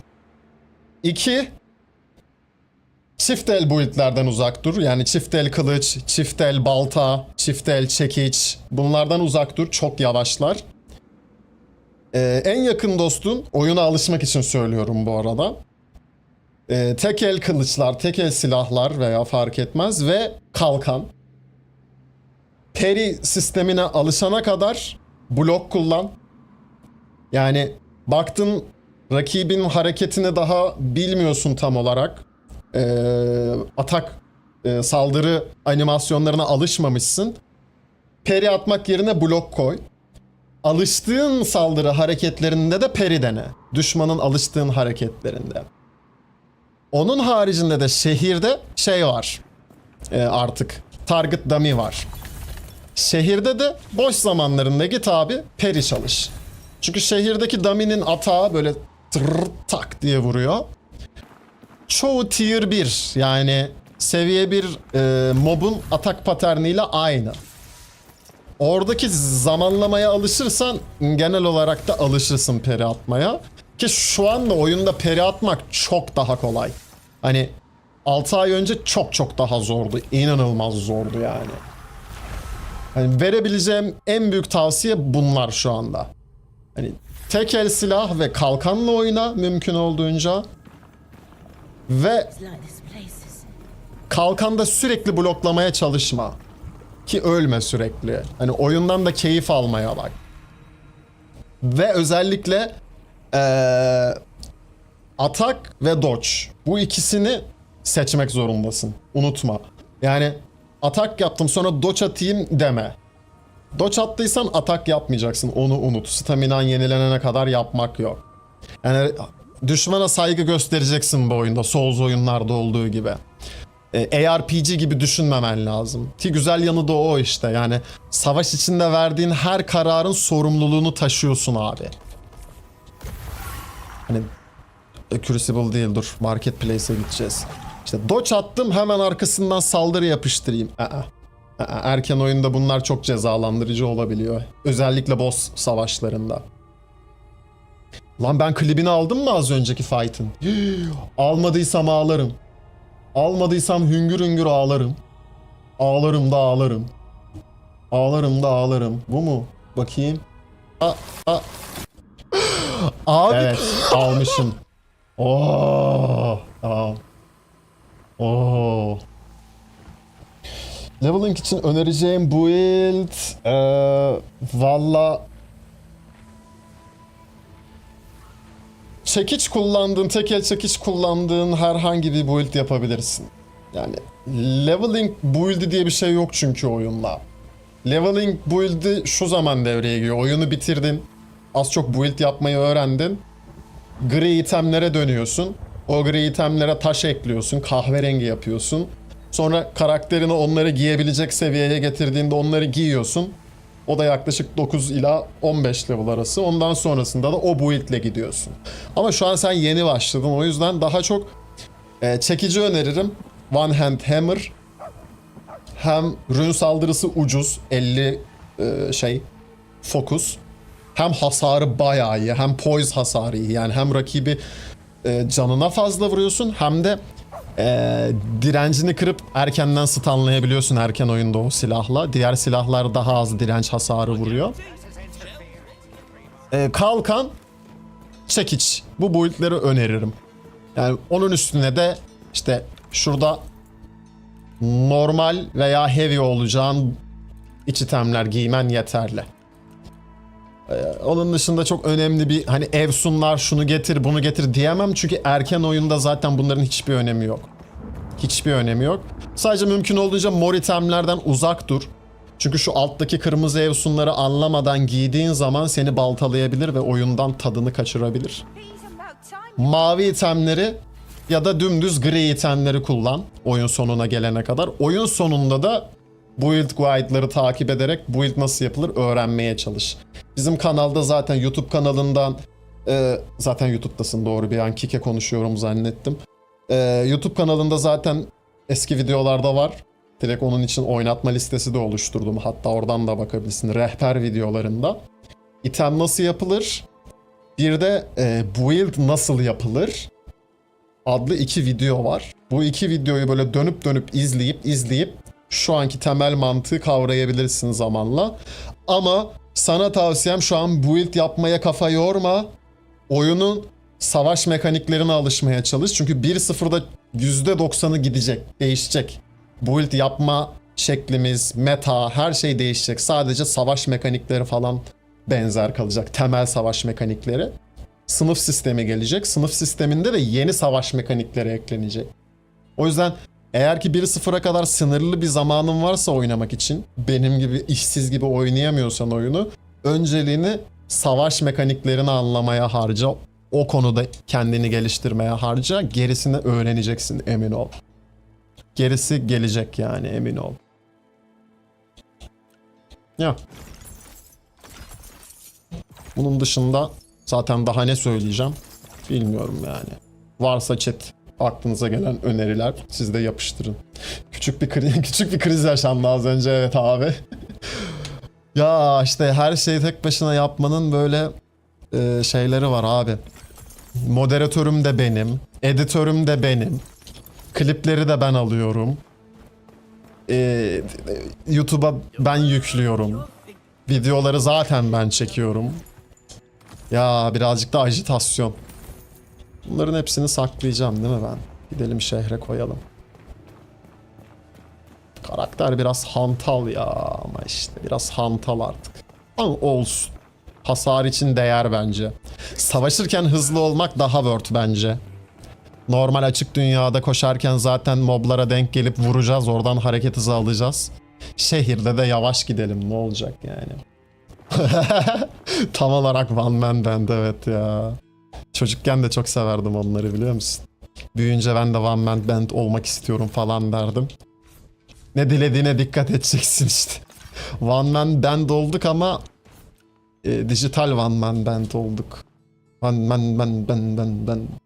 One man ben.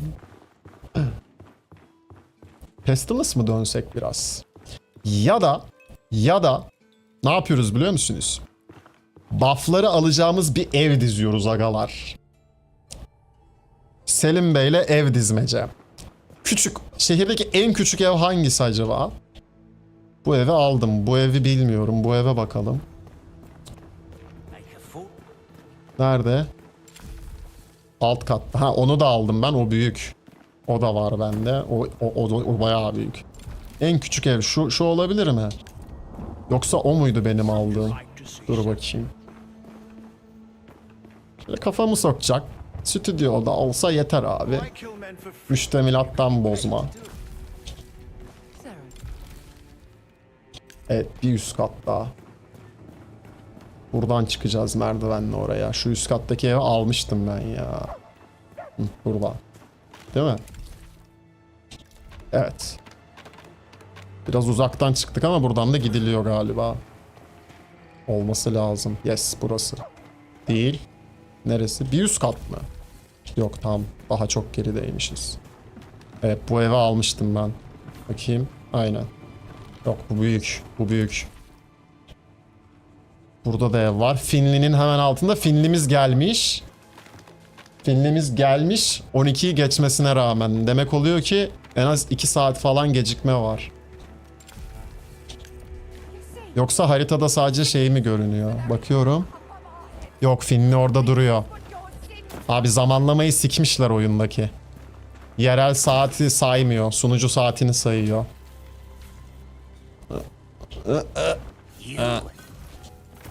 Ver Finli. Ver. Şunları, Amber'ları alacağım sadece. Başka bir şeye ihtiyacımız yok. Hemen bir diğer realmlerdeki Finlilerden de Amber'ları toplayalım ki çok Amber harcadık bugün. Normalde Finli bu saatte gidiyor. 12'yi 5 geçiyor, 12'yi 6 geçiyor saat. 8 ile 12 arasında çıkıyor Finli. Demek ki Amerika saatine göre, yani şu an 8 desek 4-5 saat, tabii 4-5 saat ileride hesap edeceğiz artık o zaman. Ben 8.30 baktım, yoktu, onu da bozmuşlar işte. Evet ben tam 8'de açtım yayını, tam 8 değil pardon, 8 çeyrek geçe falan açtım yayını, baktım yoktu. 4 saat koyalım biz üstüne. Kafadan 4 saat koyalım. Yani gece 12'den sabah 4 arası olacak abi. Ay ay. Bunu da raporlamak lazım da işte çok üşeniyorum ya. Üşeniyorum. Belki de raporlamışlardır, bakalım. Finley.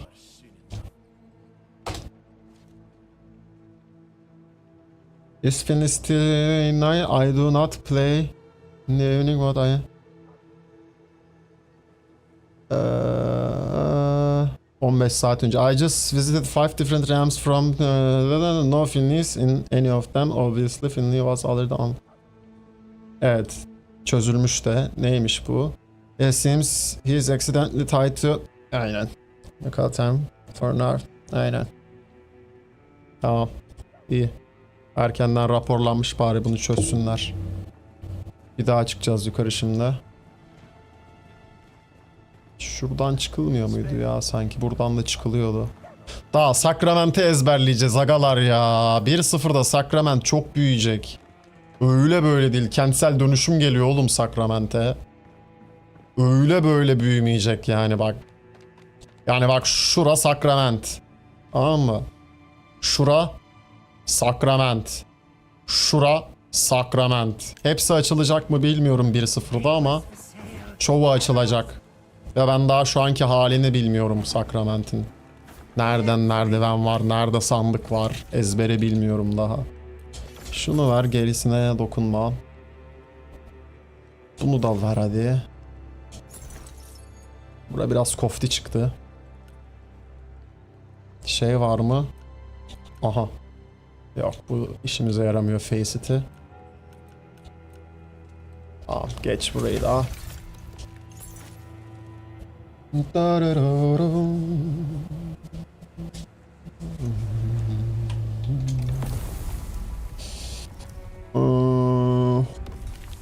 Şuradakine de bakacağım. Gerisine... Hadi bir RAM daha kaldı ya. Üşenmeyelim, ondakine de bakalım. Sonra bir tur Pestilence temizlemek istiyorum. Bir de Pestilence'deki build'in şeyini görmek istiyorum. Sen söyle adını. Performansını. Görmek istiyorum. Peki bu yeni build'in adını ne yapacağız? Artık Messi diyemeyiz. RIP Messi mi diyeceğiz? Ne diyeceğiz abi? Önceden Messi diyorduk bu ilde. Çünkü çok hızlı koşup çok hızlı saldırıyordu falan. Giyinebilir miyim artık? Teşekkürler. Şimdi ne koyacağız adını abi? Former Messi ya da Retired Messi. Retired Messi. Tamam, bulduk. Emekli Messi olacak bu ildin yeni adı abi. Retire Messi. Ronaldo olmaz abi. Yani Ronaldo kadar bile hızlı değil. Değil yani. Eskisine göre çok daha yavaş. Retired Messi okey bence ya. Ne diyorsunuz abi? Bence Retired Messi okey. Emekli ettik Messi'yi. Merak eden gitsin, emekli olmadan önceki haline baksın. Şeyi de sevmiyorum ben, çünkü böyle klişe isimler koymayı sevmiyorum. İşte bilmem ne Bow Build. Tamam, Lightning Bow Build de abi 5000 tane Lightning Bow Build yapabilirsin. Envai çeşit yay var. O yayların envai çeşit ürünü var. O ürünleri o envai çeşit yaylarla min-max değil de ne? Mix match yapabiliyorsun ha, yani işte eşleştirip karıştırabiliyorsun. Şimdi çoğu kişi yazıyor işte plug bilmem ne build. Tamam da kankam, tarif et bana, onun olayı ne? One shot mı? Ya da işte melee mi? Hani ne yapıyor? Hani bunlar da önemli arkadaşlar build yaparken. Yani işin içinde bir lore, bir hikaye var. Bunlara dikkat edin. Çoğu kişi dikkat etmiyor dışarıdaki. Quick Facet'li de Facet'ini geç, Movement Speed 14 var ama 17 gümüş ne abi, ben vermem ona 17 gümüş. Yok, git babaannen versin senin ona 17 gümüş. Ağaçtan mı topluyoruz lan bunu? Ağaçtan mı topluyoruz lan? Tamam, Pestilence dönebiliriz.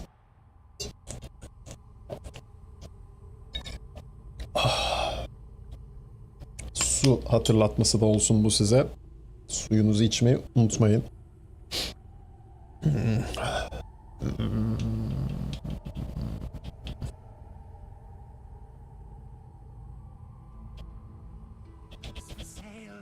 Ev.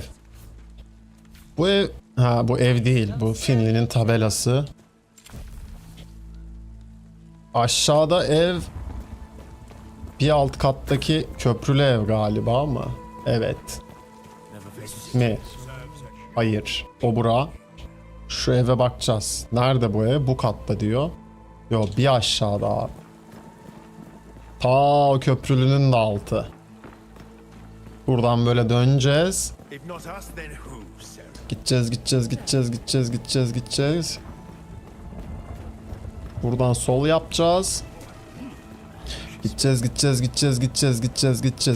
Gideceğiz. Ha, bu ev olur. Bu ev olur. Şeyin evi bu. Küçük kızın evi. Tamam, bu ev küçük. Tam bizlik. Tam bizlik.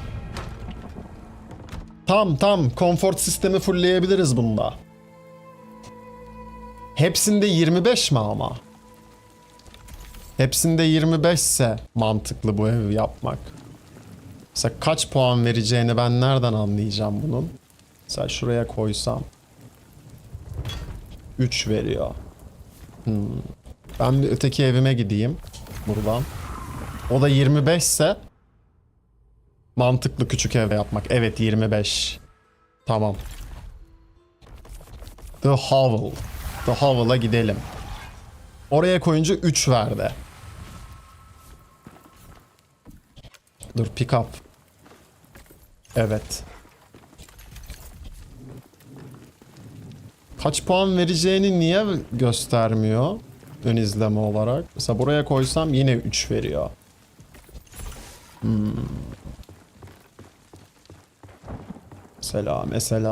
Mesela buraya koysam.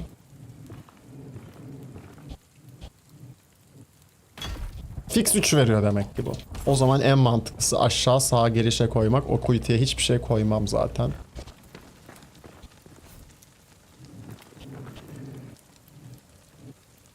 Tamam.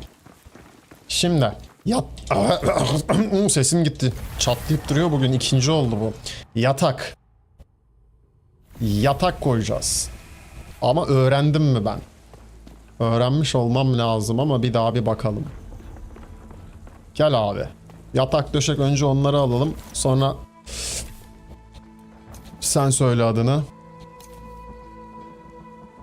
Şeylere bakarız. Beyaz eşya onlara sonra girişiriz abi. Ben bütün her şeyi öğreneceğim bu sayfadaki. Zaten 120 küsür şey var. Parşömen var. Hepsini öğreneceğim. Çat pat pat.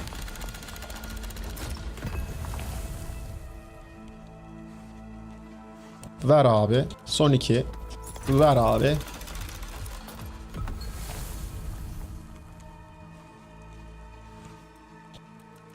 Bunu da ver. Yataklar burada değilse nerede peki? Other'da. Others.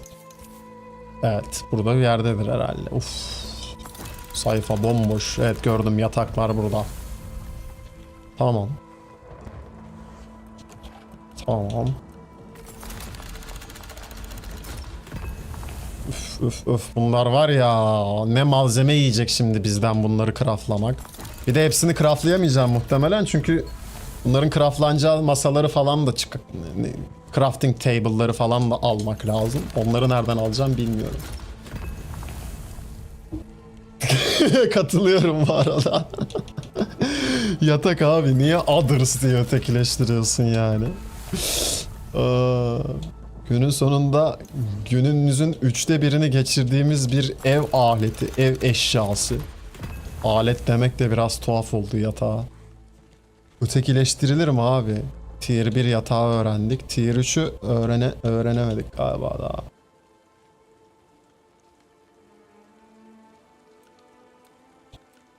Bu ne veriyor peki? Must be placed the house. Craftable at basic workbench. Distribution launches cost. Homestead Lucina. Bir boka yaramıyor herhalde. Bunların hepsi süs. Bir tek yatak muhtemelen interactable. Sadece yatağa yatabiliyoruz muhtemelen. Sandalyeye falan oturunca buff veriyor mu acaba? Şimdi ufak böyle bir stamina boost falan. Olabilir. Neden olmasın? Simple dinner table.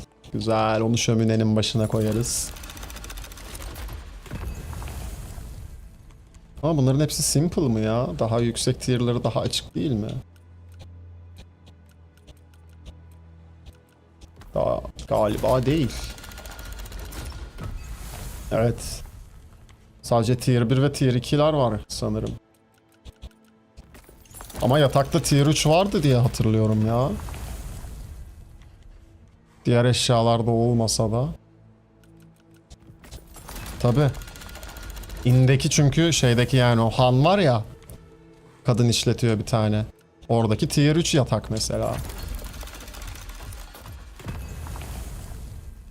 Şu sandalye de bunun solundaki muhtemelen tier 3 bu arada. Aha yatak. Voyager's Rejuvenation Bed 3 bu. Evet bak 3'ü açtık. Tamam bir tek yatak var tier 3. Bir de yanında bir şey daha var, o da 3 ama ne bilmiyorum. Crimson Desert Vase olur. Ver kanka. Bu da tier 2 yatak galiba. Yok 1. 2'yi açmıştık. 1 olması lazım. Aa 2'ymiş. Zord. Evet bunlar 2, 2, 2, 2, 1. Buradan itibaren 1. Okey. Alright. Güzelmiş de bu evin içinde riskli be kanka. Yangın mangın çıkar. Allah korusun. Bu kapı önüne falan koymak lazım da kapı önüne koyamıyoruz galiba değil mi? Koyabilsek güzel olur. O da etkilese tatlı olur. Böyle vazo mazo, ateş mateş akar. Ya da o büyük mumları mesai kapının girişine. Ha bu da 3 galiba. Evet. Tipinden belli abi tier 3 oldu yani. Ben diyor tahtım diyor yani. Ben tahtım diyor yani. Her önüne gelen böyle oturamaz bana diyor yani. Tamam. Bütün eşyaları açtık. Şimdi önceliğimiz tier 3 yataklı, tier 3 şey. Neyde craftlanıyormuş bunlar? Builder's Workbench. Builder's Workbench. Refiner's değil, Crafting Table'dadır. Builder's Workbench. Evet. Nerede craftlanıyor? Builder's Workbench'te craftlanıyor. Tahtacıdaki bundan o zaman. Yani başka nerede craftlayacağım? Mantıken bizim tahtacıdaki de bu olması lazım o zaman. Onu craftlamak için ondan olması gerekiyorsa tabi tier 1'de tier 1'i var. Tier 2'de tier 2 versiyonu var. Tier 3'te de tier 3'ü var. Değil mi? O da aynen. Oduncu NPC 100 kat tabi. Şimdi Crafting Tables'tan 916, 916, 316, 916, 316, 316, 916. 316, 316. 916'lıların hepsini craftlıyorum o zaman. 1. Tier'ları da yazsa üstünde güzel olacak da yazmıyor craftlarken.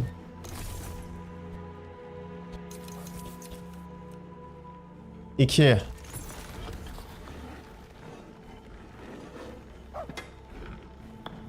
Tak tak tak. Tak tak tak tak.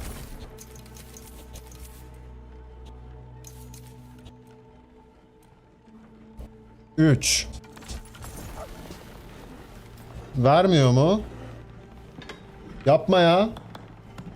Niye vermiyor? Nasıl vermiyor ya? Veriyordur ya bir tane de olsa. Harbi mi diyorsun? Yapma ya. Deme ya. Vallahi mı? Boşa craftladık o zaman harbiden. Of shit fuck. Others'a gelelim o zaman. Aa yazıyor evet, comfort +1 diyor. Fuck. Fuck. Aa. Gitti o kadar malzeme. Gitti. Others. Voyagers bu tier 3'tü. Evet bundan da var.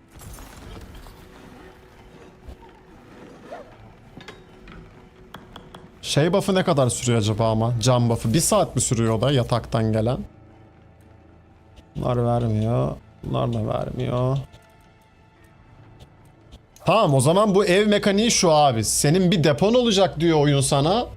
Bir tane de diyor böyle her şeyin koyduğun şeyin olacak diyor. Konfor sistemini falan veren. Evet konfort +3 veriyor mesela bu. Ver. Sistem bu. Bunu anladım şu anda. Şu an geldi kafası. Yani diyor ki sen depolama olarak kullandığın evden konfor kasamazsın zaten diyor oyun yani. Bize. Bunu söylüyor. Peki tek bir itemden birkaç tane koyunca konforu arttırabiliyor muyuz yine? Onun bir şeyi var mı? Sen söyle adını. Sineri. Kopya çekelim biraz chatten. Kopya iyidir. Doğru yerde çekilen kopya iyidir.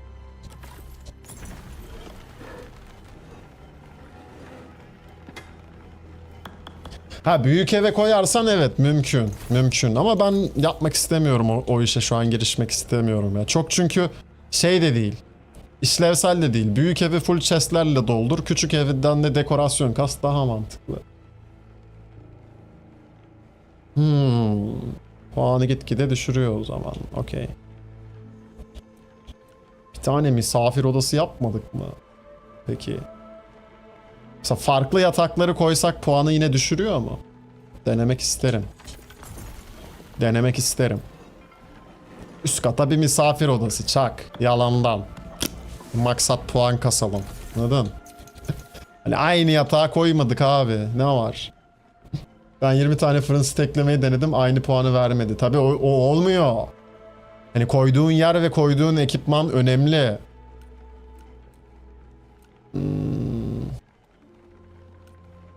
O nota sehpası ver. Bir tane de enstrüman ver. Şurada bağlama vardı, bağlama. Bağlama uzun ince bir yoldayım. O7 buradan. Reis. Reis hatırlayınca bile gözlerim doldu. Reis ya. Aşk Veysel'e karşı hislerim başkadır ya. Çok erken yaşta keşfettiğim için kendisini böyle 10'lu 15'li yaşlar arasında keşfetmiştim. Halk müziği korosuna gidiyordum o zamanlar. Bir de hocamız da çok iyiydi oradaki. Koro hocamız. Hikayelerini falan anlatırdı böyle. O ayakkabının içine para koyma olayını falan oradan öğrenmiştim yani. Aga be. Bıt. Tekrar. O7.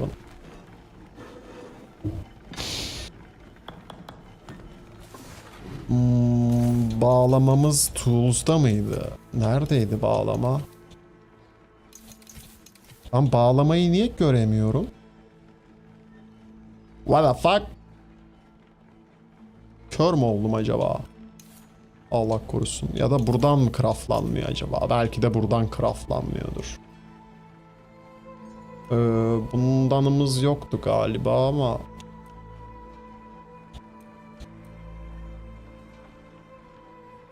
Bundan da ver. Şeylerden kaç tane olduğunu da görebilsek keşke. Ben şimdi rastgele craftladım hepsinden. Hangisinden ne kadar kaç tane var bilmiyorum bak. Gitti takibi. Neyse halledeceğiz. Chestlerin üstüne bitki koyuluyor. Ben bitkileri yere koymayı düşünüyordum. Yalan yok. Dümdüz yere yerleştirmeyi düşünüyordum açıkçası. Belki öyle koyunca daha çok puan veriyor olabilir. Yani o yazan puan muhtemelen minimum verdiği puan 1. Düzgün kombolar yaparsa muhtemelen stackleniyor, artıyor o puan. Sallamayayım ama öyle olması gerekiyor mantıken. Kim ağlıyor lan? Biri ağlıyor. Üzmeyin oğlum birbirinizi. Ölümlü dünya amına koyayım. Yapmayın lan. Şimdi bir kere şuraya yemek masasını koy. Akşam yemeğe buraya gelir herkes. Tamam mı? Aa yemek masası yapmamışız. Ana o zaman gel abi şunu koy. Ne bu? Bu da tövbe bismillah tuvalet gibi görünüyor ya. Bunu da koyma. Gel abi bunu bunun karşısına koy. Tamam mı? Koyma. Yemek masası yap önce. Önce yemek masası. Önce yemek masası. Bu sandalyeden de 2-3 tane daha yapalım o zaman. Yani 2 öne 2 arkaya. Bir üstüne bir altına desen 6 tane yapalım. Küçük sandalyelerden. Yemek masasına koymak için. Tamam mı? Bir tane var zaten 5 tane daha yapacağız. Adım adım gidelim. Adım adım eksildim. Simple round table. Mesela bunu aşağı koyup simple ya da bunu misafir odasına da koyabiliriz. Dinner table'ımız nerede peki bizim? Şurada bir yerde. Hah, simple dinner table. Simple değil. Simple mı bunların hepsi? Simple vereceğim o zaman. Tamam, simple'ı aşağı koyacağız. Daisy'yi de yukarı koyacağız. Misafir orada işte işini gücünü görsün. Onun etrafına 4 tane sandalye koyarız ufak. Round table aynen. Bunun etrafına hatta 3 tane yeter buna. 4 çok bile. Mumlar stackleniyor mu?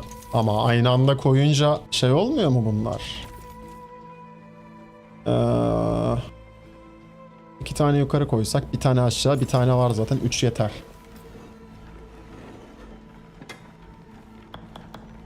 Düşmesin bak puanı. Düşmeyesin ha. Ha? Aha. Lumber stack var bundan da. Yalan lan. Artı 1 puan, artı 1 puandır. Aha bebek ağlıyor yine. Aga be. Aga be.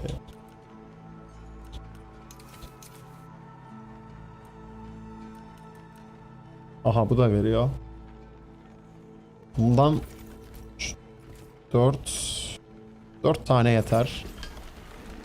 2 tane üst kata koyarız. Bir tane evin altında bir yere, bir tane bir yere karşılıklı yeter herhalde.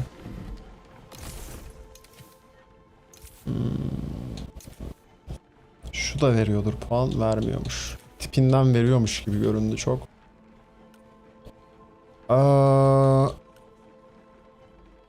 Şu dandiriklerden mi koysun? Yok, bunlardan koyarız şeye. Yemek masasının etrafına, evet. 6 tane ver bundan mesela. Tamam, bir dursun şimdi, kafi. Çok bastık hatta. Bir gidelim yerleştirelim şimdi. Yeter bu kadar. Önce bir yerleştirelim. Zaten bak şuradan örnek alsak okeyiz bak. Gördün mü bak? Buradan örnek alsak çok okey. Önümüzde örneği var. Buna benzer bir sistem kuracağız şimdi üst kata, misafir odasına. Burası da böyle misafir odası vari. Yani muhtemelen reis çok mesaiye kalınca orada uyuyor. Ya da direkt evini iş yeri yapmış, o da olabilir. O zamanlarda kapitalizm yoktu anasını satayım. İş ayrı ev ayrı değildi. Herkes işini evinde yapıyordu herhalde. Şimdi şu sikindirik yatağa gel. Nereye koy? Bu yatağı böyle koysak mesela. Tamam mı?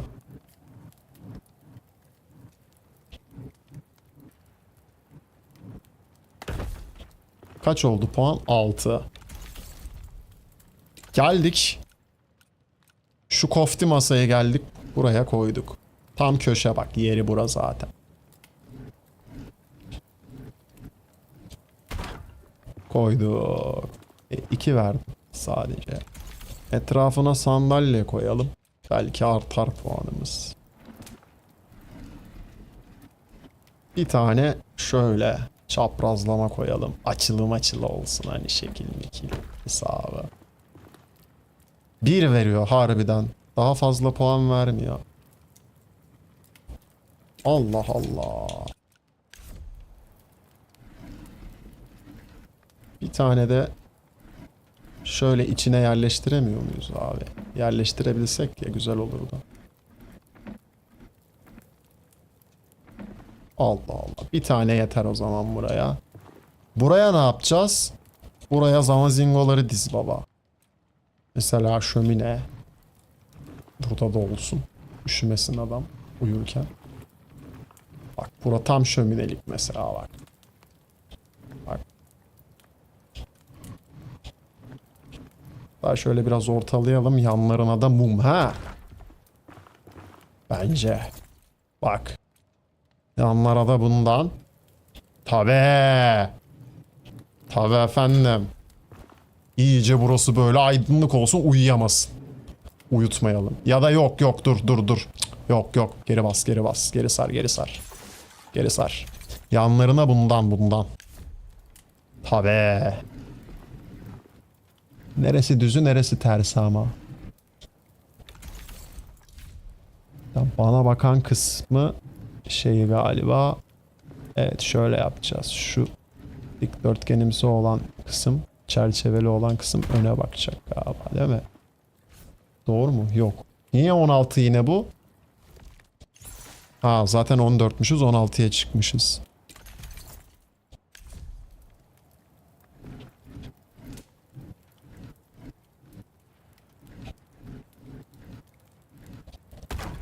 Bunu böyle koy.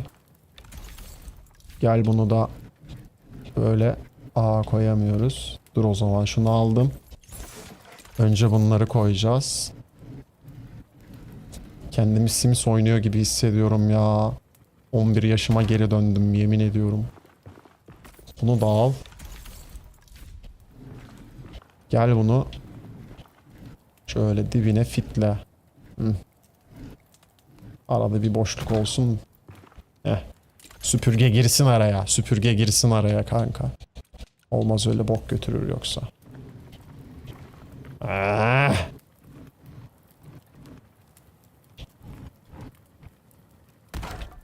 Bu ne lan? Çok saçma oldu, böyle olmadı gibi sanki ya. Olmadı gibi sanki öyle. Öyle olmadı gibi o ya. O zaman şunu alacağız. Bunu ver abi. Tamam mı? Onun yerine yanına odunluk yiyeceğiz. En mantıklısı şömine yanında odunluk olsun değil mi mantıken? Şöyle duvara fitle bunu.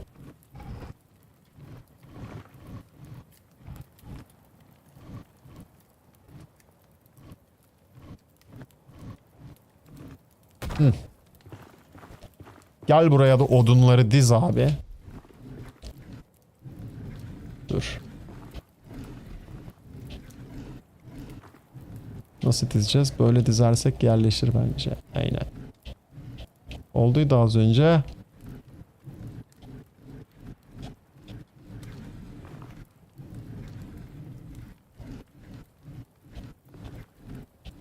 Allah!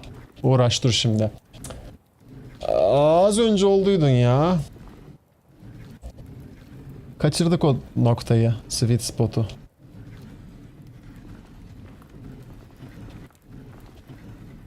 Hayda. Göremiyorum da şeyden dolayı. Ocaktan dolayı. Hah. Yapma ya. Şöyle yaparsam görürüm. Yok yine göremiyorum. Bir daha dene.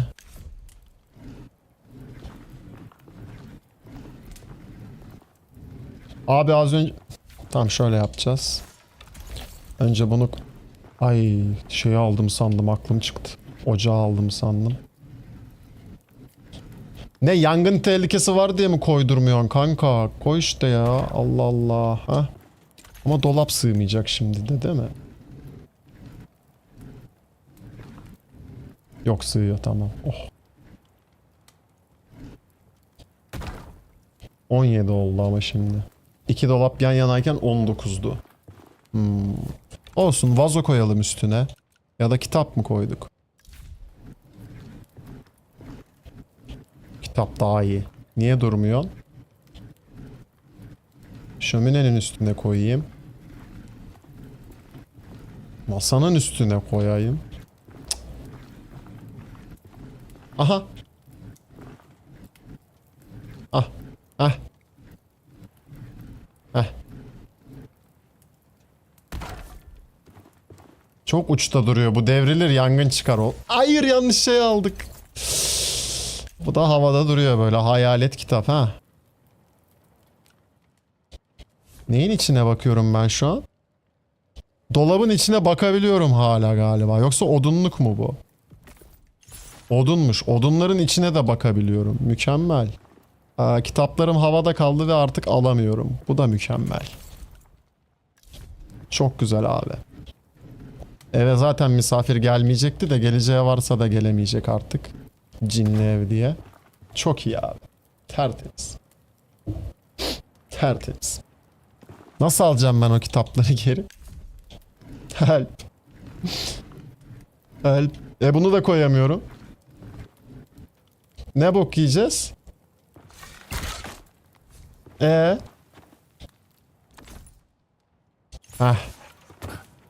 Oh. Tamam, tamam. Panik yok. Çözdük. Çözdük, hallettik. Şimdi bir daha. Bir daha.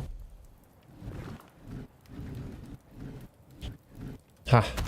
Böyle olur. Tamam. 22 oldu bak bir anda. 17'den 22'ye çıktı bir anda. Bir şeyi doğru yaptık ki çıktı yani. Bu da bunun karşısında böyle dursun. Hani sıkılır böyle ateşe dalıp bakıp düşüncelere dalmak ister falan. Anladın? Böyle koyalım. Hatta bundan bir tane daha alayım ben. Neydi bunun adı? Tipinden hatırlarız. Gidelim ondan bir tane daha koyalım ama çok yakın oldu o dur. Onun yerine ben onun çözümünü biliyorumdur. Şuraya bir halı önce yere tamam mı? Buraya da 2'şer tane böyle büyük şeyden. Sen söyle adını. 2'şer tane tahttan. Daha tahtlardan çok var mı? Yok bir tane var. Şöyle yapacağız.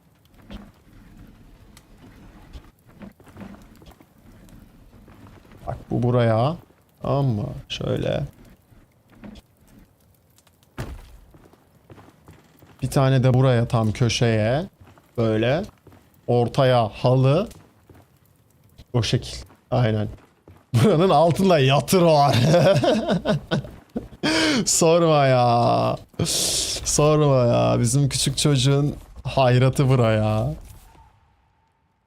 Cinli işte, kitaplar mitaplar o yüzden uçuyor abi. Lanetli bu ev yani, sıkıntılı. Sıkıntılı. Çok misafir gelmeyecek o yüzden. The mainland church does not sleep. Bir şey diyeceğim, alt kata bir şey dizmeden konforu 25 yaptım ben. Birkaç bir şey daha fırlatsam 25 olacak zaten. Çok da aman aman bir şey değilmiş ki oğlum. Çok zor değilmiş ki konforu fulllemek.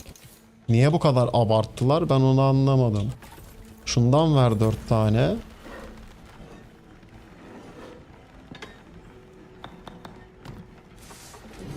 Bu dandikleri üst kata koyarız, tamam mı? Türk usulü misafir odası diziyoruz yukarıya.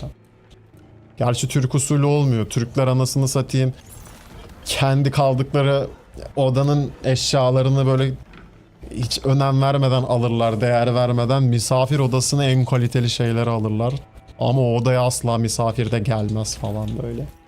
Biz tam tersini yapacağız. En güzel şeyleri kendi katımıza koyacağız abi. Misafir katını siktir et. Siktir et misafir katını. Zaten misafirim falan yok benim, gelmez hiç öyle şeyler. Uğramaz bize. Şundan ver bir tane.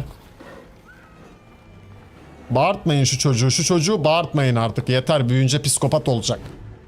Yeter. Ağlatıp ağlatıp duruyorsunuz. Cimer'e şikayet edeceğim en sonunda. Yazık, günah ya. Vallahi billahi çağıracağım çocuk korumayı, aile ve şey bakanına, sosyal bilmem ne bakanına şikayet edeceğim size. Bu ne ya? Ya bu ne? Ben bağlamayı niye bulamıyorum ama? Çünkü bağlama Envil'den yapılıyordu. Evet. Bir tane bağlama da yapalım giderken. Max Comfort 250 puan. Ne? Niye 25 gösteriyor peki o? 250 ise. May your will be half as strong as my work. Şundan ver 2 tane.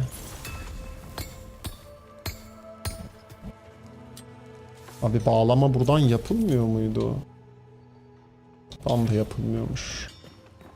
Şeyden mi o zaman acaba? O level 1 mi? Nasıl yani level 1? Comfort 25'e ulaşınca level atlıyor, daha devam mı ediyorsun? Ne? What? What? Ne? Oğlum kim uğraşacak onunla la? Kim uğraşacak lan onunla? Mimar Selim olacağız anasını satayım ya. Mimar Selim olmak da yetmeyecek ki, Mimar Sinan olmamız gerekecek anasını satayım. What the fuck? Abi. Ne yapacağız? Nasıl yapacağız o işi? Akıl fikir verin abi o zaman. O zaman dur. Şuraya hemen şundan fırlat bir tane. Bak çok güzel boşluk. Aynen. Ki çocuklar çıkmasın oraya. Hop 5 puanı aldık. 2 veriyor normalde. Bak. Ne yaptık? Buradan geçişi bloklamış olduk. Bak. Bak. Evet 50'ye çıktı şimdi. Allah kahretmesin ya. Simple dinner table'ımızı alalım. Şöyle koyalım şeyin karşısına o zaman. Madem öyle. Şu ateşin çok da dibinde olmasın. Bu 3 puan verdi. 3 puan veriyorsa kötü bir yere koyduk demek oluyor. Daha iyi nereye koyabiliriz? Burası mesela. Yine 3 puan verdi. Nereye koyacağım daha ya? Al buraya koyayım. Yine 3 puan veriyor. Bilemedim. Mesela bu her türlü 5 mi verecek peki? Buraya koydum 5 verdi. Alayım mesela. Al buraya koyayım. Yine 5 verdi. Bu 5 puan vermiyor ama. Artı 2 veriyor. Nasıl ya? Allah Allah. Allah Allah. Bir çıtır mindfuck oldum.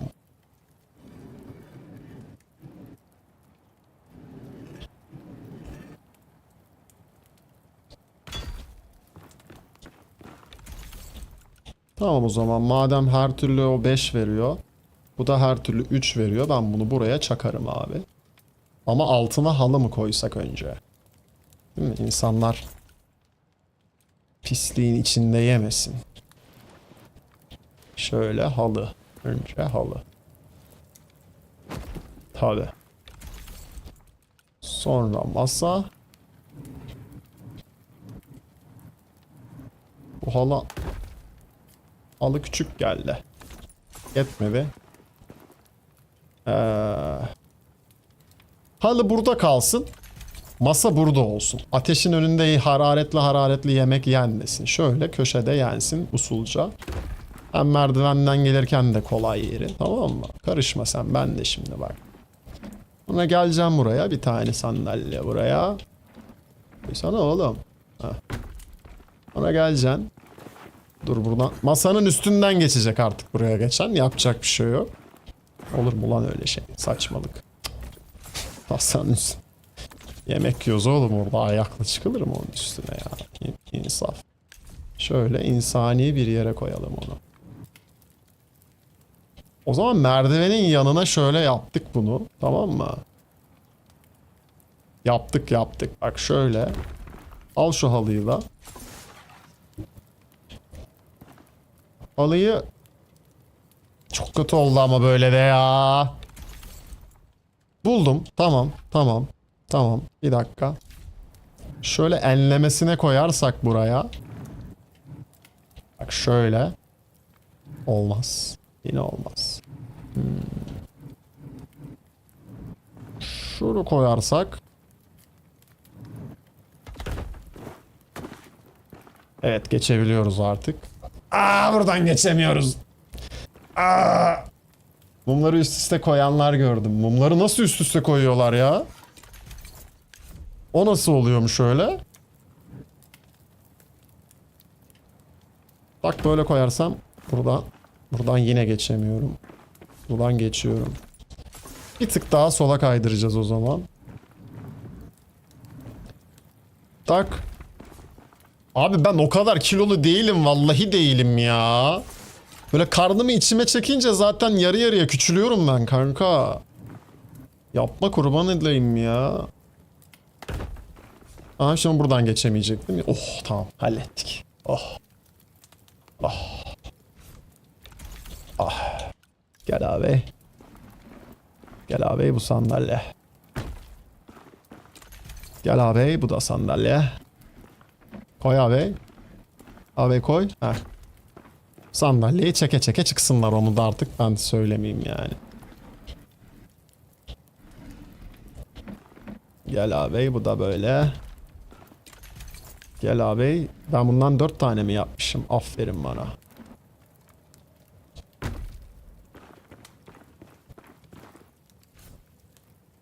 Şimdi ne yapacağız biliyor musun? Diğer 2 taneyi buraya koymayacağız. Niye?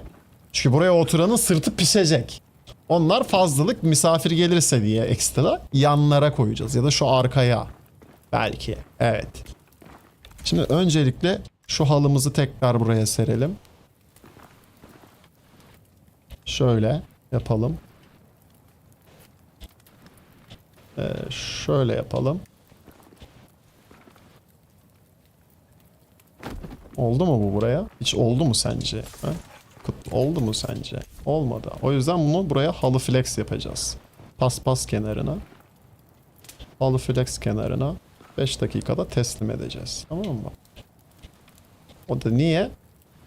Nimet yenecek burada yani. Yazıktır, günahtır. Yere dökülmesin. Halıya dökülsün. Süpür.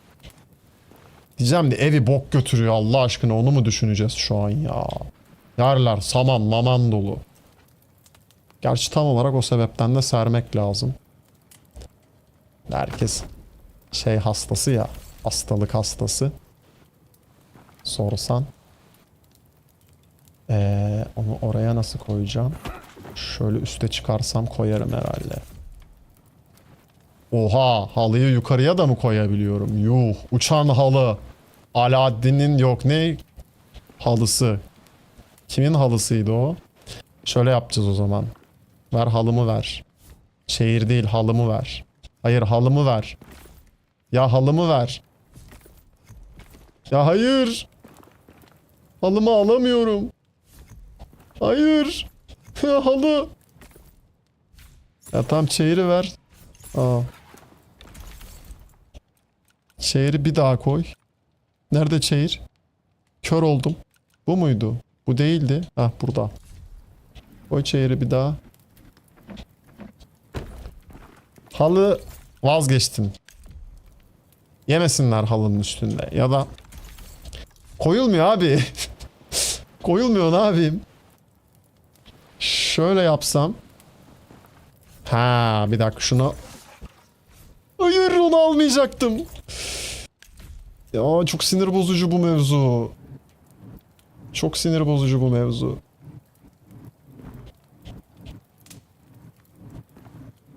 Hah. Hah. Geçebiliyorum değil mi hala?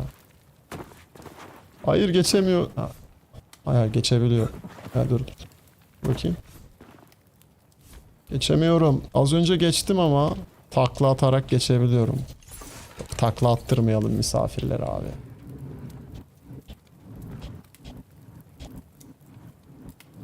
Hadi. Hadi. Ah. Heh. Hayır ya. Ya hayır, Testo Taylan ya.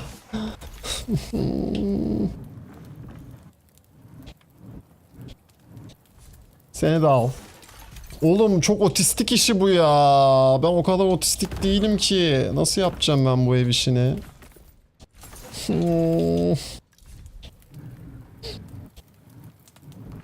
Bana acilen bir eş.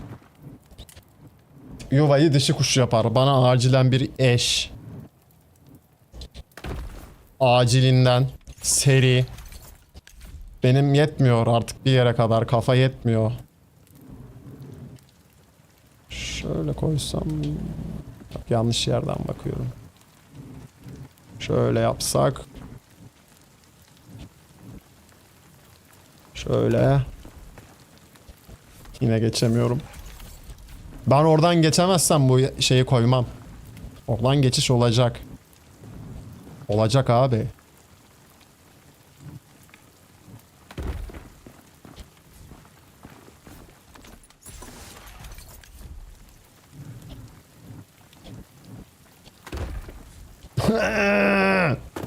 Ekmek de var sofrada, tövbe tövbe.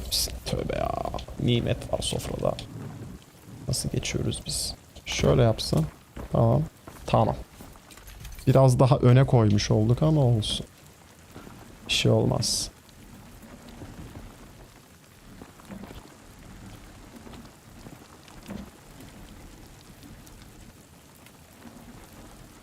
Bu oraya. Bu böyle.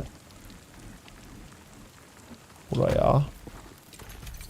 Bu böyle. Buraya.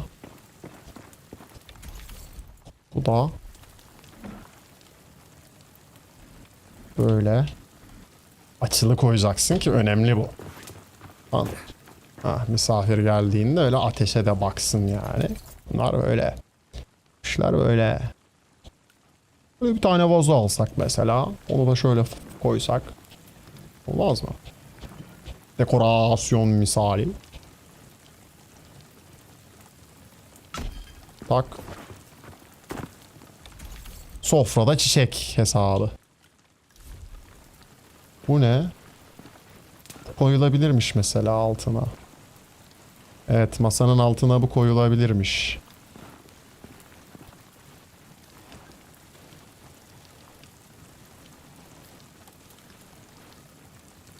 Şöyle 3 tane arka arkaya dizsek peki bundan. O şekil işler mi? Bence işler.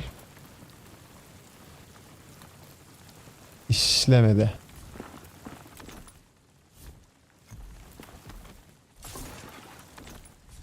İşlemedi.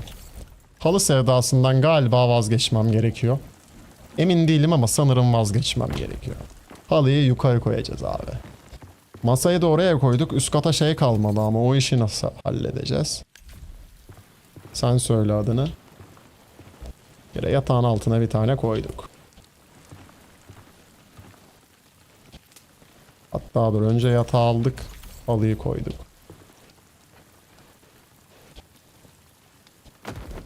Sonra yatağa koyduk. Bunun başı nere? Bura.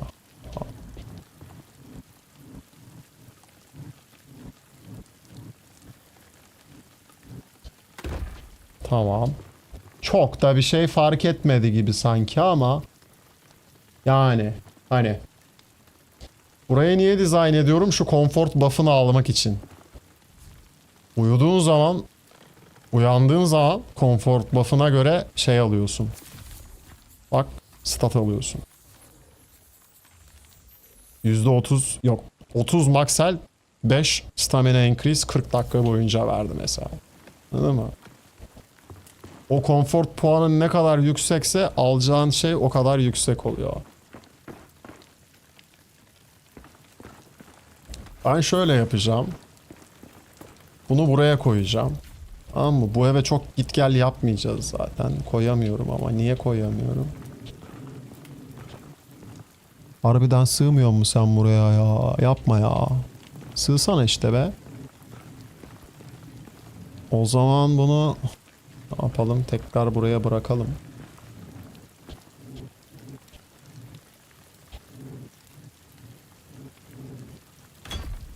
Yatağa bu kata bir tane daha yatak koymak istiyorum. O zaman şöyle yapıyoruz agalar bak. Tamam. Biz zaten bekar adamız, tamam. Bizim misafirimiz gelse bir kişi gelir, 2 kişi gelir, 4 kişi öyle 4 kişi gelmez öyle, tamam mı? Öyle bir dünya yok abi. O yüzden geliyorsun yatağını da şuraya atıyorsun, tamam mı? Mis gibi bak, tam yataklık burası. Gel abi.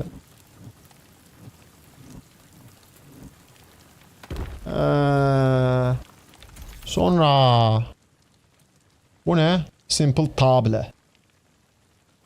Nasıl bir table bu? Tamam, bunu da geliyorsun buraya koyuyorsun. Tamam mı? Çalışma masası misali şekli. Çok şey yapma ama şöyle koyalım. Korkuluğun devamı gibi hani. Yıkıyor. Öyle düşün. Arkasına bir tane bundan olsun, bu daha rahat duruyor. Bir tane şundan koyuyorsun. Tamam mı? Sit. Sit. Sit. Yazı çıkıyor. Az önce çıkıyordu. Şimdi çıkmıyor. Sit. Bak. Birazcık daha arkaya koyacağız o zaman.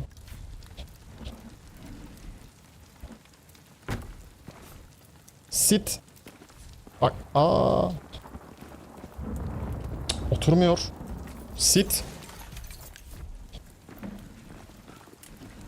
İlla iyice gerisine mi koyayım? Al. Abi. He. Böyle oturup düşünelim sabaha kadar.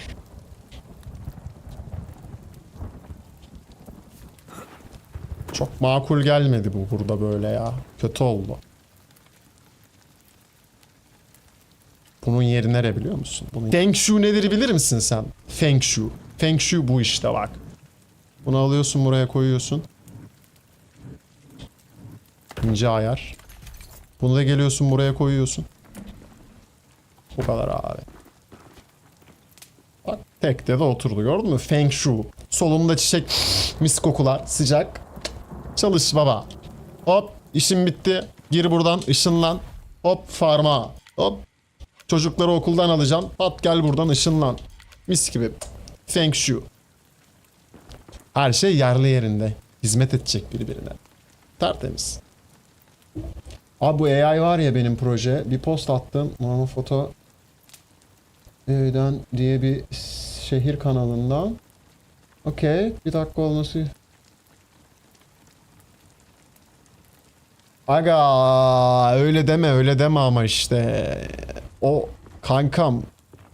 Onu konuşuruz yayın dışı. Onu ben sana anlatırım yayın dışı. Öyle salınca olmuyor kanka o işleri bir anda işte. Salmayacaksın. Sabır göstereceksin. Maalesef. Böyle. Maalesef. Ama o sabrı göstermeden olmuyor. Bu ne şimdi? Kuş şey mi bu?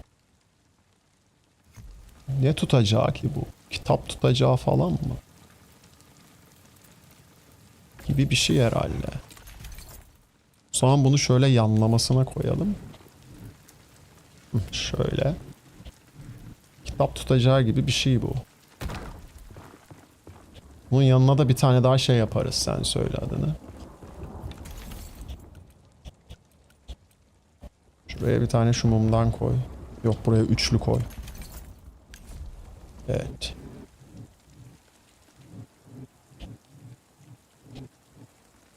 Tak. Gidelim şimdi şu kral tahtından basalım birkaç tane daha.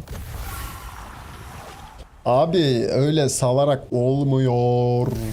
Anlatacağım ben sana hepsini. Hiç o triplere girme yani. O triplere hiç girmem. AI olsun olmasın bu arada. Ne yapıyorsan yap. Ya sosyal medyada herhangi bir içerik üretiyorsan abi kafadan 6 ay ila 1 yılını gözden çıkaracaksın yaptığın içerik ne olursa olsun. Bir ivme yakalayabilmek için. Çünkü hiçbir sosyal medya hesabı 3 günde 5 günde 1 ayda patlamıyor. Patlamadı, patlamayacak daha. Maalesef.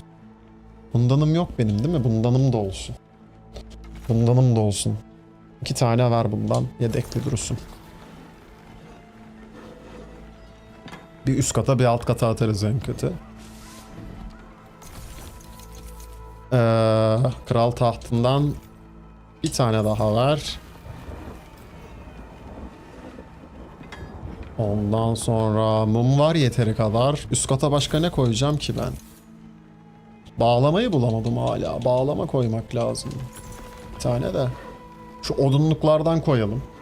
Onlar da lazım. Onlar da iyi. Gider. Var mıydı ama üstümde bir bakayım. Varsa fazladan basmayayım. Hiç yok. Ha bir tane var. Short bench var. Simple'ından ver bir tane. Bir tane de natural ver.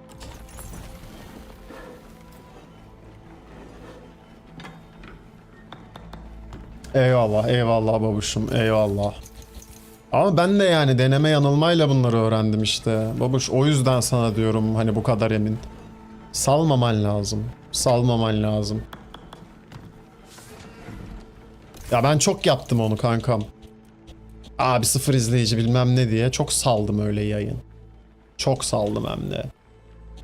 Ama bir yere varılmıyor yani sala sala. Bir tane simple chair ver ya da 2 tane ver. Yatağın yanına bir tane atarız uyanınca üstüne oturmalık. Ondan sonracıma...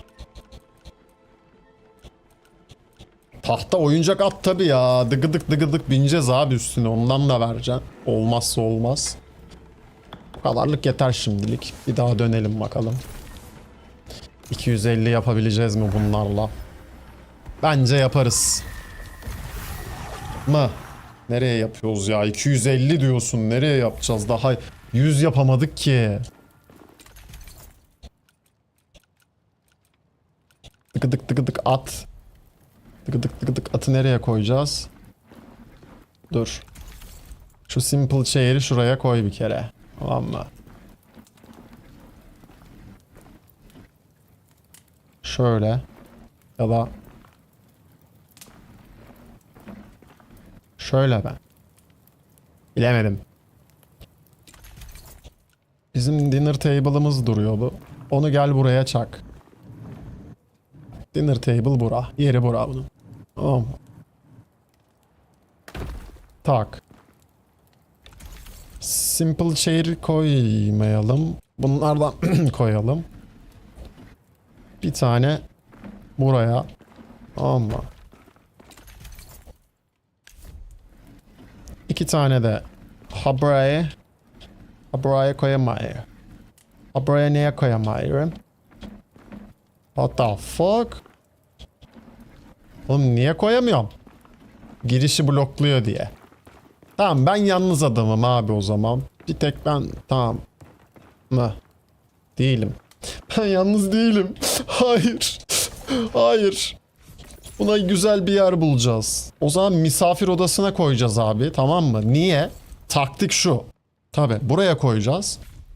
Misafir geldi. Çok uykucu. Uyanmıyor bir türlü. Geleceğim buraya zangır zangır kahvaltı sofrasını bir kuracaksın. Bak bakayım nasıl uyanacak o zaman mecburen. Anladın mı? Taktik bu. Ama şöyle ateşe karşı ortalayalım. Tabi. Tabi oğlum taktik bu. Hadi yiyorsa uyanma şimdi. Kızarmış ekmek kokuları, yağlı yağlı sucuk kokuları burnuna gelirken hadi bakayım uyanma yiyorsa hesabı, anladın mı? Öyleli yani.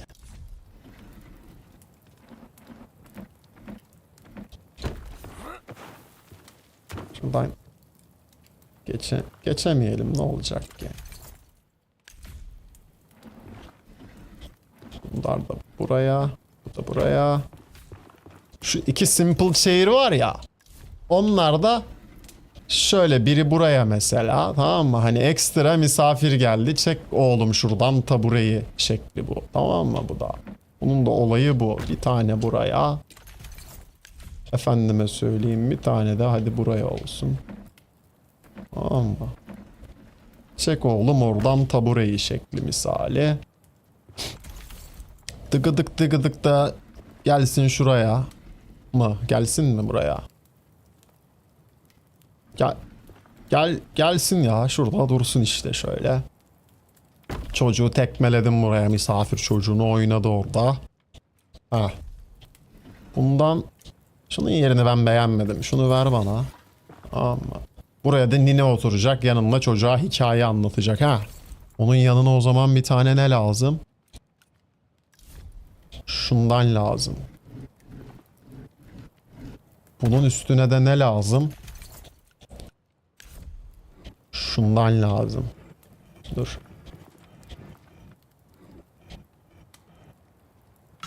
Bak 4 puanı indirdikçe be güzel. Ondan sonra şuraya bir tane halı. Şöyle. Tamam mı? Burası böyle bir köşe. Çat. Güzel. Cix. Ondan sonra mum. Çok mum var ama. Aşağıya bakalım, birazcık aşağı mum koyabiliriz. Evet.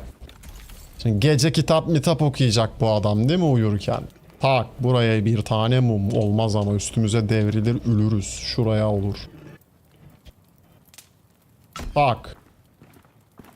Da şöminenin yanında mum ne alaka? Bak buraya lazım. Niye? Çünkü burası karanlık abi. Bak bu köşeye bir mum. Çak. Bak verdi 3 puan. Mis. Zaten 3 puan veriyorduk abi. 2 veriyormuş. 1 puan fazladan verdi. Güzel. Güzel. Başka. Dolaplar. Buraya. Tabii ki başka nereye olacak? Şunun yanına daya. Kolonun yanına. Hem de hayat üçgeni. Deprem oldu mu tak. Gel yanına. Altına da bir tane hasır attık mı bunların? Şuraya atabilirim. Atmayalım. Bu hasırı şuraya atalım. Tamam mı? Bu ne biliyor musun bu alan? Manita geldi. Verdin sırtını yatağa. Dur tam koyamadık. Altta hasır halı. Tamam mı? Uzandınız böyle karşılıklı. Yanında çıt ateş çatlıyor. Tamam mı? Buraya çöküyorsun böyle. Oturuyorsun. Yanında manita. Böyle atıyorsun. Çekirdek çitle. Kitap oku. Manita çok ağrıdı beli. Geldi yatağa yattı. Sonra sen de sıkıldın. Aa dedin uyuyormuş, ben de yanına kıvrılayım hesabı. Anladın? Öyle sıcak bir ortam olsun yani. Hani maksat o. Hani Netflix and chill hesabı. Hani öyle bir şey. Bundanımızı da şuraya koyarız, tamam mı? Bu merdiven böyle çok kötü boş durmasın. Sanki ev değilmiş gibi. Bunun üstüne de bir tane de sana sarı laleler aldım çiçek pazarından. Şöyle uca koyalım ki tam düşsün kırılsın, tamam mı? Olmadı zaten, 96 verdi.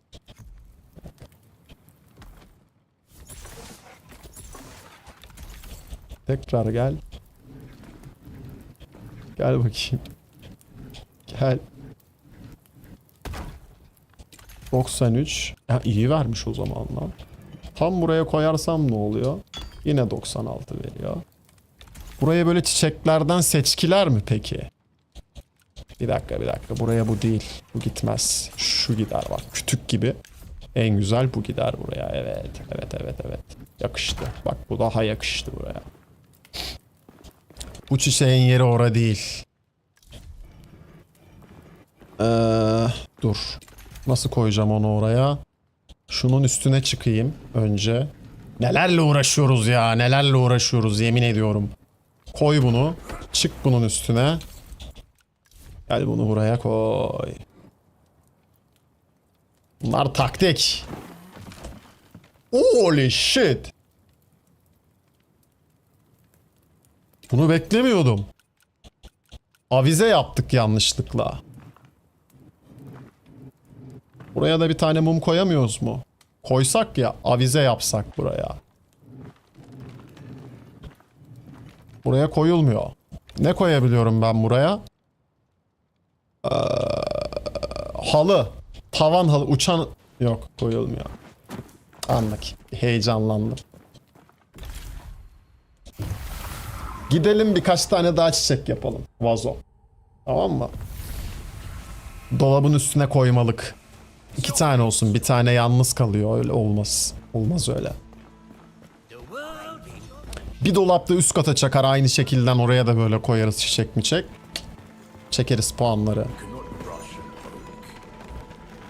Dayı bu harabeden de çık arada bak. Çok fena ev döşüyorum. Bir gün gel ziyaretime. Seversin.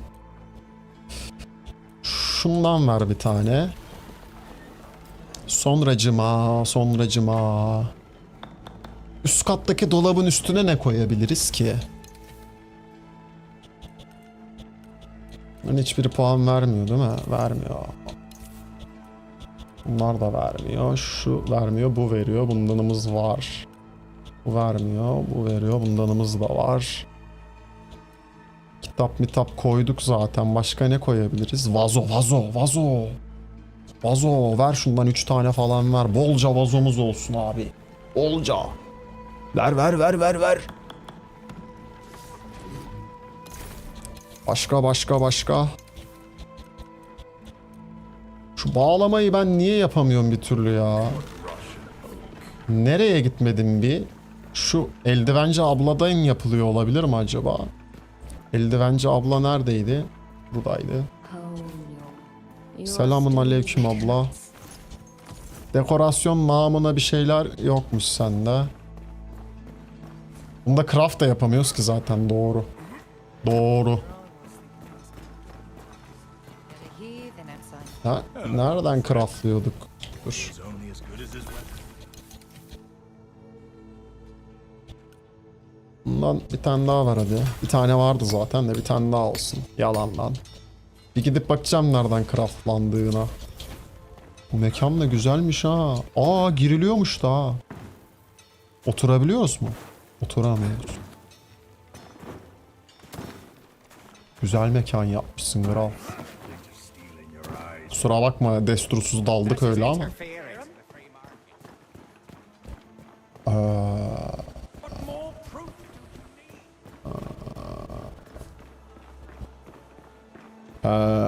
Şuradan bakacağız. Dur. Yanlış tuş. Others. Ben bunu öğrenmemişim ki. Kafamı sıçayım. Öğrenmemişim ki yapayım. Şimdi yapabilirim. Bir tane üst kata misafir eğlensin diye. Bir tane de gizli bir yere koyacağım kendiminki. O antika çünkü. Asıl agroyu misafirler için olandan alacaklar. Onlar böyle kırarsa mırarsa ben buna getiririm. Bu tamir eder. Eski luthier'dir zaten bu herif. 2 tane ver o yüzden. Bir tanesi de benim asıl 7 sülalemden beri gelen antika değeri olan asıl rivayete göre Aşık Veysel'den beri gelen bağlama. Onu gizli bir yere koyacağız. Bakalım nereye koyacağız. Bulacağız. Ona bir yer bulacağız. Çünkü o giderse bir daha yenisinin olmaz. Bulamazsın yenisini. Şimdi şunun yanına şunu da koy. Feng Shui hesabı.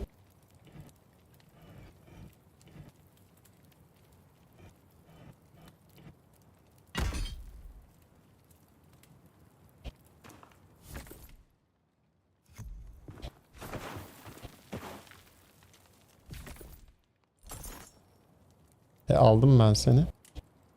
Niye gitmedin? Şıkınk diye sesi geldi. Aldım ben vazoyu. Hah. Bunu da al. Kötü durdu burada. Kolonun üstünde kötü durdu kötü. Direkt bir tek bunu koy. Ortala. Tamam mı? Şöyle. Hah. Şunu da şuraya mı dayadık? Mı? Şöyle. Ama yok çok ayaküstü. Düşer devrilir mevrilir bu. Geldi yine botlar. Hayret. Günde 2 kere gelmeye başladılar lan artık. İşleri kesat demek ki lavukların. Bunu şöyle koy bunun yanına. Eğlenir durur burada. Arada alır.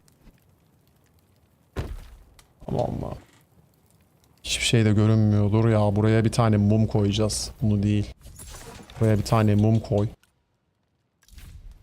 Ama ufak olsun. Tamam mı? Minik böyle. Aynen. Aynen. Sonra.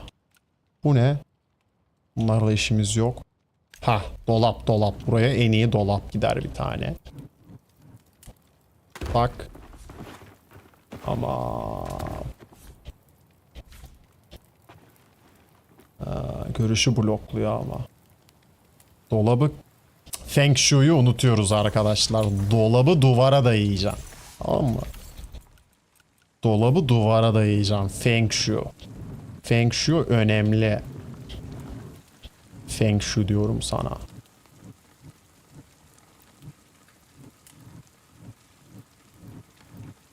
Pat pat. Tamam. Tamam dayadık. Üstüne bir tane de vazo mu dayadık? Boş.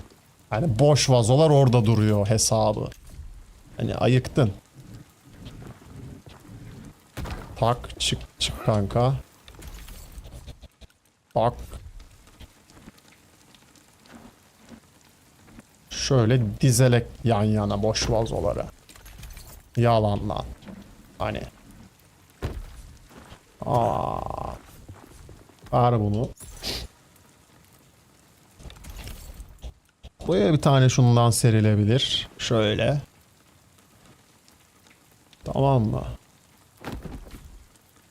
Sonra masamızı alıp buraya koyarız tekrar. Şöyle yapsak. Sonra şundan koyarız bir tane. Ya mantıklı. Bundan koymak mantıklı. Bak. Oturamıyoruz ama. Dur. Oturabilmemiz de lazım ona ya. Bak. Bundan koysak biraz cafcaflı olsa mesela. Evet efendim. Halı çok güzel durmadı gibi burada. Ona bir şekil yapalım.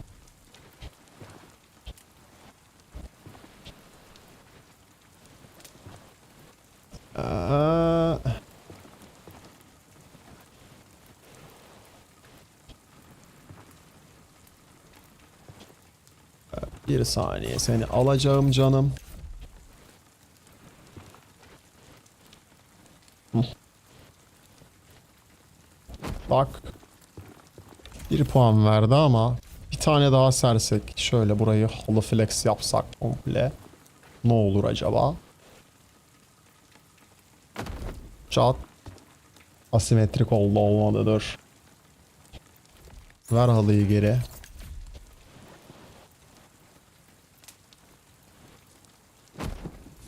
Oğlum asimetrik oluyor ama şeye tam gösteriyor. Şöyle yapacağız o zaman.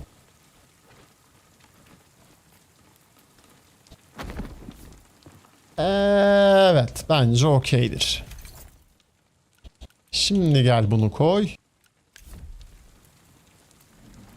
113 oldu bir anda. Okey. Komple halı flex kaplama yapabiliyor muyuz o zaman? Belki de. Çat. 3 puan verdi. Yapılır ha. Da kim uğraşacak lan? Cık. Yapılmaz abi, vazgeçtim. Vazcaydım. 2 tane yeter buraya ya. Yeter abi, adam olana çok bile kim uğraş? Şuraya da bir tane şundan. Yalandan. Ya da nereye? Aa dur, şu son kalanı da buraya. İkişer ikişer. Tamam mı? Oyun alanı ya burası sözde. Tak. Çak abi. Bir kötü durdu ama bir kötü durdu. Onun yerine bunu da buraya mı koyduk? Bilemedim. Çiçeklerin üstüne vazo koyuluyor, puan veriyor. Stekledim biraz ben. Çiçeklerin üstüne. Çok çirkin durur la öyle. Çok çirkin durur be. Abi çok çirkin duruyor. Bu ne? Yan yana koyalım daha iyi.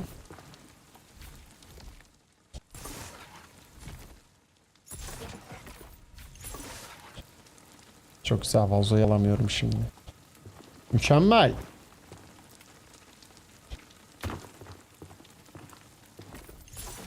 Niye beni böyle bir şeye baitledin ki şimdi? Nasıl alacağım ben bunu geri? Alamıyorum. Bu var. Alınmıyor. Hayalet oldu vazo. Hı.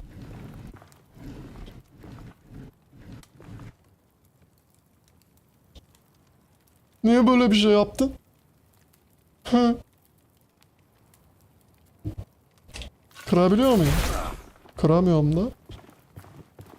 Vermiyor vazomu. Hayalet vazo oldu. Ne yapacağız abi? Altına tekrar bir şey koyabiliyor muyum bari? Öyle koysak.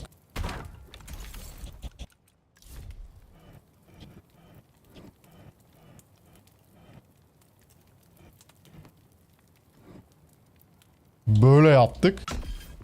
Mimari bir şey. Sit or pick it up. Lan bunlar oturmalık mıymış? Allah Allah. Ben bunları masa diye kullanıyordum. Oturuyormuşuz bunlara. Nasıl ya? Oturmuyor ama benim çar. Yok. Şunu elden çıkaralım. Şunu şöyle koyalım. Çalmak isteyen yanına oturur hesabı. Ama ben az siktir diğer vazoyu da alamıyorum artık.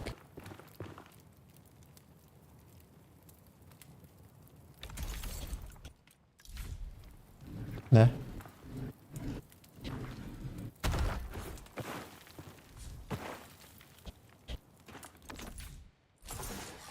Tamam, bunu aldık. Hayır, vazo idi o. Üstündeyim diye almıyor. Fuck. Fuck. Nasıl alacağız abi?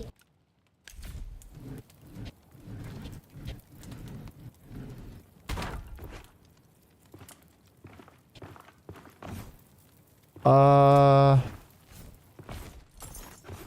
Aa. Spamlıyorum tuşu şu an, alma tuşunu. Alamıyorum. Çok güzel. Artık büyülü bir vazomuz var burada. O zaman tek kalmasın abi bu büyülü vazo.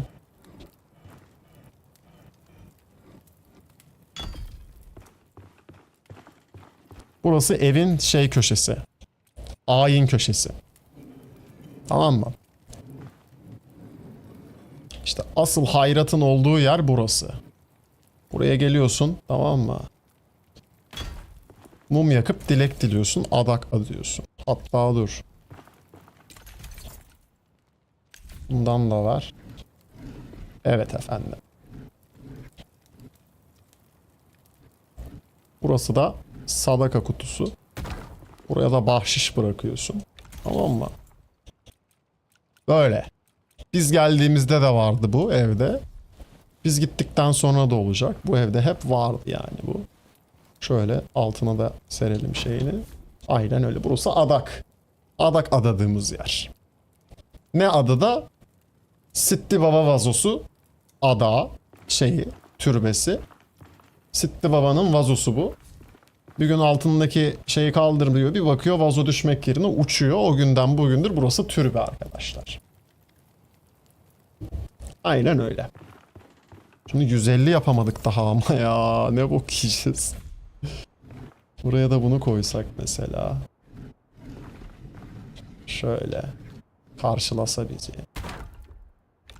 Üstüne de bunu atsak. Şöyle. Sonra buraya da şöyle bir şunu sersek. Yalan lan. Hiçbir boka yaramadı. Ha. Oyuncağımız vardı, dur. Onları unutmayalım. Bu buraya. Ondan sonracığıma. Şu da türbenin etrafında yaşlılar gelirse falan otursun diye. Tamam mı? 5 puan verdi. Güzel. Bir tane de buraya koyalım o zaman. Bir 5 puan da buradan gömçürelim. Burada da muavin otursun. 5 puan vermedi. Bu niye vermedi? Ama bu niye 5 puan verdi? Allah Allah.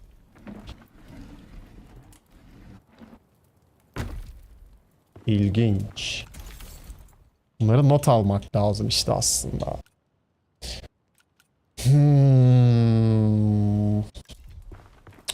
Aşağı doğru gidelim. Burada ışıklandırılması gereken bir yerler var. Aha, bu kalmış burada fazladan. Var mı? Yok. Şundan şuraya koymalı mı? Koymalı gibi. Yer var sonuçta ama koyabiliyorduk, koyamadık.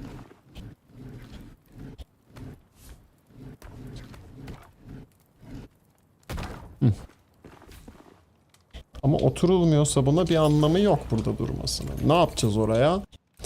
Altına halı koyalım buranın. Belki puan verir mi? Güzel bir.